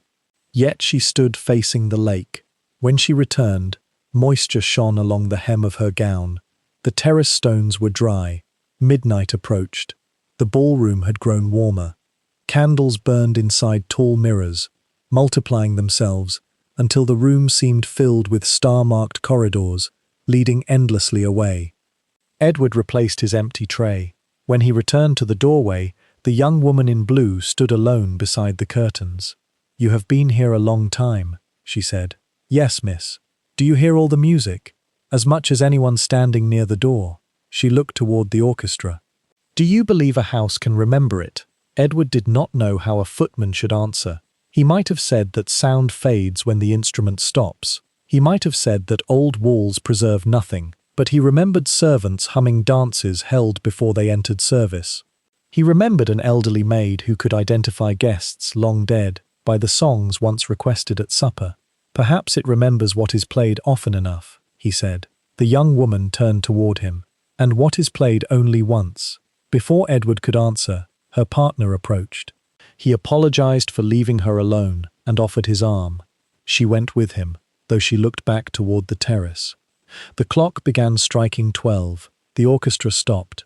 For a brief moment, every conversation softened. Then the musicians began another waltz. Edward had not heard it during rehearsal. Its melody was slow and old-fashioned. The first notes rose gently, descended, and returned like footsteps approaching through water. Several older guests looked toward the musicians. An elderly woman near the fireplace lowered her fan. "That was not on the program," someone murmured. At the center of the ballroom, the young woman in blue stood perfectly still. Her partner offered his hand. She did not take it. The waltz continued. Beneath the silence between its phrases, Edward heard another rhythm, the faint lap of water against stone. Perhaps wind had crossed the lake. Perhaps the terrace fountain had not been fully closed. The young woman's eyes filled with tears. Then the orchestra reached the final passage. The melody ended upon a note so quiet it seemed to remain after the bows had lifted from the strings. No one applauded immediately. For one breath, the chandeliers, mirrors, guests, and servants stood suspended within the same stillness. Then conversation returned. The woman in blue left the ballroom and did not appear again. The ball continued until nearly dawn. Carriages arrived beneath fading stars. Footmen gathered cloaks, carried boxes, and assisted guests down the steps. The musicians packed their instruments. Candles were extinguished one by one. At last, the ballroom stood empty. Chairs lined the walls. Crushed petals marked the floor. A single glove lay beneath a table, though it belonged to one of the living guests and was quickly claimed. Edward closed the terrace doors. Beside the threshold, he saw a wet footprint. It pointed inward. The print was narrow, shaped by a man's evening shoe. Water darkened the floor around it, carrying a few grains of pale sand from the lake path. No second footprint followed. Outside, the terrace remained dry beneath the moon. Edward knelt with a cloth. He wiped the water away. That, too, was part of service. After pleasure ended, servants removed the traces it left behind. Spilled wine, fallen flowers, wax, ashes, broken glass, and sometimes stranger evidence, all disappeared before the household woke. By morning, the ballroom would reveal nothing. History would remember who danced beneath the chandeliers. It might preserve the gowns, engagements, and names written upon the program. It would seldom remember the man at the threshold, holding glasses while his blistered feet ached inside polished shoes. Nor would it remember that he heard the old waltz. Edward carried the final tray away. Behind him, the last note seemed to dissolve among the empty chairs. Perhaps the young woman had spoken to no one. Perhaps the wet print came from a guest who crossed the terrace earlier. Or perhaps a house can remember music, even when played only once. And when the right melody returns, the vanished may approach its open doors, not to enter the dance, but to hear someone living speak their name above the water. Some voices only echo when we are ready to listen. Some songs wait longer. And somewhere beyond the moonlit balustrade, Samuel may still have been asking for one final waltz before the candles went dark. Rain passed over the estate at dusk. It came across the western fields in a pale, moving veil, darkening the stone walls and turning the gravel drive the color of iron. Water gathered upon the statues above the entrance. It slipped from carved leaves, crossed the faces of weathered angels, and descended the broad steps in silver threads. Inside the vestibule, the air filled with the scent of wet wool. A footman named Peter Moss stood beside the cloakroom door as the evening's visitors arrived. One by one, carriages entered beneath the portico. Wheels released water from the gravel. Horses breathed clouds into the cold air. The footman lowered steps, held umbrellas, received travelling cloaks, and guided guests toward the light of the entrance hall. Peter accepted each garment without a written label. A black cape trimmed with velvet belonged to Lady Westbury. The brown greatcoat with horn buttons belonged to her brother. A pale rain-cloak lined in blue silk belonged to the young woman who arrived in the second carriage. He remembered ownership through details others overlooked: the carriage crest, the order in which guests entered, a missing button, the scent of tobacco, or the faint trace of perfume left in a collar. By the end of the evening, the cloakroom held nearly 40 garments. Each represented a person now seated in warmth.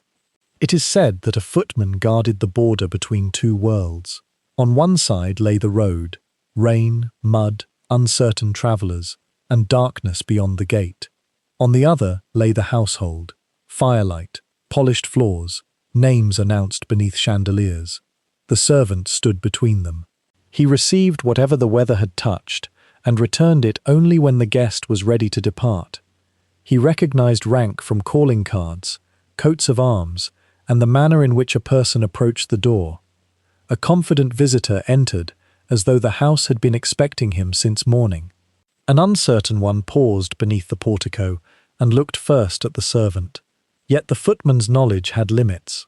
He might suspect that a caller gave a false name. He might notice that a guest arrived without invitation, or that a cloak carried mud from a road no carriage had travelled. Still, discretion required silence. Thresholds reveal much to those ordered never to speak of what crosses them. The rain continued. After the final carriage had been received, Peter began arranging the damp coats so air could pass between them. Water dripped onto the black and white tiles. The garments hung in close rows like silent figures waiting beneath the earth. Near the far wall, he saw a coat he did not remember receiving. It was black, long, made in a fashion older than those worn by the guests. The shoulders were narrow, the collar high, and the fabric heavy enough for railway travel in winter. No hat rested beside it. No umbrella had been placed beneath it. Peter touched the sleeve. It was colder than the rain outside. Not merely wet, but deeply cold, as if the coat had spent years in a stone chamber without sunlight. He searched his memory. No visitor had entered wearing it. He asked the other footman. No one remembered. The butler compared the arriving guests with the cards collected at the door. Every person was accounted for, and every known coat had an owner. The black garment remained. Someone's servant may have left it, the butler said. Yet visiting servants used the rear entrance. Their belongings rested below stairs, not among the family's cloaks. Peter lifted the coat from its peg. Water fell from the hem. The fabric carried the faint scent of coal smoke, railway steam, and something floral that had almost faded. Lavender, perhaps, or dried rosemary placed among mourning clothes. He searched the pockets. In the left lay a railway ticket. The card was soft with age, printed in dark blue ink. Its edges had begun to separate, yet the destination remained legible. Harcourt Junction. The date had been stamped 20 years earlier. In the right pocket rested a brass key. It was small and worn smooth around the bow. A narrow tag hung from it by a faded cord. West Service Entrance. Peter carried both objects to the butler. Mr. Ellison looked first at the ticket, then at the key. His face became still. "Where did you find these?" "In the black coat, sir." The butler did not take the key. He held his hands behind his back, as though the metal possessed heat rather than cold. "That entrance no longer exists. The tag bears the name of the estate. It was sealed during renovations." Peter looked again at the railway date. The stamp seemed familiar. Years earlier, he had seen it in an old newspaper kept among papers used for lighting the kitchen fire. The date marked a railway accident north of the county. A night train left the rails near a flooded cutting. Several passengers died. Among them was a former footman from Harcourt House. His name had been James Mercer. He was returning from his mother's funeral. Below stairs, the older servants remembered fragments. James had been granted 3 days' leave. Snow delayed his outward journey. Rain delayed his return. The accident occurred before dawn, less than 20 miles from the estate. The family had already replaced him by the time his small case arrived. "Did this key belong to Mercer?" Peter asked. The butler looked toward the cloakroom door. He retained it by mistake. Was the west entrance still open then? Yes. Why was it sealed? Mr. Ellison's eyes returned to the black coat. The passage became unnecessary. That was all. Peter replaced the ticket and key inside the pockets. Through the evening, music reached the vestibule from distant rooms. Guests dined beneath chandeliers while rain travelled across the windows.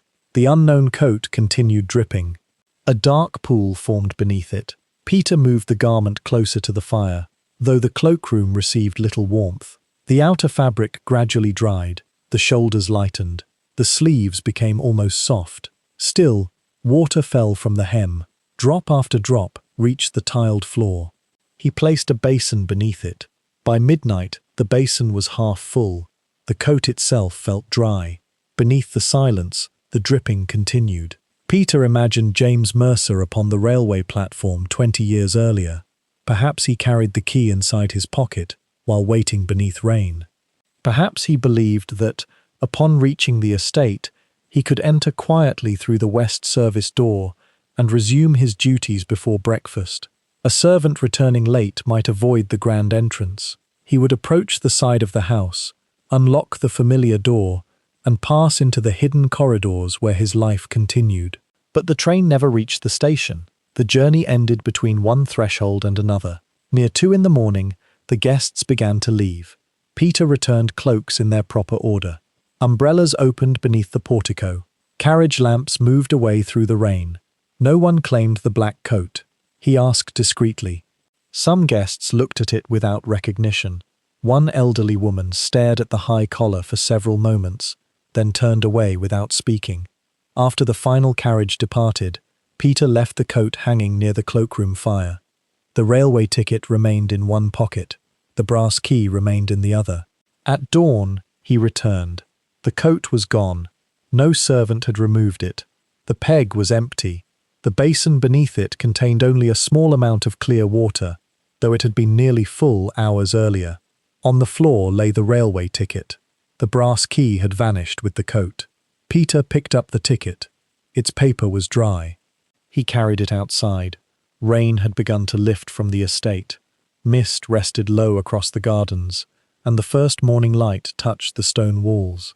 Beyond the west terrace, climbing ivy concealed the outline of an old doorway. The entrance had been filled with brick and covered in plaster from within. Outside, the stone frame remained. A rusted hinge could still be seen beneath the leaves. At the base was a narrow crack where weather had loosened the mortar. Peter stood before it. He imagined a former footman approaching through darkness, carrying grief from his mother's funeral and the fatigue of a long railway journey. He imagined the key inside the coat, prepared for a door that would one day be sealed. Then he knelt. Peter slipped the old ticket through the crack. It disappeared beneath the door. He did not know whether the gesture was kindness, superstition, or an apology offered by one servant to another. No sound came from beyond the wall. No hand returned the ticket. Only rainwater moved through the ivy. By sunrise, the clouds had opened. The estate emerged beneath a pale sky. Chimneys released their first smoke. Curtains were drawn. Bells began ringing below stairs. The vestibule smelled once more of stone and polish, rather than wet wool. Every threshold remembers those admitted and those left outside. Some doors welcome names. Others recognize only keys. Perhaps the black coat belonged to an unknown guest and had been carried away before dawn. Perhaps the ticket and key were ordinary objects preserved by chance. Or perhaps some journeys end only when someone opens, however briefly, a gate that history has closed. Behind the ivy, the sealed entrance remained still. Yet beneath it, hidden in dust and darkness, an old railway ticket had finally reached the house. Snow pressed its pale face against the windows. It had been falling since afternoon, softening the gardens and closing the long road beyond the estate gate. The stone figures upon the roof wore white shoulders. Hedges became low walls beneath the moon, and the bare branches of the elms held narrow lines of silver. Inside the kitchen, a covered plate waited upon a tray. Beneath the silver dome stood a bowl of broth flavored with rosemary, a small piece of bread, and a dish of stewed apple. Steam gathered against the metal, warming it until a footman could feel the heat through his gloves. His name was Arthur Vale. He lifted the tray and carried it from the kitchen. At once the air changed. Behind him remained the range, the copper pans, and the low voices of servants finishing the evening work. Ahead lay a cold passage, a narrow staircase, and the silent upper floors of the house. The scent of broth followed him, rosemary, warm bread, a faint sweetness from the apple. These small fragrances moved through the winter corridor like memories of summer. The meal had been prepared for the elderly mistress of the house. Lady Harcourt had not appeared below stairs for many weeks. Age had drawn her gradually away from the dining room, the drawing room, and the formal rhythm of family life. At first, she missed only breakfast. Then luncheon was carried upstairs. By December, all her meals were served in the eastern bedchamber overlooking the garden gate. Arthur made the journey each evening. It is said that illness alters the geography of a great house. Rooms once used for sleep become entire worlds. A bedchamber becomes dining room, chapel, sitting room, and final horizon. The corridor outside grows quieter. Footsteps slow before the door. Conversations lower themselves into whispers. Footmen were not nurses. They did not possess the trained knowledge of physicians or the authority of family. Yet they often carried meals to the ill, summoned doctors, brought coal, tended fires when another servant was occupied, and moved gently through chambers where ceremony had begun to loosen. In such rooms, the distance between servant and master narrowed, but it did not vanish.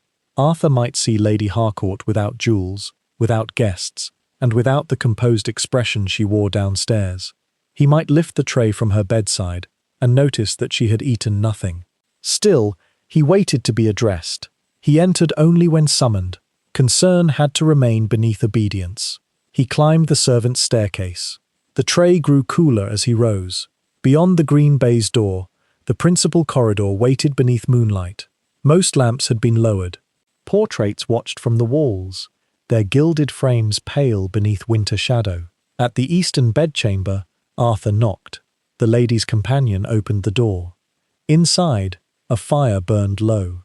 Heavy curtains framed the windows, though one had been drawn back so Lady Harcourt could see the snow. She lay beneath embroidered covers, her white hair arranged neatly despite the lateness of the hour. "Set it near me," she said. Arthur placed the tray beside the bed and lifted the silver dome. Steam entered the room. For a moment, warmth clouded the nearest window, hiding the garden gate. Lady Harcourt looked toward it. "Has the snow covered the path?" "Nearly, my lady." "And the gate?" "Not yet." She seemed disappointed. Then she turned toward the empty chair near the fireplace. Edward always waited until the gate was white. Arthur followed her gaze. No one sat there. "Did he, my lady?" He disliked leaving footprints where others could follow. Her companion adjusted the blankets. "You must rest." Lady Harcourt did not appear to hear. "When the path is covered," she continued, "he will know it is safe to come." Arthur knew no Edward connected with the family. No recent visitor bore the name. No portrait in the gallery was labelled Edward Harcourt. When he asked below stairs, the cook remembered only a fragment. Edward had been Lady Harcourt's childhood companion, perhaps the son of a gardener, perhaps a page or stable boy. The housekeeper believed he was a cousin who died young. No one agreed. There were no letters in the family papers. No photograph showed him. His name did not appear in the household Bible among births and deaths. Only Lady Harcourt remembered. Every evening, she asked about the snow. Every evening, Arthur carried the warm plate through the cold corridor. Some nights she ate half the broth. Other nights the bowl returned almost untouched. Once, she asked Arthur whether Edward still wore a blue coat. "I do not know, my lady." "He will," she said. "He promised not to change. Whispers tell us that memory, near the end of life, does not follow the straight road of clocks. A childhood afternoon may become more immediate than the previous day. A voice unheard for 70 years may sound nearer than those speaking beside the bed. The dead are not always remembered as dead. Sometimes they are merely delayed. Lady Harcourt spoke of a garden unlike the winter garden outside. There were summer roses along the wall. A gate opened toward an orchard. She and Edward had hidden beneath an old cedar while adults searched for them. He once carved a crescent moon into the gatepost. He once promised to return whenever snow erased the path. Perhaps these were memories. Perhaps they were dreams woven from fever, age, and falling light. Arthur never corrected her. One evening, the snow deepened. It covered the garden path completely and gathered against the lower bars of the gate. Moonlight turned the grounds blue and silver, as if the earth had become a quiet celestial landscape. Arthur carried the evening tray upstairs. The lady's companion had gone briefly to fetch medicine. The bedchamber door remained closed, but Lady Harcourt called for him to enter. The room felt unusually warm. The fire had revived, though Arthur did not remember anyone bringing coal. A faint scent of wet earth rested beneath the rosemary. He placed the tray beside the bed. Lady Harcourt smiled toward the chair. "You are late," she said. Arthur thought she meant him. Then he saw 2 spoons beside the empty bowl. One lay upon the tray, the other rested near the chair. "Did someone visit, my lady?" "Edward." Her voice was calm. "He shared the broth." Arthur looked at the chair. A shallow impression marked the cushion, as though someone had recently risen. Beneath it, small drops of melted snow glistened upon the carpet. The bedroom window was latched. The door had remained closed. No footprints crossed the room. Arthur touched the second spoon. It was warm. "He says the gate is ready," Lady Harcourt whispered. Outside, snow moved softly past the glass. Arthur removed the dishes. He did not speak of the second spoon below stairs. He dried it carefully in the pantry and returned it to the silver drawer. The following evening, no supper was requested. Lady Harcourt had fallen into a quiet sleep before dusk. Her breathing softened through the night. Shortly before dawn, she died, with one hand turned toward the chair. No fear marked her face. The cushion beside the fire had returned to its ordinary shape. The carpet beneath it was dry. The family entered mourning. Curtains were closed. Letters edged in black left the house. The bell for the eastern bedchamber remained silent. Arthur no longer carried the warm plate upstairs. In the weeks that followed, winter slowly loosened its hold. Snow withdrew from the terraces. Dark earth returned beneath the hedges. Water moved again beneath the garden bridge. One final patch of white remained beyond the gate, where the trees held the ground in shadow. At sunrise, Arthur crossed the garden, carrying a message toward the lodge. There, in the last snow, he saw 2 sets of tracks. One pair was narrow and light, the other was broader. They began near the garden gate, though the gate remained locked. Side by side, they continued toward the trees. No tracks approached from the house. No tracks returned. Arthur stood beneath the pale morning sky and watched the impressions soften as sunlight reached them. Within minutes, their edges began to disappear. Perhaps they belonged to villagers crossing the estate. Perhaps meltwater had shaped them. Or perhaps Lady Harcourt had found the old path again. Arthur told no one. Service had brought him close to the final breath of a life more carefully recorded than his own. The family history would preserve Lady Harcourt's birth, marriage, and death. It might mention the estates she inherited and the charities she supported. It would not record the second spoon. It would not name Edward.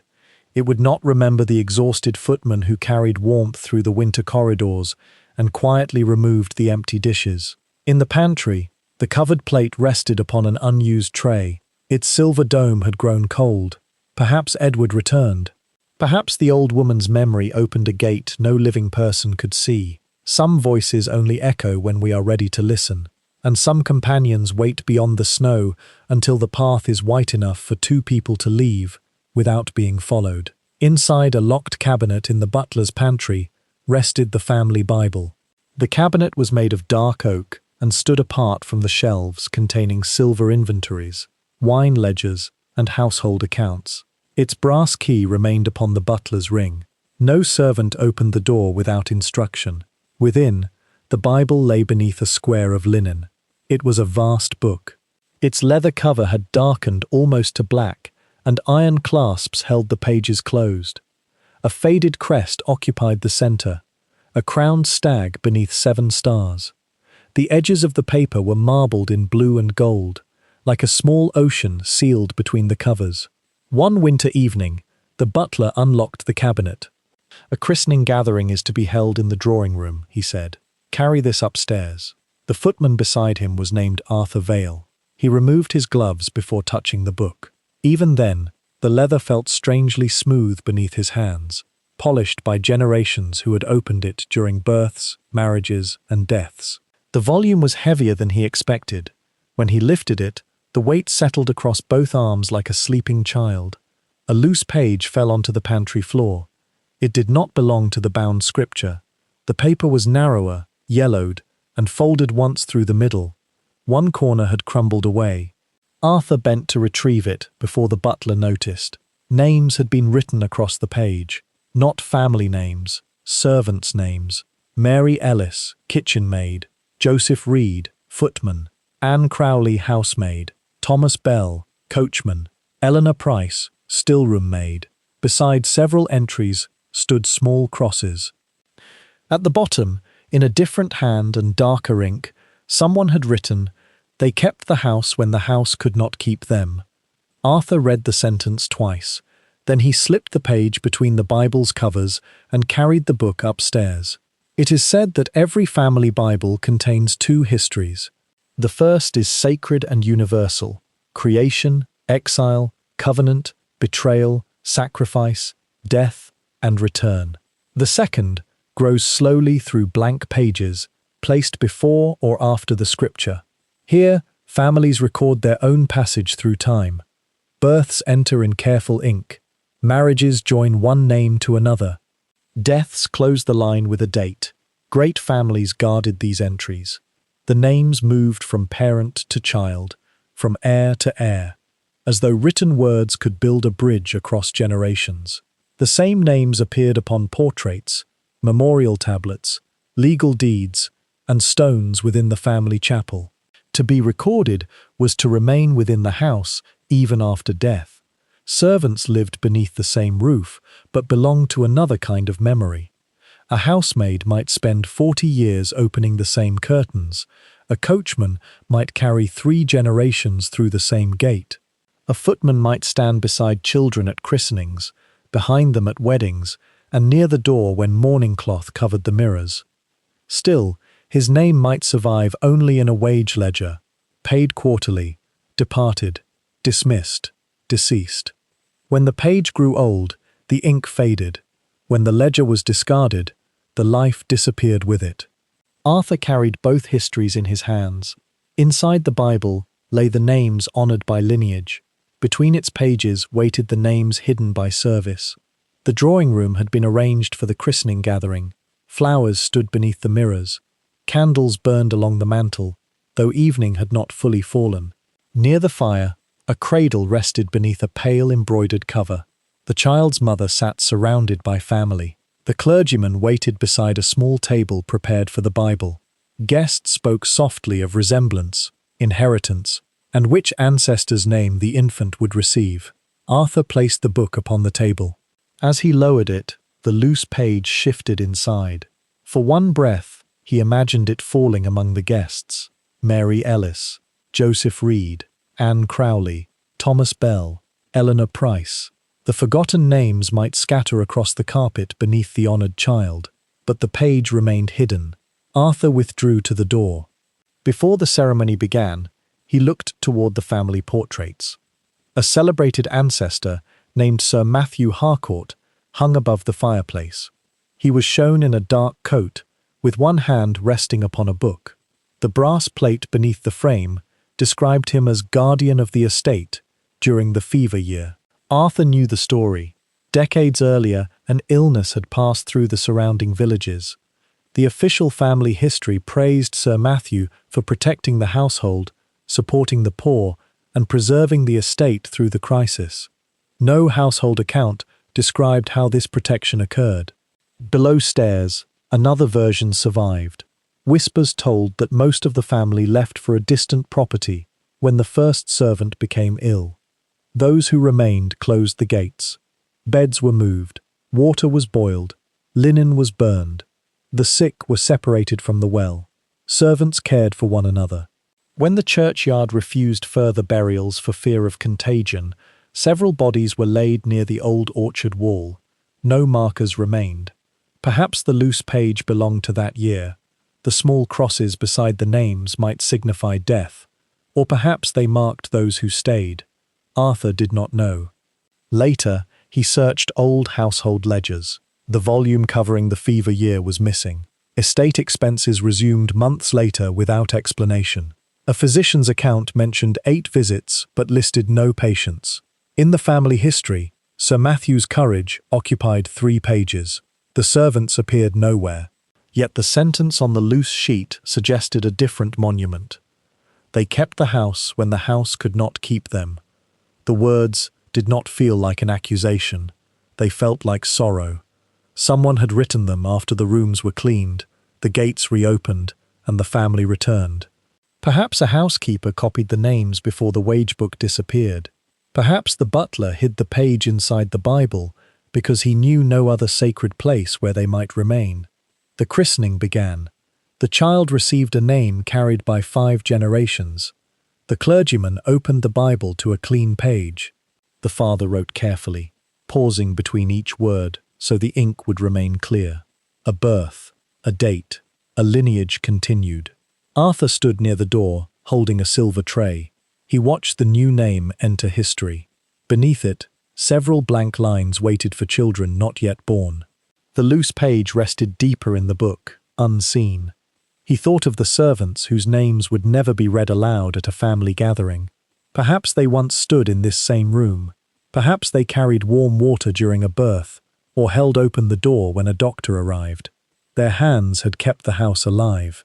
No portrait showed them, no stone named them, yet they remained within the sacred volume, close to the words of exile, mercy, suffering, and return. After the guests departed, Arthur carried the Bible back to the pantry. The room was quiet. The butler had gone to inspect the plate. Only one lamp burned near the cabinet. Arthur placed the book upon the table and opened it. The loose page lay beside a passage marked by an old ribbon. He could remove it. He could show it to the housekeeper, the vicar, or a member of the family. Perhaps the names would be copied into a proper record. Perhaps the forgotten orchard graves would be found. But he feared the page would be dismissed as uncertain, separated from the Bible, and eventually lost. Its silence had endured longer than any accusation. So Arthur smoothed the fold. He returned the sheet to the place where chance had revealed it. Then he closed the heavy cover. The butler entered and locked the Bible inside the cabinet. The key turned. The brass gave one quiet click.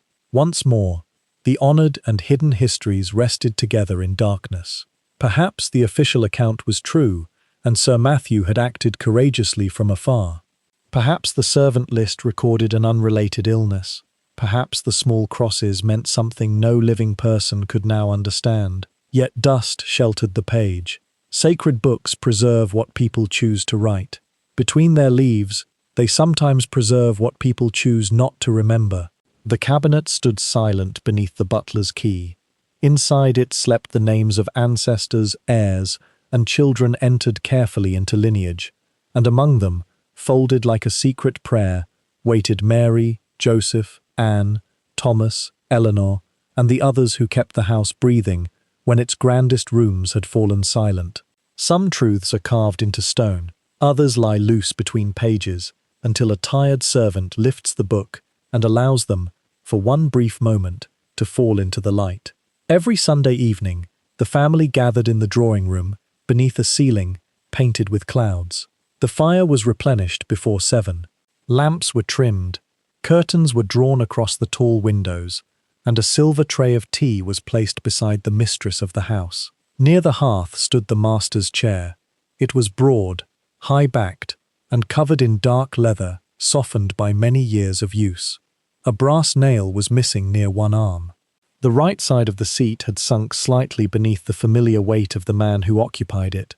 Behind that chair stood a footman named Matthew Cole. He remained close enough to observe the smallest gesture, a hand moving toward an empty glass, a glance directed at the fire, 2 fingers resting upon the armrest when a letter or book was required. Yet Matthew also stood far enough away to seem absent. This was the quiet geometry of service. The family formed a circle of conversation around the hearth. The servant remained at its edge, visible but excluded, prepared to enter the circle only when summoned. One winter, the master departed for the continent. He intended to travel for several months, visiting physicians, old friends, and cities he had not seen since youth. His luggage left before dawn. The carriage crossed the frosted drive, passed through the iron gate, and disappeared into mist. The following Sunday, the family gathered as usual. The master's chair remained empty. Matthew took his place behind it. No one told him to stand elsewhere. No one suggested that an unoccupied chair required no attendance. The place itself retained authority. It is said that hierarchy survives through arrangement. At dinner, the most important seat does not become ordinary merely because its owner is absent. A place beside a fire may preserve rank long after the person has left the room. Chairs, doors, staircases, and positions at tables teach everyone where power resides. In great households, servants learned these maps by heart. They knew which visitor must be announced first, which person entered before another, which chair could be moved without permission, and which remained fixed like a small throne. So Matthew stood behind the empty leather seat. He replenished the fire no one approached. He carried newspapers to the side table. He waited through conversations that occasionally turned toward the absent master, then moved away before uncertainty became too visible. At first, the family treated the journey as temporary. Letters arrived from Paris, then Geneva. The master wrote of rain along the boulevards, bells sounding across unfamiliar roofs, and a physician who recommended warmer air. His handwriting was firm. He sent instructions regarding the estate and asked after the horses. The letters were read beside the empty chair.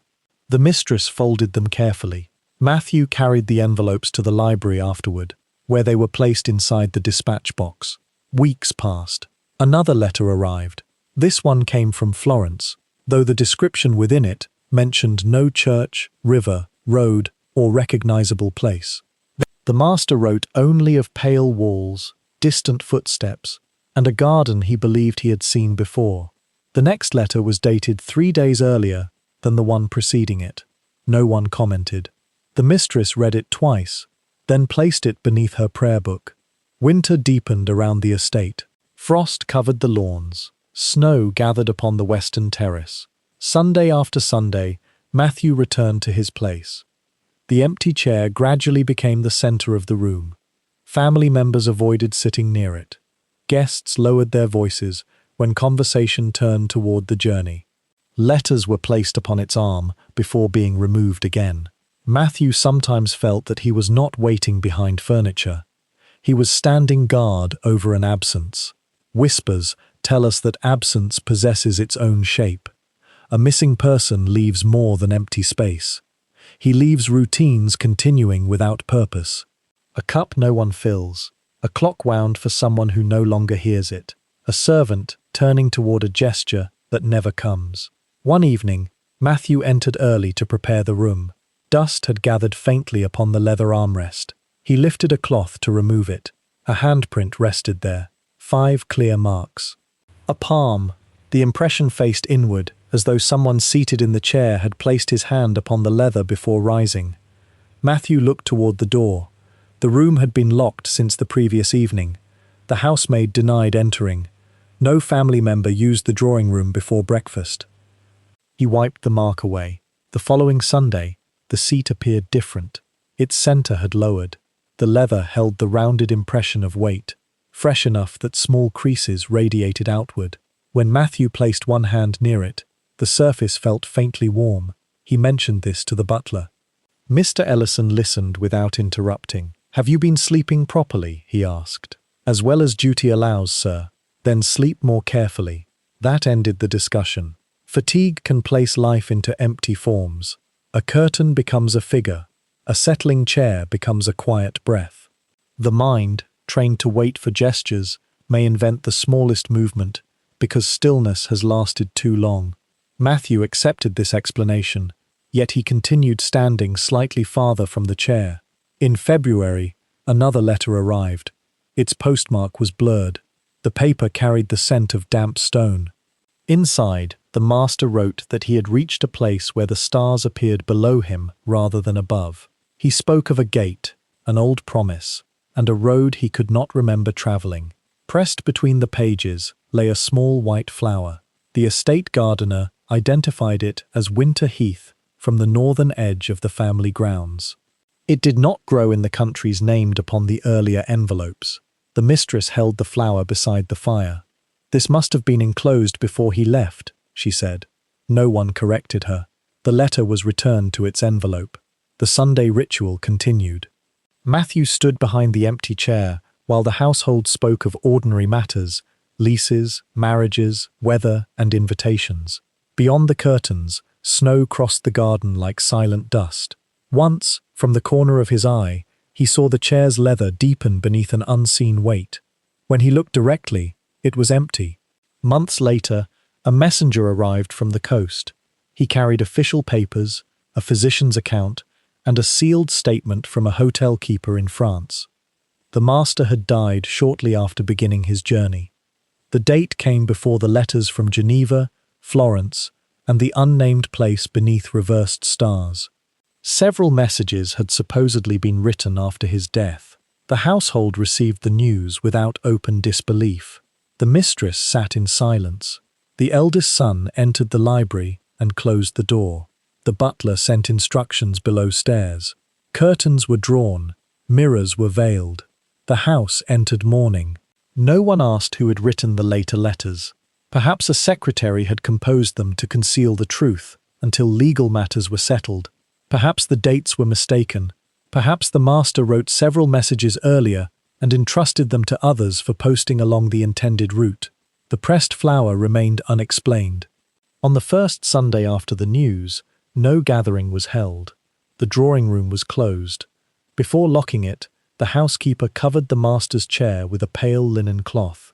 The fabric descended from the high back to the carpet, hiding the worn leather and the impression of the body that would never return. Matthew's vigil ended. No one required him to stand behind the covered chair, yet whenever he crossed the drawing room in later months, he felt compelled to slow. The linen sometimes curved inward near the arms, as though resting upon folded hands. Once, he thought he heard paper move beneath it. He never lifted the cloth. In time, the eldest son inherited the chair. It was uncovered, cleaned, and placed beside another fire. Authority crossed from one body to the next, preserving its seat even when the person changed. But Matthew remembered the months when he served no living man. Perhaps someone within the family composed the letters to delay grief. Perhaps time itself wandered inside the house, carrying words backward and flowers across impossible distances. Or perhaps a servant who waits behind emptiness long enough begins to feel what others refuse to name. The covered chair stood beneath moonlight. For months, an exhausted footman had treated absence as power because the household arrangement demanded it. History often performs the same ceremony. It preserves titles, offices, portraits, and chairs after the living person has vanished. It maintains the shape of authority and asks those nearby to continue standing in their proper places. Yet beneath the silence, every empty seat contains a question. What remains when the person is gone, but the obedience continues? The linen stirred once in the cold room. Perhaps only air had entered beneath the door. Perhaps the chair remembered the weight it had carried for years. Matthew passed without looking back, and behind him, marked by the moon, the empty place continued holding the form of someone who had departed, long before the household allowed him to be gone. Before dawn, frost feathered the inside of the attic glass. Delicate white branches spread across the small panes, forming a winter forest no hand had drawn. Beyond them, the sky remained dark. Snow covered the roof lines, and the chimneys released faint columns of smoke into the star-marked air. Below stairs, a footman lifted the final coal scuttle. His name was Thomas Reed. The iron handle pressed into his palm. Black dust covered the rim, darkened the cuff of his shirt, and settled into the small cracks of his skin. The scuttle was not full. The coal heap in the cellar had nearly vanished, and the next delivery would not arrive until the road became passable. Still, the upper rooms must remain warm. The house contained more than 20 fireplaces, drawing rooms, bedrooms, the library, the morning room, the servants' hall. Each possessed its own appetite for fuel. A fire did not continue because a room was wealthy. Someone carried its darkness upward. Someone knelt before the grate, removed ash, laid paper and kindling, arranged the coal, and coaxed a small flame into warmth. It is said that comfort hides its own pilgrimage. Heat appears beside a bed, but the road begins below the earth. Coal is cut from ancient darkness, raised through stone, carried by rail and cart, stored beneath houses, and lifted one heavy measure at a time through narrow passages. By the time it reaches the fire, the hands that carried it are blackened. The room above remains clean. Housemaids commonly tended many bedroom fires, rising early to clear grates and lay fresh coal before the family woke. In large or busy households, footmen and other servants might assist with heavy carrying, late requests, or distant rooms. On this night, several servants were ill, and the cold had deepened unexpectedly. Thomas had climbed the hidden staircase again and again. The south bedchamber required more coal. The drawing-room embers had failed. A visiting gentleman asked for a second fire near midnight, though 2 blankets and a warming pan already waited beside his bed. Each request removed another portion from the cellar heap. Now only 1 scuttle remained. The butler instructed Thomas to carry it to the upper landing and divide it between the 2 coldest rooms. He began climbing. The house slept around him. At every turning, coal shifted with a low stone whisper. Dust rose into the candlelight and floated like fragments of a crumbled night sky. The metal edge struck one stair, sending a small echo upward. Thomas paused. No bell rang. No door opened. He continued. His shoulders ached. Coal dust entered his throat, carrying the dry taste of earth. The scuttle seemed heavier with each floor, as though it contained not fuel but the weight of every warm room above. Beneath the silence, labor moved without witness. The family would wake beside glowing grates. They might notice the frost upon the windows or the brightness of snow in the garden. Few would imagine the repeated journeys made before dawn. Warmth arrived without a face. At the upper landing, Thomas heard a child crying. The sound came from behind a locked door at the end of the corridor. At first, he believed it belonged to the wind. Old houses produce many voices in winter. Air passes through chimneys. Timber contracts. Water murmurs inside pipes. A branch touches glass and becomes a hand asking to enter. Then the crying came again. Soft, interrupted. The quiet grief of a child attempting not to be heard. Thomas lowered the scuttle. No children lived in the house. The family's youngest son was 23 and travelling abroad. No guests occupied the upper floor. The room beyond the locked door had once been a nursery, but it had not been used for years. Now it stored broken chairs, a disassembled cradle, rolled carpets, and furniture too damaged to place elsewhere.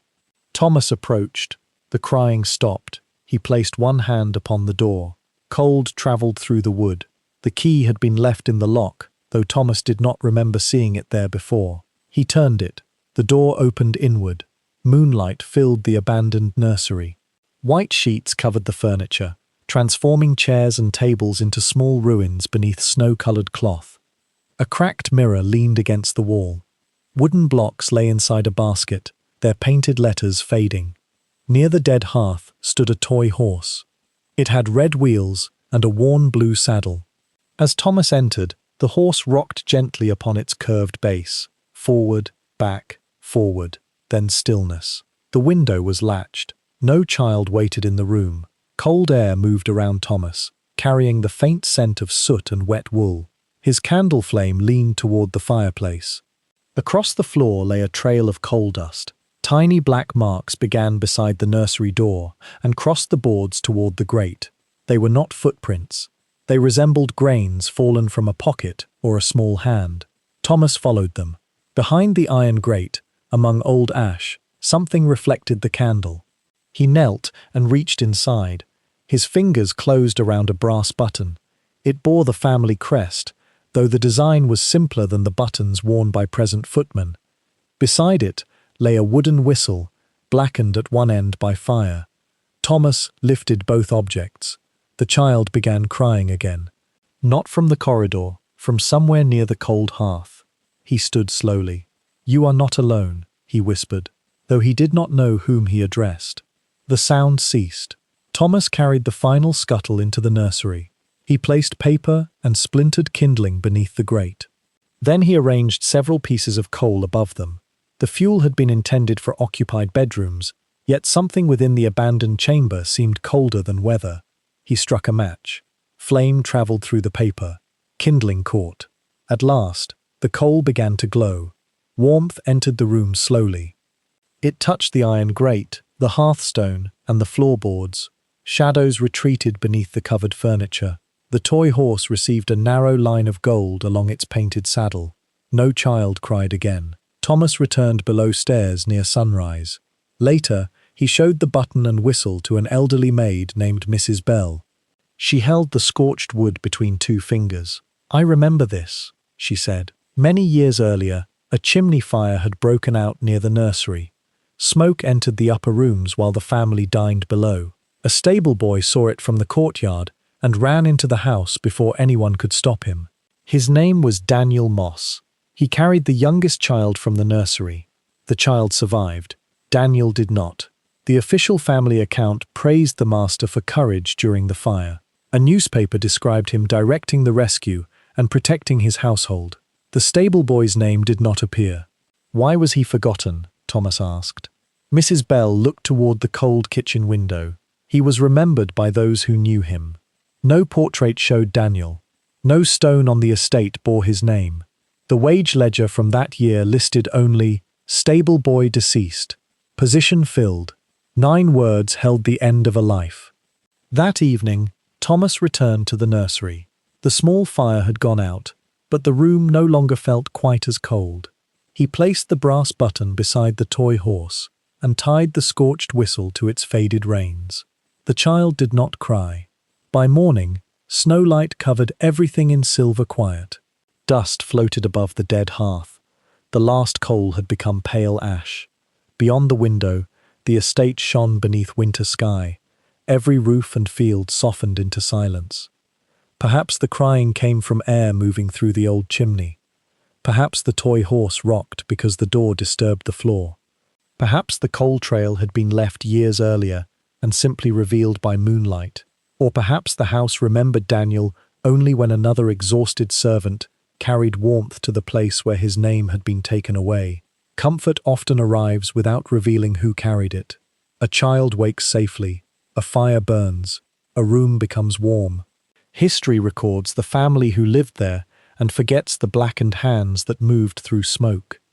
The brass button remained beside the horse. It caught the morning light, like a small buried star. Thomas closed the nursery door, but did not lock it. Behind him, the final embers gave one quiet breath and became still. Perhaps some rooms do not ask to be opened. Perhaps they ask only for the cold to be lifted once more. And perhaps a forgotten boy, waiting beside a dead hearth, needed no monument grander than one small fire lit by another servant before dawn. A folded notice waited beside the footman's breakfast plate. It had been placed between his cup and the pair of white gloves prepared for the morning. The paper bore no seal. Only his name appeared upon the outside, written in the butler's controlled hand. Henry Ward. Around him, the servants' hall continued its ordinary rhythm. Tea was poured. Bread was cut. A kitchen maid carried empty dishes toward the scullery. Above the long table, one of the bells trembled and gave a bright summons from the morning room. No one reached for the notice. No one asked what it contained. Henry unfolded it. His service would end at the close of the week. No accusation was stated. No failure was named. The household had decided that his position was no longer required, though another footman had arrived only the previous month. The final sentence was brief. The master did not intend to provide a written character. Henry read the words again. The room seemed to recede around him. A character was more than a letter. For a servant seeking another place, it could determine whether a door opened or remained closed. It assured a future employer of honesty, sobriety, obedience, and competence. Without it, years of service might carry no recognized value. A missing character created suspicion. Why had none been given? What had the servant done? Even if no wrongdoing existed, silence could become accusation. It is said that reputation was the invisible luggage every servant carried from house to house. Clothing could be replaced. Wages might be saved and spent. But a damaged name followed. A rumor could cross villages before the servant reached them. A few guarded words from one employer might close kitchens, stables, and servants' entrances across an entire county. Henry folded the notice. The morning room bell rang again. Its second summons sounded more impatient. He rose. Duty continued even when his future had been removed. Through breakfast, luncheon, and dinner, Henry moved as he always had. He opened doors, carried trays, polished silver, and answered bells. Guests saw no change. The house required his service for 6 more days. After that, it would behave as though he had never been there. Henry believed he knew why. 3 nights earlier, while carrying a lamp through the western corridor, he saw the master standing beside a locked cabinet. An unknown man waited with him. The stranger wore a dark travelling coat and kept one hand near his face, partly concealing it. The master gave him a thick envelope. In return, the man placed a small key upon the cabinet shelf. Money passed between them. Neither spoke above a whisper. Henry stopped only because the corridor was narrow. He lowered his eyes and moved away, as servants were trained to do when private matters unfolded within their sight. But the master had looked at him. For one brief moment, their eyes met. Nothing was said. The following morning, the notice appeared. Perhaps the events were unrelated. Perhaps household expenses truly required 1 fewer footman. Perhaps another complaint had been made. An incorrectly announced guest. A delayed tray. A bottle placed on the wrong side of the table. Yet Henry remembered the locked cabinet. He remembered the stranger's gloved hand. Beneath the silence, knowledge could become a kind of trespass. A servant was permitted to witness much, but only if those above him believed the witnessing left no memory. The other servants offered sympathy carefully. The cook placed an extra portion beside his plate without explanation. A housemaid mended the loose lining of his coat after midnight. The first footman said he would ask among neighbouring houses, though his voice suggested little hope. No one spoke openly against the master. Kindness itself could be dangerous when directed towards someone dismissed without a character. To defend Henry might imply that the dismissal was unjust. To question the household's decision might endanger another servant's own position. So comfort travelled through gestures. A cup filled before he asked. A candle left beside his attic door. A hand resting briefly upon his sleeve when no one else was looking. Whispers tell us that those with little security learn to practice compassion in silence. On his final evening, Henry packed his possessions. Everything fit inside one modest case. 2 shirts, stockings, a prayer book, a photograph of his mother taken many years earlier, a small knife, a pair of gloves no longer perfectly white. He folded each object carefully. As he moved the narrow bed to retrieve a dropped collar stud, one floorboard lifted at its edge. Dust lay within the crack. Henry knelt and loosened the board. Beneath it rested a thin ledger. Its leather cover had dried and cracked. No title appeared upon the spine. The pages smelled of dust, old ink, and wood smoke. At first, Henry assumed it belonged to a former occupant of the room. Then he opened it. Names filled the pages. Servants' names, dates of dismissal, payments made from estate accounts. Beside many entries appeared the same phrase, no character supplied. The list stretched across generations. Thomas Bell, footman. Mary Ellis, housemaid. Joseph Reed, coachman. Eleanor Vale, lady's maid. Samuel Mercer, under footman. Some names carried brief notes.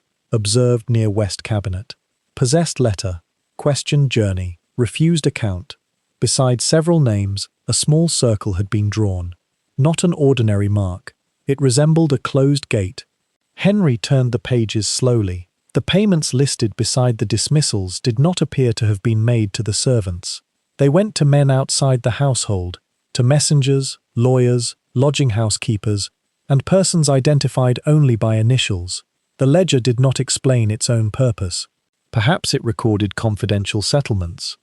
Perhaps the servants had committed genuine offences and the estate had quietly protected itself. But the pattern felt older and more deliberate. People saw something. They became inconvenient. Their character disappeared. Then they vanished from the house. Henry found no entry bearing his own name. Perhaps the ledger had been hidden before his dismissal. Perhaps another book continued the record elsewhere. He thought of taking it. The pages might prove that his case was not unique. They might help him explain why the master refused a character. Yet the ledger belonged to the estate. If found in his possession, it would be called stolen property. Theft would replace suspicion with certainty. Every line within it could be dismissed as an invention made to conceal his guilt. Henry sat beside the open floorboard. Rain touched the attic window. Moonlight rested across the ledger, revealing dust within the circles, like darkness trapped behind closed gates. He could not carry the book, but he could carry the names. On a scrap of paper, he copied as many as would fit: Thomas Bell, Mary Ellis, Joseph Reed, Eleanor Vale, Samuel Mercer. He added the dates and the symbols beside them. Then he returned the ledger beneath the floor and pressed the board into place. The servants' hall was empty when Henry descended. A dying fire coloured the long table. Cups, crumbs, and abandoned sewing remained after the staff had gone to bed. He remembered an old custom spoken of by the cook. Departing servants sometimes left marks beneath the table so they would not vanish entirely. Henry knelt. On the underside of the wood, initials, moons, stars, and tiny gates crossed one another in the darkness. Some of the ledger's names appeared there. TBME Jr. The official account and the hidden memorial touched in that narrow space. Henry folded the copied list and pushed it into a crack between two supports. He did not carve his own initials. Not yet. Perhaps someone would find the paper. Perhaps dust would consume it.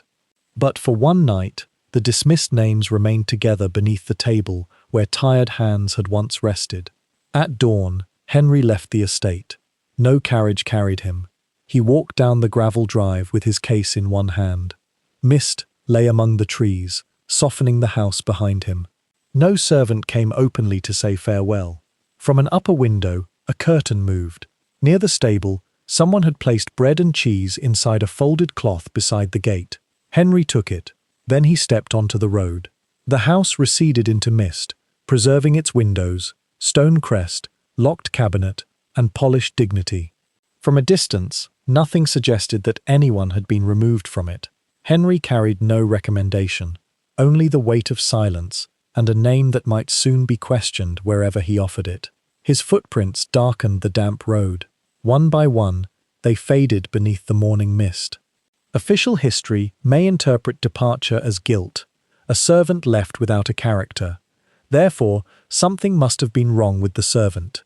Yet sometimes a person vanished from a household not because he had failed, but because he had seen what polished rooms required others to forget. Perhaps the ledger was no more than an account of legitimate dismissals. Perhaps the money in the western corridor concerned an ordinary debt. Henry would never know. Still, beneath the servants' hall table, the copied names waited among carved stars and closed gates. Some truths do not survive in public records. They travel through whispers, hidden pages, and footsteps disappearing along a road. And sometimes, the only testimony left by the innocent is the quiet space where they once stood before the house, taught everyone else not to ask why they were gone. Beneath the clock of a provincial railway station, an aging former footman waited among the steam. The clock hung from an iron bracket above the platform. Its white face had yellowed slightly, and black hands moved toward 2 in the afternoon. Beneath it, porters crossed with trunks. Doors opened. Whistles sounded. Coal smoke gathered beneath the glass roof and descended in pale veils. Every arriving train released faces from the past. For one moment, strangers appeared within steam, like people returning from dreams. Then they moved toward the exit, gathered by families, carriages, and roads leading elsewhere. The former footman's name was Robert Finch. He wore a dark coat brushed carefully for the occasion. Silver had entered his hair. One hand rested upon a walking stick, though he had once stood for hours without shifting beside drawing-room doors. In his pocket lay a newspaper notice. Former servants of Ashcombe House are invited to gather at Harrowfield Station before the estate's demolition. The notice was brief. No organizer had signed it. No explanation followed. Yet the date and hour had been underlined in faded ink. Robert had travelled 80 miles to attend. It is said that railways changed not only distance, but memory. Before their lines crossed the countryside, servants often sought positions near familiar villages or through local recommendations. Rail travel widened the map. A housemaid could leave one county in the morning and enter service in another before night. A footman might follow a family to the city, then move again when a better place appeared. The rails offered departure. They also scattered people who had once shared the same hidden world. When a servant left a great house, friendships could dissolve almost immediately. Letters required addresses. Addresses changed. Employers moved. Names altered through marriage. A cook who once knew every voice in the servants' hall might vanish into a distant hotel kitchen or a household beyond another junction. The great house remained in memory. The servants separated like sparks above a dying fire.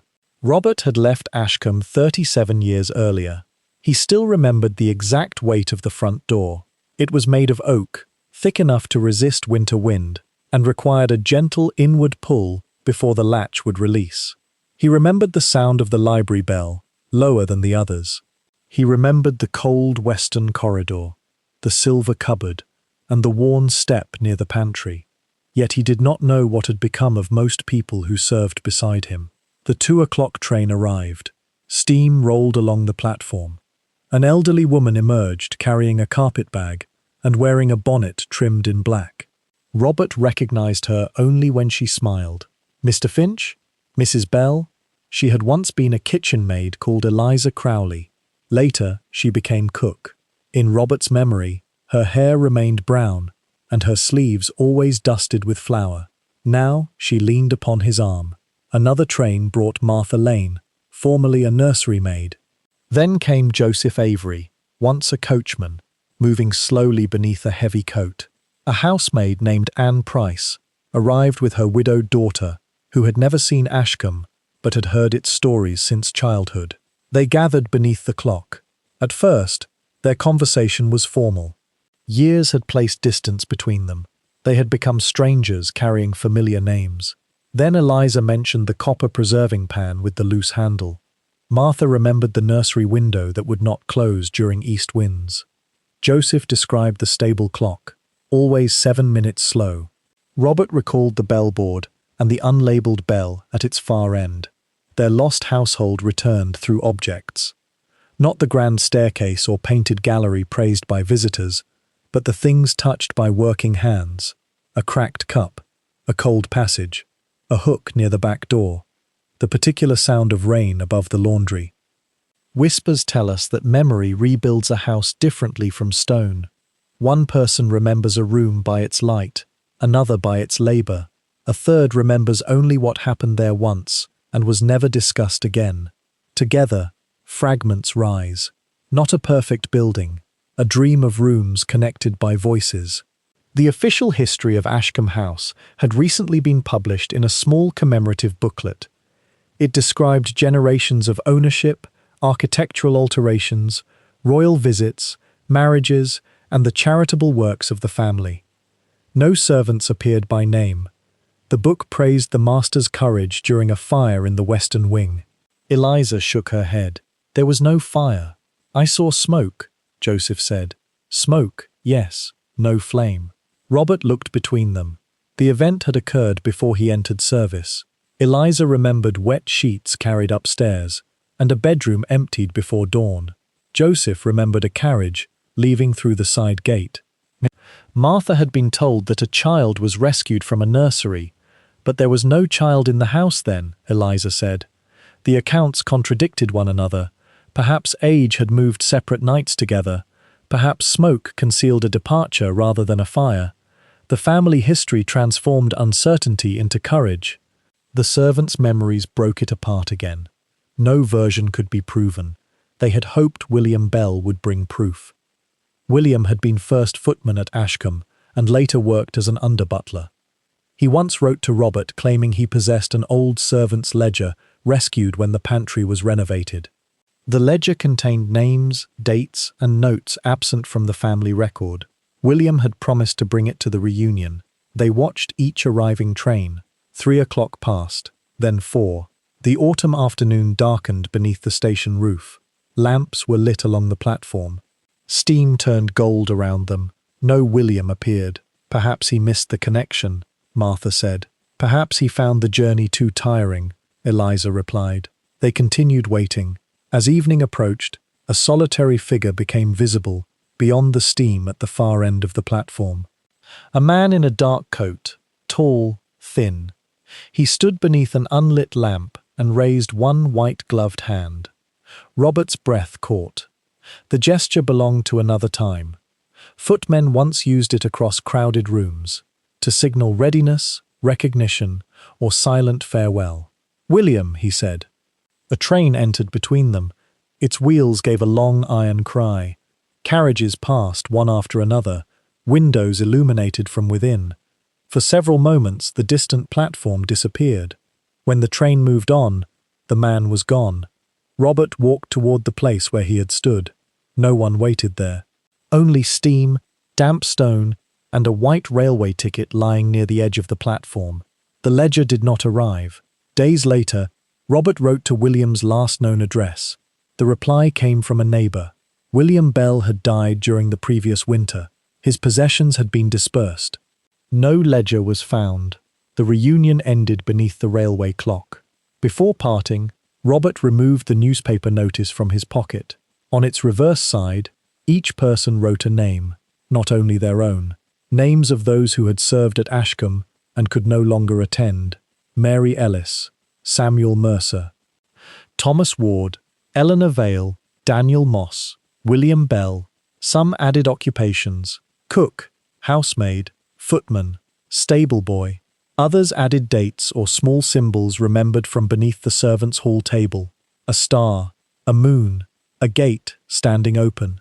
Their handwriting formed a fragile household of its own. There were no portraits, no crest, no order of inheritance, only names gathered on the back of a newspaper notice, while trains carried strangers through the evening. One by one, the survivors departed. Eliza travelled north. Martha took the branch line toward the coast. Joseph left in a hired cab. Robert remained until the platform quieted. Above him, the railway clock continued measuring public time. It belonged to everyone who passed beneath it, not to one family, one estate, or one inherited name. Soon, Ashcombe House would be demolished. Its stone might become garden walls. Its timber might be sold. Dust would fill the rooms where bells once sounded, and the hidden stairs would open briefly beneath the sky before disappearing. Buildings fall, records vanish. Memory changes with every telling. Perhaps the figure beyond the steam had been another traveller raising his hand to someone else. Perhaps William's ledger never existed. Perhaps the reunion preserved no truth beyond affection. Yet for one moonlit hour, those once trained to be invisible gathered beneath a public clock and restored one another to time. Robert folded the notice. The names remained inside it. Then he boarded the final train. As it moved away, the station lamps drifted backward through steam like wandering stars. The clock disappeared beneath the roof. Somewhere beyond the windows lay the road to Ashcombe, the old gate, and the house waiting for demolition. But the servants were no longer entirely within it. Their names travelled outward along the rails, and where memory fades, the small paper household continued its journey, light enough for one aging footman to carry, yet strong enough to keep the vanished together for a little longer. The great house stood abandoned beneath a winter moon. Its windows reflected no firelight. Snow gathered upon the front steps, and ivy moved softly against the stone whenever wind crossed the empty gardens. Beyond the iron gate, the road had faded beneath frost. Inside, every room waited. Furniture had been covered with pale sheets. Portraits had been removed from the gallery, leaving cleaner rectangles upon the walls where ancestral faces once watched the passage of servants and guests. The silver had been counted, wrapped, and sold. Books departed in wooden cases. Carpets were rolled.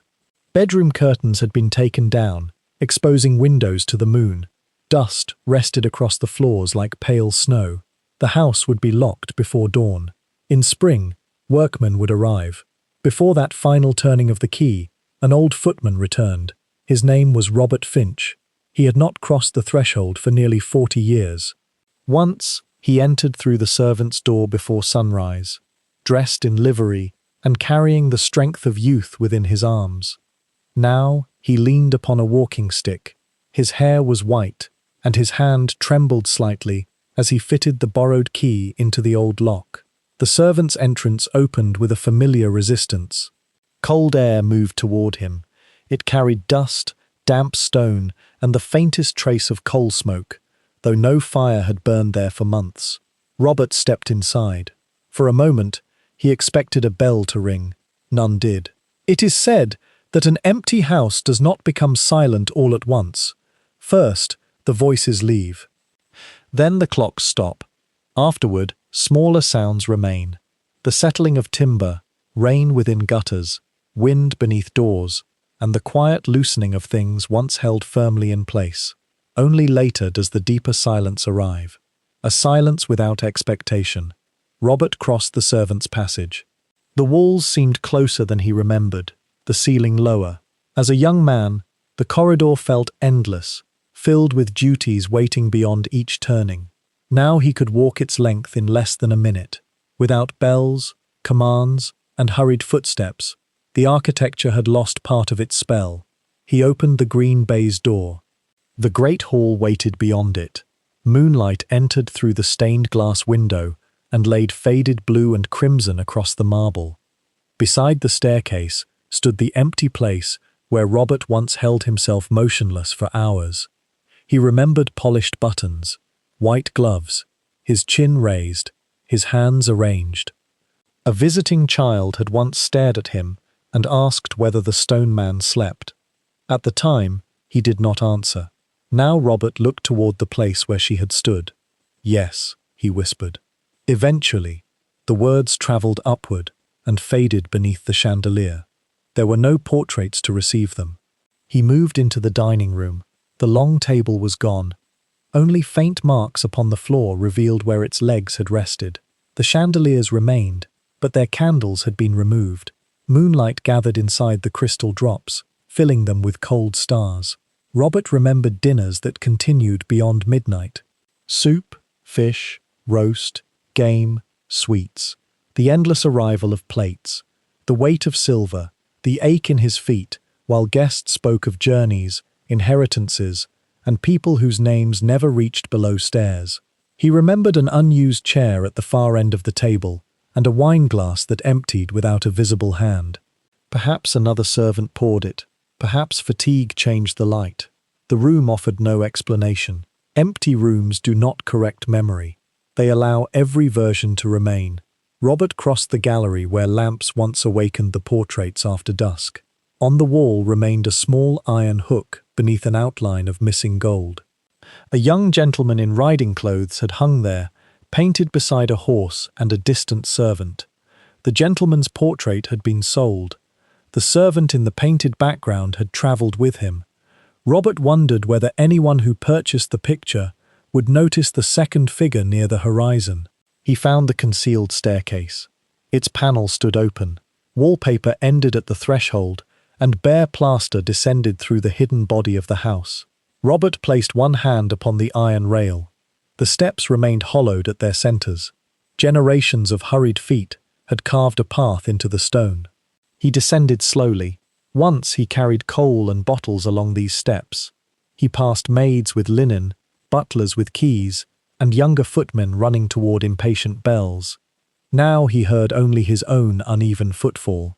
At the lowest landing, initials remained beneath smoke and dust. EMJRMLWB. Robert traced them with one finger. Some belonged to people he remembered. Others had vanished before his time. Their wage books might be gone. Their graves might bear different names or none at all. Yet the staircase still held their passage. Where memory fades, stone remembers pressure. In the servants' hall, the long table remained. No buyer had wanted it. Its surface was stained by cups, hot dishes, ink, and years of tired hands. Robert sat in the place he once occupied after late dinners. He remembered bread, shared beside a dying fire. laughter muffled when the butler approached. A kitchen maid placing an extra spoonful of stew upon his plate, a candle left outside the door of someone ill. Small acts. No household history recorded them. Yet they had warmed the hidden world more faithfully than many grand fires. Robert knelt and looked beneath the table. The carvings remained. Stars, moons, initials, keys, open gates and closed ones. Someone had pushed a folded scrap of paper between the supports. Time had made it brittle. When Robert touched it, the edge crumbled. Names were written there. Thomas Bell, Mary Ellis, Joseph Reed, Eleanor Vale, Samuel Mercer. Robert knew some from stories, others from ledgers or whispers. He spoke each name aloud. The empty hall received them. Some voices only echo when we are ready to listen. He replaced the paper gently. In the pantry, wooden shelves stood bare. Marks remained where silver dishes and decanters once rested. A cracked mirror returned Robert's face in dim fragments. He remembered livery coats hanging there, some altered for new bodies, others preserving the shape of servants long gone. Men entered the cloth and disappeared beneath family colours. The coat press was empty now. No uniform waited for another man. Robert continued to the bell passage. The wooden board remained upon the wall. Most wires had been cut during the closing of the house. Their ends hung from the ceiling, curled and purposeless. The labels survived. Library, morning room, blue bedchamber, west chamber. Each brass bell had once carried authority through walls. One note could interrupt a meal, a conversation, or the first edge of sleep. Robert's body had answered before thought. Now the library held no books. The morning room contained no chairs. The blue bedchamber had no bed. The names remained after the rooms had lost their purpose. At the far end of the board hung the unlabelled bell. Its ivory plate had been removed many years before, leaving 2 small holes and a pale mark upon the wood. No one discovered which room it served. The wire disappeared into plaster, travelling toward a chamber absent from every plan. Robert stood before it. "Nothing left to ask for," he said. He turned away. The bell moved. A soft brass note entered the passage. It was not loud. It carried no command. Yet Robert recognized it. The sound crossed the empty servants' hall, entered the staircase, and rose through the sleeping rooms. For one moment, the house seemed to draw breath around him. Robert did not search for the source. He had spent enough of his life following wires through darkness. Instead, he placed his palm against the wall. Cold plaster rested beneath his hand. "Yes," he said softly, "I am here." No second summons came. Silence returned. Perhaps the bell moved because wind found the cut wire. Perhaps winter contracted the brass. Perhaps the house, released from ownership and ceremony, gave one final note as its hidden machinery settled into stillness. Robert lowered his hand. Before dawn, he walked back through the servants' hall. He closed the green baize door, crossed the corridor, and stepped outside. Snow had stopped. Stars remained above the roof. The first grey light touched the trees beyond the gate. Robert closed the servants' entrance gently, as he had done thousands of times when others were sleeping. The key turned. The house waited behind him. It was not empty, perhaps. Not in the way an unused vessel is empty. Its chambers held labour, loyalty, hunger, weariness, laughter, and names spoken only below stairs. Every polished surface concealed hands. Every warm bedroom remembered coal carried upward. Every formal dinner rested upon aching feet. History remembered those who owned such houses. It preserved their portraits, marriages, journeys and inheritances. But the house had been kept breathing by people who entered through smaller doors. Robert walked toward the gate. His footprints crossed the frost, dark for a moment and then pale beneath the returning snow. Behind him, no window shone, no bell rang again. Perhaps the final summons had never asked for service. Perhaps it had asked only for witness. And beneath the winter moon, the great house passed into silence, while the old footman carried its hidden names beyond the gate.